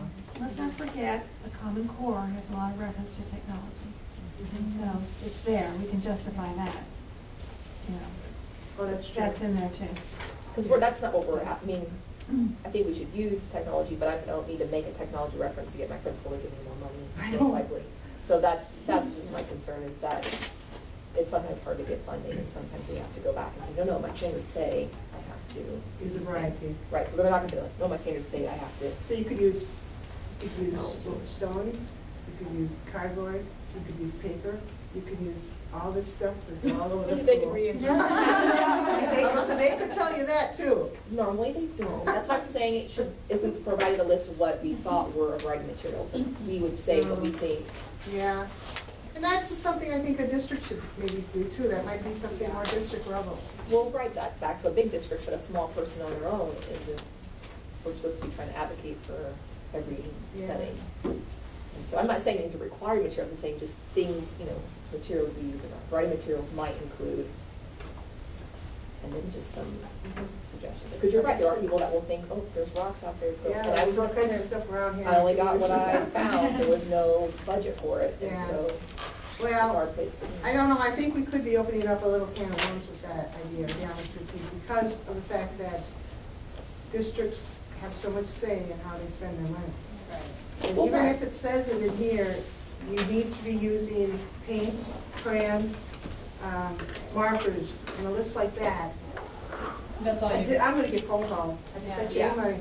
No, I would not want it to be you need to be used, just if a teacher needed some help, here's some of the things that are considered, you know.